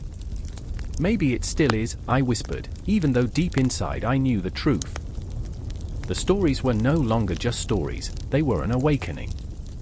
As the ground rumbled beneath us, I felt a surge of anger rise within me, a fierce rebellion against our fate. I had always been the cautious one, always measuring my steps, while Marcus, my wild storm, sought adventure in every shadow. But now our paths crossed in a suffocating haze of dread, and I could feel the cold fingers of fate tightening around our throats. "Look!" Marcus shouted, pointing toward the mountain. A fissure cracked open, spewing forth a plume of smoke that twisted like a serpent. A figure loomed within, an outline immense and terrible, the embodiment of nightmares made flesh, the rebirth of Typhon. Panic surged in me, raw and visceral, and I wanted to scream. Instead, I felt tears pricking at the corners of my eyes. "We have to go," I urged, pulling at his sleeve, but he wouldn't budge. The fire in his gaze burned through the haze of fear, an insatiable hunger for the unknown. "No. We can't just leave it," he insisted, every syllable punctuated with determination. "What if we're the only ones who can stop it?" The thought sent a chill down my spine. "And what if we're not, Marcus? What if we end up just like the stories?" I could see the longing in his eyes, the temptation of heroism. But all I could think of was the cost. I remember our mother's voice, soft and laced with worry, "There's no glory in death, only silence." But out here, in the heart of chaos, silence seemed the only promise worth keeping. The winds howled, and with them came memories, swirling like ghosts. I thought of the townsfolk, their faces twisted in terror, their homes reduced to ashes. The world beyond the mountain was slipping away, and yet we stood rooted, two children on the precipice of despair. "Lyra!" A voice broke through, sharp and commanding. It was Alizia, the warrior with eyes like storm clouds. She approached, armor glinting with a strange light, as if the heavens themselves had shattered into fragments to adorn her. "We need to gather the others," she ordered, her voice cutting through the noise like a blade. "We can't face this alone." I felt a flicker of hope, but it was fragile. Alizia had always been the brave one, but the thought of gathering a band of misfits to challenge a titan felt absurd. "And if they refuse?" I asked, the weight of doubt heavy in my voice. "They won't," she said flatly, and I could see the fire in her heart mirrored in mine, the desire to protect what was left of our world. "They can't." The storm loomed, Typhon's breath palpable in the air, a sinister promise that echoed in my bones. The clouds twisted with vengeance, and for a moment, I felt small, insignificant against the vastness of the cosmos. But I also felt a flicker of defiance. I turned to Marcus, who was staring at the mountain like it held the answers to our souls. "Together?" I asked, my voice trembling. "Together," he confirmed, and in that moment, a pact was forged, a fragile thread against the darkness that threatened to consume us. Alizia stepped forward, determination radiating from her. "We'll find the others. We'll fight." But deep within me, I felt the tendrils of doubt coiling tighter. What if we failed? What if, in our quest to defy the storm, we became part of it? As we began to move, the ground trembled once more, a warning, or perhaps an invitation. Shadows danced around us, whispering secrets of despair and determination. And in that chaotic chorus, I remembered the stories again, harbingers of hope wrapped in the shrouds of fear. I could already see the horizon shifting, the lines between fate and choice blurring. I felt the weight of the night pressing down, the cosmos watching with bated breath. Everything was at stake now. The rebirth of Typhon was not just an awakening but a clarion call for warriors, for hearts willing to rise against despair. And as we stepped into the fray, I understood that this was just the beginning. The storm was calling, and we were its response. The wind howled through the desolate streets like a mourning wail, carrying with it the echoes of laughter long extinguished. I stood there, heart racing, as shadows danced in the flickering light of a distant torch. The air was thick with the scent of damp earth and something else, something metallic, like the ghost of a battle long past, haunting each breath I took. I could almost hear the whispers of the defeated gods, their power waning, their spirits tethered to the remnants of glory that lay scattered around us like broken dreams. Is it over? I felt the tremor in my voice, but it was drowned out by the chaos unfolding before me. A figure stumbled from the darkness, face smeared with dirt and despair, eyes wild as if they had witnessed the end of everything they once knew. It was Mara, my sister, her hands trembling as she clutched a rusted sword, the same one that had once belonged to our father, a relic of a time when hope felt like a tangible thing. "It's never over," she whispered. The weight of her words sank into my chest. I remembered the stories, the gods who had walked among us, whose laughter once filled the skies. I remembered the day their power shattered, leaving us to navigate a world stripped of meaning. I could feel the cold grip of fear, a relentless reminder that the vestiges of their legacy had become our chains.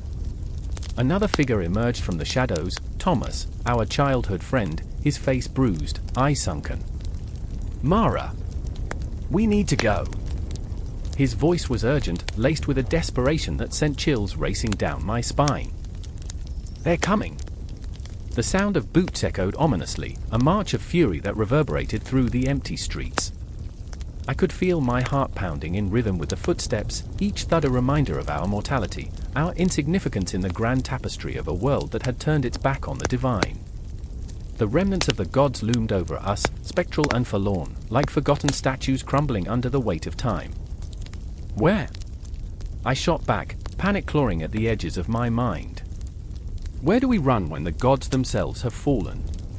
Each question hung heavy in the air, a reminder of our reality. The sky darkened, the sun a distant memory, swallowed by the shadows of our past. Mara's grip tightened on the sword, a flicker of defiance igniting in her eyes. "We fight," she said, her voice steady now, a beacon against the encroaching darkness. The echoes of forgotten battles surged within her, a legacy of courage rising from the ashes of despair. I saw the spark of the divine in her, a reminder that even in defeat, there was power. The ground shook as the first wave of shadows descended upon us, figures warped and twisted, the very embodiment of despair. They were the echoes of the defeated, remnants of gods who had once commanded the heavens. I felt the weight of history press down upon my shoulders, a tapestry of triumph and tragedy woven into the fabric of our existence. Each figure bore the scars of lost battles, a chilling reminder that the past was not just a memory, it lingered, haunting us like a spectre. "Hold fast!" Thomas shouted, brandishing a makeshift weapon, a splintered branch that trembled in his grasp. The absurdity of it struck me, a man wielding a stick against shadows born from the very legends we had once revered. I couldn't help but laugh, a bitter, hollow sound that echoed through the chaos. What are we, children playing at war? But as the shadows approached, a wave of terror washed over me. This wasn't play. This was survival. I could feel the air thickening, a palpable tension wrapping around us like a noose. The gods had fallen, yes, but their legacy lived on in the conflicted hearts of those who remained. Fear wrestled with defiance, hope clashed with despair, and somewhere amidst the turmoil, love flickered like a dying ember. Mara stepped forward, the sword raised high, a warrior's resolve etched into her very being. "We are not defeated," she declared, voice ringing clear. "We carry their stories, their pain. We are the echoes of the divine." Her words cut through the darkness, igniting something within me, a spark of rebellion against the suffocating grip of despair. "Together, then," I whispered, feeling the bond between us strengthen. The shadows writhed, creeping closer, their whispers rising into a cacophony that threatened to engulf us. But in that moment, we were three souls forged in the fires of adversity, united against a tide of despair. We would not allow the legacy of the defeated to consume us. As we charged into the fray, I remembered fragments of our childhood, the warmth of the sun, laughter echoing through the fields, tales of gods who soared across the skies. Those memories became our armor, our shield against the encroaching darkness. Each heartbeat resonated with purpose, pulling us deeper into the storm. In the chaos, faces emerged from the shadows, lost souls echoing the pain of our ancestors, the remnants of a legacy that begged to be remembered. I saw their sorrow mirrored in Thomas's eyes, in Mara's fierce determination. We were not alone, they were with us, a chorus of the defeated, whispering the stories we had forgotten. I felt the weight of their hopes and dreams ripple through the air, a haunting melody that intertwined with our struggle. And so we fought, not just against the shadows, but against the very essence of defeat. Each clash of steel against steel became a testament to our existence, a refusal to be silenced by the weight of the past. The legacy of the defeated surged through us, a reminder that even in our darkest moments, we carried the light of those who had come before us. But as the shadows began to fade, a chilling realization washed over me. This was not just a battle, this was the beginning of something far greater. The gods may have fallen, but their stories would live on in us. We were not merely survivors, we were the bearers of their legacy, the keepers of their memories. In that chaos, amidst the fading echoes of the defeated, I felt the stirrings of hope intertwine with the darkness, stitching together a future where the stories of the gods would not be forgotten. As I glanced at Mara and Thomas, I could see it in their eyes too, the spark of something new igniting against the backdrop of despair. And so we pressed on, a tempest of defiance against the shadows, the weight of history heavy upon us, the legacy of the defeated pulsating in our hearts. What remains of the gods is not mere echoes, it is the indomitable spirit that lives on, a haunting melody that refuses to be silenced, pulling us deeper into the unknown. The moon hung low, draped in shadows, its light fractured against the cobblestone streets of Hallows End. It was a night like any other, yet the air crackled with an intensity that clawed at the edges of sanity. The distant clang of metal echoed, a sentinel's warning, a lover's lament. I remember the sharp bite of cold against my skin, how it felt like the breath of ghosts creeping into my bones. In that moment, the world tilted, and the ground trembled beneath our feet. "How can you stand there, Emil?" Myra shouted, her voice raw, a mixture of fury and fear. Her eyes were wild, reflecting the firelight, blazing with a desperation that clawed at me. "Do you not see what's coming? Do you not feel it?" She stood on the precipice of panic, her hands trembling like leaves caught in a storm, fingers curling into fists, nails digging into her palms. The tension between us was electric, a silent scream waiting to burst forth. I remember the betrayal of her gaze, piercing through the murkiness, ripping apart the veil of my indifference. "You think it's just another night," she continued, her breath a fog of urgency. "This is more than shadows, Emil. You can't hide from the darkness forever." And I didn't want to hide. But the weight of my past, like an anchor, pulled me back, kept me tethered to a life of regrets and fears. I was a coward in the face of truth, someone who preferred the numbness of illusion over the sharp sting of reality.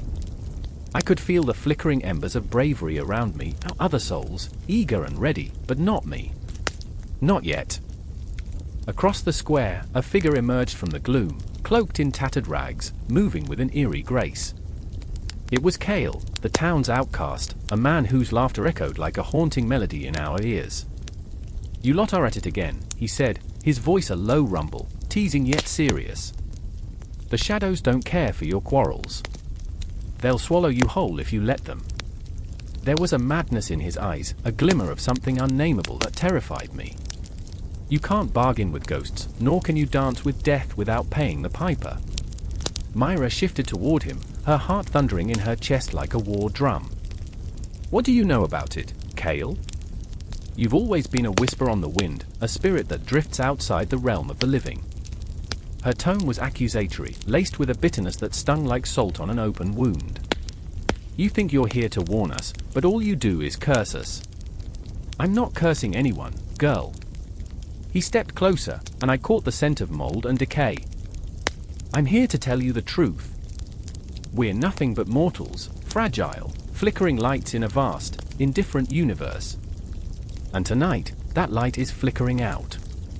A chill swept over us, wrapping around our throats, squeezing tighter with each heartbeat. The night grew heavy with unsaid words, fears that clawed beneath our skin. I could hear the echoes of laughter from the tavern, the warmth of camaraderie, but it felt worlds away from the cold reality that enveloped us. I thought of the stories my father told, tales of heroes and their unyielding courage in the face of despair. But those stories felt like distant stars now, dim and unreachable, drowned in the dark. "Emil," Myra whispered, her voice cracking as she reached for me. "Please." Her plea was a fragile thread, a tether to a reality I hadn't dared to embrace. "If we face this together, we might just survive. I can't do this alone." "I won't." I wanted to scream, to confess the truth I buried deep, how I'd lived in the shadows, terrified of my own reflection. What was courage if not a mask we wore to shield our hearts? But there was something stirring within me, a flicker of defiance igniting against the darkness. I remember the nights when fear felt like home, I murmured, feeling the word slip from my lips. But fear doesn't have to be our end. Myra's eyes widened, hope fighting against the dread that threatened to consume her. Cale stepped back, a smirk playing at the corners of his lips, watching us with a mixture of amusement and something darker. "And what's your plan, brave soul?" "Charge into the abyss with a heart full of dreams." "Yes." The word erupted from my chest, raw and unrefined. "We stand together, or we fall apart. We are more than just shadows, we are flesh and blood, desires and dreams. We may tremble, but we will not break." With every word, I felt the chains of my past shatter, the echoes of my cowardice fading into the night. Myra took my hand, and my heart raced, pounding against my ribs like a caged bird desperate to fly. Together, she echoed, breathing life into our entwined fate. But the shadows stirred restlessly, as if aware of our resolve. A low growl echoed from the darkness, and the ground shook beneath us, a sinister reminder of the forces we were about to confront. I could see it in Cale's eyes, the flicker of recognition, as if he danced with darkness himself. And my heart sank, knowing that courage doesn't promise safety, it merely whispers defiance into the face of inevitable doom. The night stretched on, pregnant with tension, each moment a heartbeat closer to the confrontation awaiting us. I could feel the weight of time pressing against my chest, the clock ticking down to an uncertain fate. And amidst the chaos, amid the fear and the laughter that felt like a distant echo, I realized this was not just about survival. This was a battle for our very souls, a reckoning against the shadows that danced just beyond our reach. In the end, it was the courage of mere mortals that would decide our fate. And as I stood there, hand in hand with Myra, hearts racing, terror and hope mingling in the air, I knew one thing: whatever came next, we would face it together. The darkness may have its claws poised to strike, but we would meet it with the fierce, unyielding light of our humanity. We were terrified, yes, but we were alive, and perhaps that was enough. Even as the shadows coiled around us, ready to consume, our hearts thundered with a defiance that echoed into the night. The world was shrouded in a chilling fog, a thick blanket that muffled the cries of despair rising from the city's heart. It was a silence that screamed, an eerie stillness that hinted at the chaos boiling beneath the surface. I stood there, breathless, as the shadows shifted around me like restless phantoms. Buildings loomed overhead, their crumbling facades whispering tales of a once vibrant past. The air was heavy, thick with the scent of rain and fear. I remember the moment vividly, the flicker of a street lamp, an uncertain glow piercing the gloom. It was the first light I had seen in days, a fragile promise in a world where hope had turned to ash. But that light was not without its demons. It cast long shadows, shadows that crawled, that shifted and writhed with hidden secrets. I felt them pressing against my skin, chilling me to the bone. I was not alone. I could feel the weight of others around me, their presence palpable, their hearts pounding with the same dread. Among them was Ilara, a woman whose fierce spirit had been dimmed by the relentless grind of survival.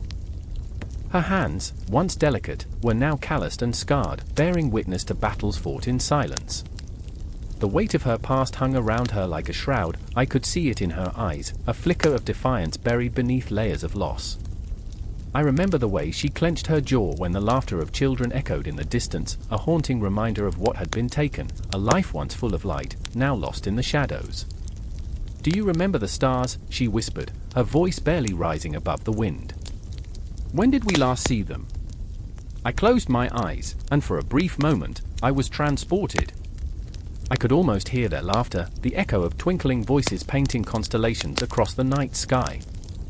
They seemed so far away now, distant dreams trapped in a cosmic prison. Then there was Tobias, a man forged in the fires of despair, his spirit battered but unyielding.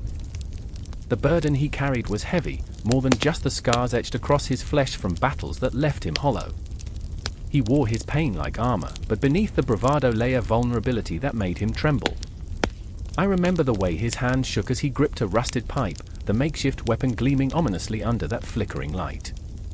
"Tonight, we fight," he declared, voice hoarse, a promise laced with desperation. But I could see the flicker of doubt in his eyes, dancing like the shadows around us. "For them," he added, nodding toward the unseen children, their imaginings filling the void that reality had left. The tension hung thick in the air, a palpable force that thrummed in sync with our racing hearts. The city was alive, a beast stirring from its slumber, and we were its reluctant warriors, poised on the brink of an uncertain dawn. I could feel the collective breath of the crowd, a synchronized inhale, as if the very universe was holding its breath, waiting for the inevitable clash. If only the past could have warned us, prepared us for this moment where hope flickered like a candle in a storm. I remembered the whispers of the wind, the tales of old heroes who once walked among us, their legends echoing through time. But we were no legends. We were flawed, broken, and desperate for redemption. In the depths of night, as the clock chimed, time stretched like a taut string, each second an eternity. I could hear it, the ticking, a heartbeat in the dark, matching the rhythm of our fears. Each tick resonated within me, a reminder of the stakes. The urgency clawed at my insides, driving me forward, yet I hesitated. Was I ready? Did I possess what it took to stand against the encroaching shadows? Together, Ilara's voice cut through the fog of doubt, fierce and unwavering. "We are stronger together." Her words ignited a fire in me, a flicker of possibility that surged through my veins.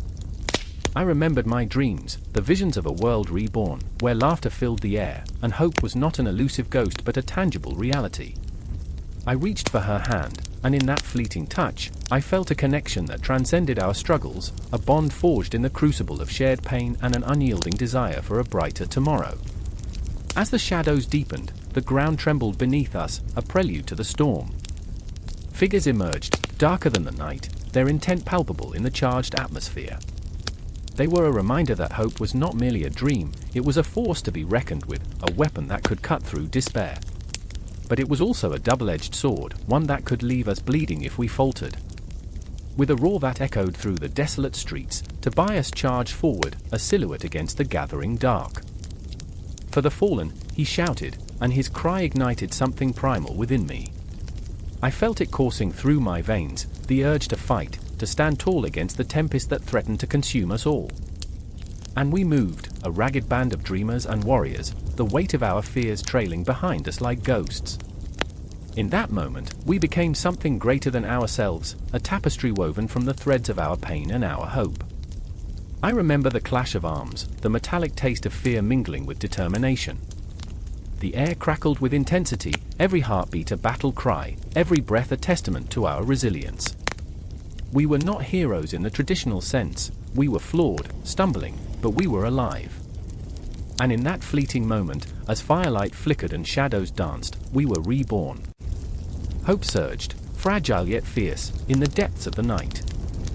With each pulse of adrenaline, we drew closer to something beautiful and terrifying, a resurgence of something that once felt lost. As the clash of bodies reverberated around us, I knew this was only the beginning. The dawn would break, and with it, the promise of a new world. But for now, we fought. And in that fight, we found ourselves. The shadows held no sway over us anymore. We were alive, and for the first time in a long while, hope felt like a heartbeat we could all share. The battle was only just beginning, but together we were ready to embrace whatever came next. The air is thick with tension, like the swell of a storm brewing just beyond sight, heavy, electric, and oddly suffocating. The clock on the wall ticks relentlessly, each second agonizingly drawn out, echoing in the cavernous silence of the room where the walls seem to close in, swallowing hope whole. I stand there, heart pounding like a war drum, fully aware that defeat is not just a possibility but a creeping certainty, inching closer, sharp as glass. I remember the moment she turned away, the finality of it, a slice of ice through the warmth of our shared past. Clara's eyes, once bright with laughter, now glinted with something darker. I remember how I wanted to reach out, to pull her back from the edge of her own despair. "You don't understand," I had shouted, desperation bleeding into my voice. But she did understand, perhaps better than I did. The distance between us grew, a chasm carved by the sharp blades of unspoken words and lost dreams. And then there was Sam. Oh God, Sam, pacing like a caged animal, fists clenched, teeth gritted. I could see the fury boiling inside him, a tempest threatening to erupt. "We fought for this," he raged, the veins in his neck popping like coiled springs ready to snap. The echoes of our past victories haunted him, taunted him. "What's the point if we lose everything now?" I wanted to tell him that it was not about the battles won, but the ones that left scars. I wanted to scream that wisdom lays in the wreckage of defeat, but words failed me. Instead, I watched him spiral, his anger feeding into a fire that threatened to consume us all. The shadows in the corners of the room flickered ominously, shaped like ghosts of our past failures, every misstep materialized, every wrong turn manifested in the flickering candlelight. I could hear the whispers of our mistakes swirling around us, a cacophony of regrets begging to be acknowledged. "You never believed in us," Clara's voice echoed in my mind, a haunting refrain. I wanted to deny it, to protest, to shout that it was the fear of failure that paralyzed me. But did I really believe? Did I truly have faith in what we had built, this fragile empire of dreams teetering on the brink of collapse? Time stretches and warps, each second a reminder of our impending doom. I can almost hear the clock mocking us, the hands moving slower, as if reveling in our misery. In my mind, I replay our finest moments, the laughter over shared meals, the late-night talks that bled into dawn, the dreams we wove together like golden threads through the fabric of our lives. But those memories feel tainted now, like a beautiful painting marred by careless strokes. "Remember that night?" Clara asked suddenly, breaking the silence like glass shattering against stone. "I do remember. How could I forget?" The stars hanging low, a blanket of diamonds spilling across the sky, and us sprawled on the grass, arms entwined, whispering our hopes into the universe.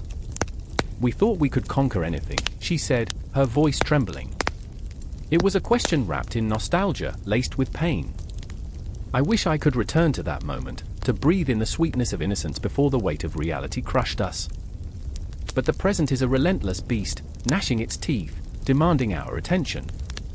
The thought of defeat looms over us, a specter with icy fingers creeping along the back of my neck, whispering deceit into my ear. "Do you think they're watching?" Sam's voice cuts through my reverie, heavy with fear. The unspoken "they" hangs in the air, a tangible entity that feeds on our insecurities. What if they know we're failing? There's a desperation in his eyes, raw and real. It pierces through me, igniting a flicker of fear that travels down my spine. The idea that we are being judged, scrutinized, sends a shiver through my core. The silence stretches again, taut as a bowstring. I feel the weight of Clara's gaze, searching for something, an anchor, a lifeline, a flicker of belief. But I am adrift, lost within a sea of doubt and regret. I remember the words of a wise man, defeat is simply the opportunity to begin again, this time more intelligently. But intelligence feels so far out of reach, so alien and unattainable in this crushing moment. There's a flicker of noise, a whisper from the shadows. I turn towards it, heart racing. The world outside, a distant city pulsing with life, feels like a universe away. I can almost smell the chaos, the vibrant cacophony of laughter, heartbreak, hope, and despair. It's a reminder that life continues beyond our walls, beyond our failures. But here, in this moment, we are stuck, paralyzed by the weight of what's to come. I don't want to lose you, I hear myself say, the words spilling out before I can stop them. Clara's eyes widen, as if they've been waiting for this admission, this raw truth. I don't want to lose what we built. It's a plea, a desperate grasp at whatever tenuous thread still binds us together. Sam's laughter is bitter, sharp against the backdrop of our despair. What have we built? He snarls, the flame of his anger flickering dangerously close to extinguishing. A house of cards, ready to be blown away by the slightest breath. The truth stings. Our foundation has been shaky, and the cracks are growing deeper, threatening to swallow us whole. But in that moment, I realize, defeat, for all its bitterness, can also be a teacher. It can strip away the illusions, leaving behind the raw essence of who we are. I want to scream at them, to force them to see that the true lesson lies not in winning but in the resilience that rises from the ashes. But all that comes out is silence, a haunting void, heavy and suffocating. The tension swells, wrapping around us like a noose, and I can feel my heart beat in rhythm with the clock, each tick pulling us closer to the edge. I remember the stars, the laughter, the whispers of dreams shared. They loom over us like a constellation of hope in this dark abyss. Are we truly ready to surrender to defeat? Or is there a flicker of light still left to ignite the fire within us? The answer teeters on the brink of revelation, but the moment stretches, suspended in uncertainty. Shadows dance on the walls, dark figures caught in the throes of a battle we are yet to face. Time is a cruel mistress, and in her grip, we stand on the precipice of everything we fear. I close my eyes, breath catching in my throat, knowing that whatever comes next will define us, will teach us the lessons we can only learn through defeat. The clock struck midnight, but the world outside didn't care. Thunder rumbled like a tired giant in the distance. Streets lay drenched, reflecting fractured light beneath a sky both ominous and beautiful. I could hardly breathe, the air thick with the weight of unspoken fears, yet I was drawn to the desolation like a moth to flame. The city felt alive, pulsating with whispered secrets, each shadow a spectre of what was lost, what could never be reclaimed. I stood there, flooded by memories, my heart thumping in rhythm with the rain's relentless drum against pavement. I remember the day the gods fell, I whispered, my voice barely cutting through the howl of the storm. I remember the fear, the chaos, the way everything turned dark when they were cast down. My fingers trembled, not from the chill, but from the ghosts of the past breathing down my neck. It wasn't just the gods who had changed. It was us, humans caught in a web of our own making. I turned to find Lyra, her eyes wide with that mix of defiance and dread I had come to know too well. She was always like that, fierce, unyielding, but so achingly vulnerable beneath her armor of strength. We need to go, she urged, her voice sharp as broken glass, yet it trembled with an undercurrent of fear that sliced through me. They're coming for us. I wanted to reach out, to hold her, to silence the fury and despair that coiled around us like smoke. But just then, the shadows twisted, and a figure emerged, tall and imposing, cloaked in darkness. You think you can hide, it hissed, a voice that slithered through the air like a snake. My breath caught. You will face the reckoning. And just like that, the world collapsed into chaos. The darkness erupted, and I felt the air shift, crackle with energy. I was thrust into a whirlwind of emotions, fear, rage, and that deep, gnawing sadness that clung like a bitter taste at the back of my throat. We have to fight! I shouted, but even I could hear the tremor in my words, the doubt creeping in. Lyra's hand found mine, warm and grounding. We don't have a choice, she said, her voice steadying me. We're more than the chaos. Remember that. I nodded, my heart racing as we stood together, two flickering flames against an encroaching darkness. But then there was Ash, lurking in the background, a spectre of mistrust and history. His eyes darted between us, a mix of longing and regret etched on his face. You're wrong, he spat, the bitterness spilling from his lips. This isn't about fighting, it's about survival. We can't protect each other. We must protect ourselves. The word struck like a blow. I remembered the brotherhood we once shared, the laughter echoing in the halls of Olympus before everything shattered. We were bound not just by blood, but by a shared dream of a future that now lay in ruins. You don't understand, I said, desperation creeping in. Together, we can reclaim what was lost. I remember the warmth of laughter, Lyra whispered, her gaze drifting as if she could still grasp it from the air. The way we believed we were invincible. But look at us now. The shadows lurked closer, and time twisted into a grotesque parody. I could feel the past clawing at me, memories swirling like trapped butterflies in a jar, wings fluttering against glass. We're not children anymore, Ash growled, and in his eyes, I saw the truth, a truth that cut deeper than any sword. Then let's stop pretending, I replied, my voice breaking. Let's face it. Together. The storm outside thrashed, mirroring the tempest within as we stood on the edge of an abyss, caught between fear and hope. The spectre lunged forward, and the air crackled with a fierce energy, chaos unleashed. Lyra stepped forward, her fiery spirit igniting once more. You will not take us, she shouted, a battle cry that sent shivers racing down my spine. I felt her strength surge through me, a warmth igniting the cold dread that had settled in my bones. But Ash was still haunted, a shadow of himself, battling his own demons. What if we fail? He whispered, guilt heavy in his voice. What if I can't protect you? The vulnerability shattered my heart, echoing back to nights spent under starlit skies, dreaming of heroes who never feared the dark. And then, a moment of clarity, a fleeting flicker of hope amidst the chaos. We're flawed. We're scared, I said, urgency spilling forth. But we're alive. And that's enough. As the shadows lunged, Lyra and I struck together, a symphony of defiance against the impending doom.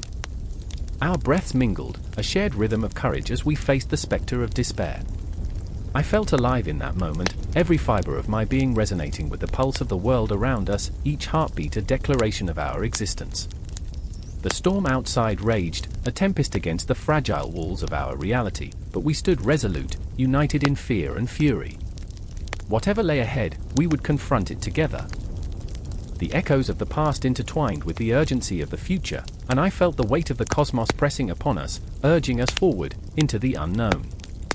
Every heartbeat counted, every breath a reminder that we were still here.